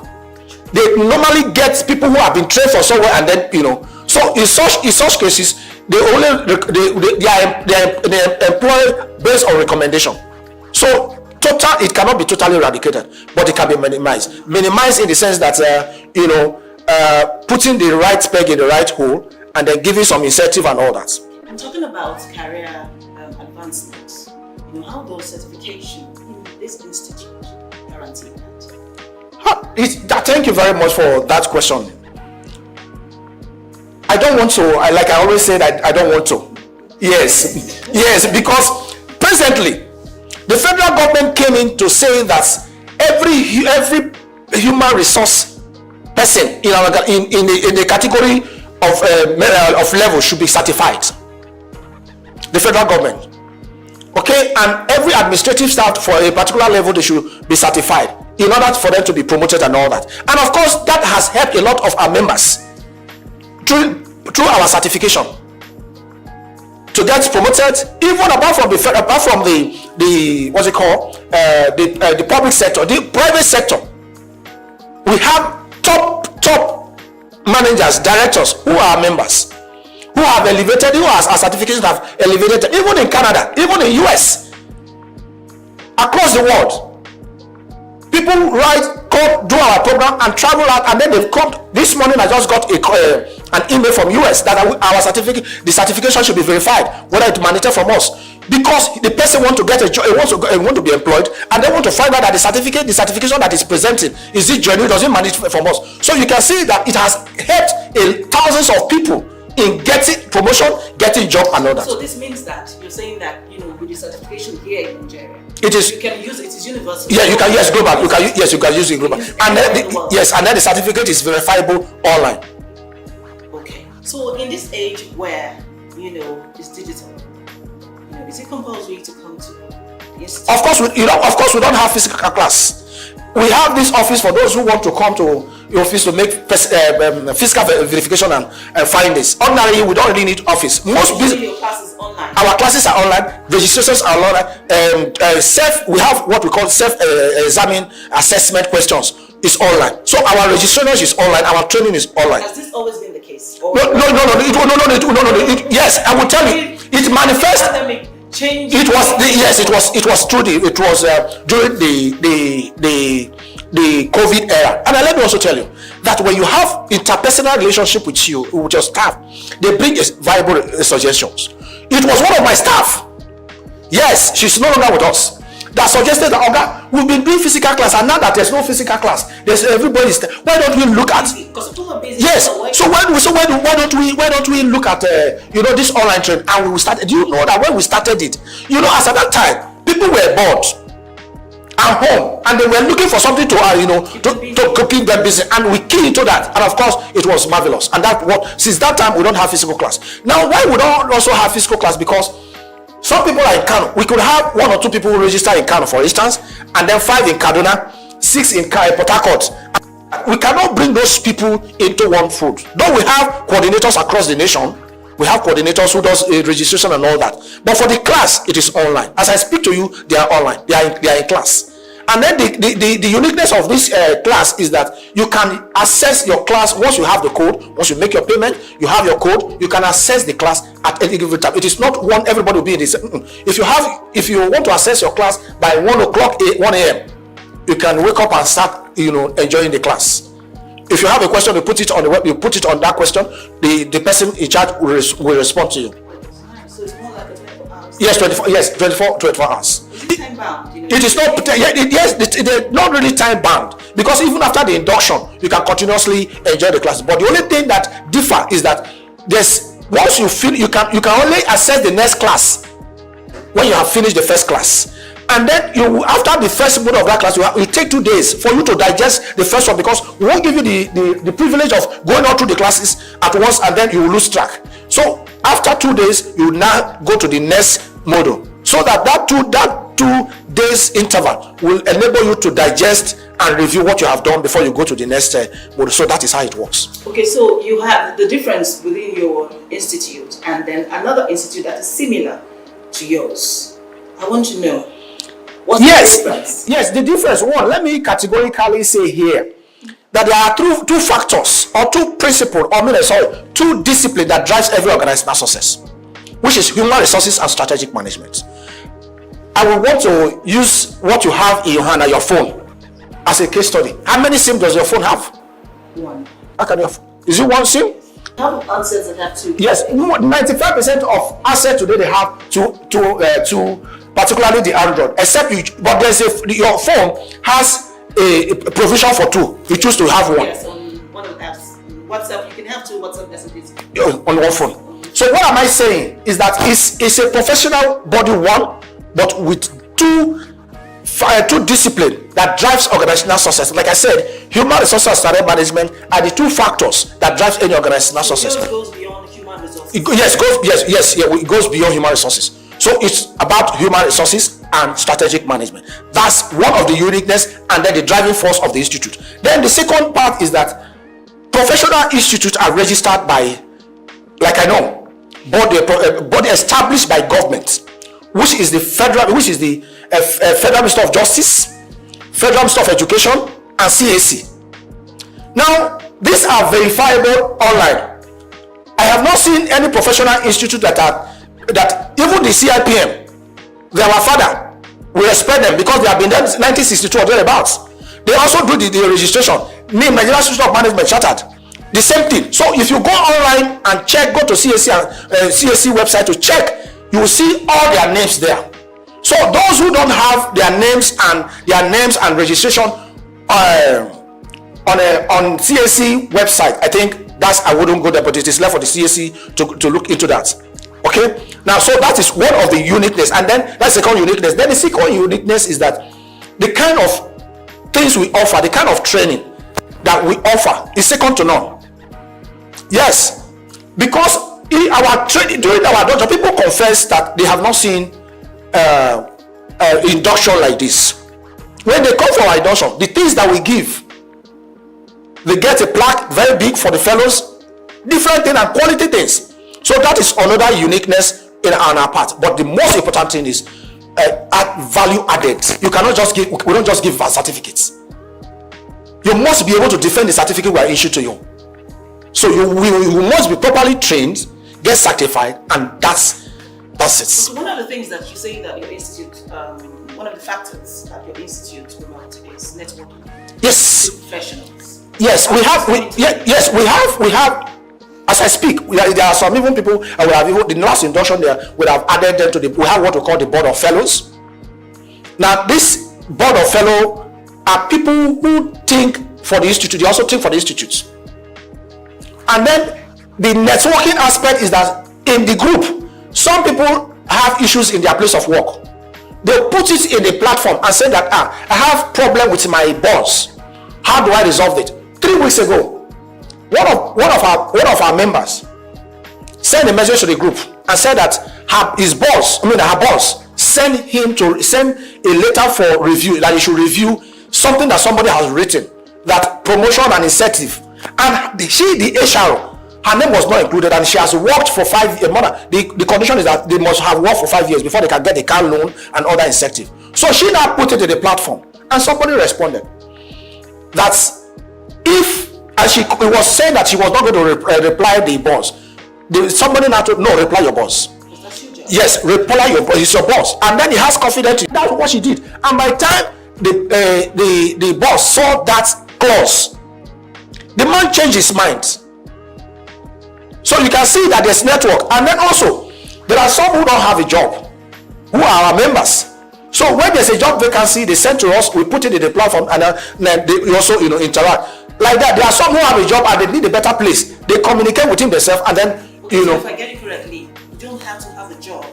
No, you don't need, even the thing, it is even more, it is better off when you don't have a job. So you get a certification. You get it, yes. If you look at today's adverts,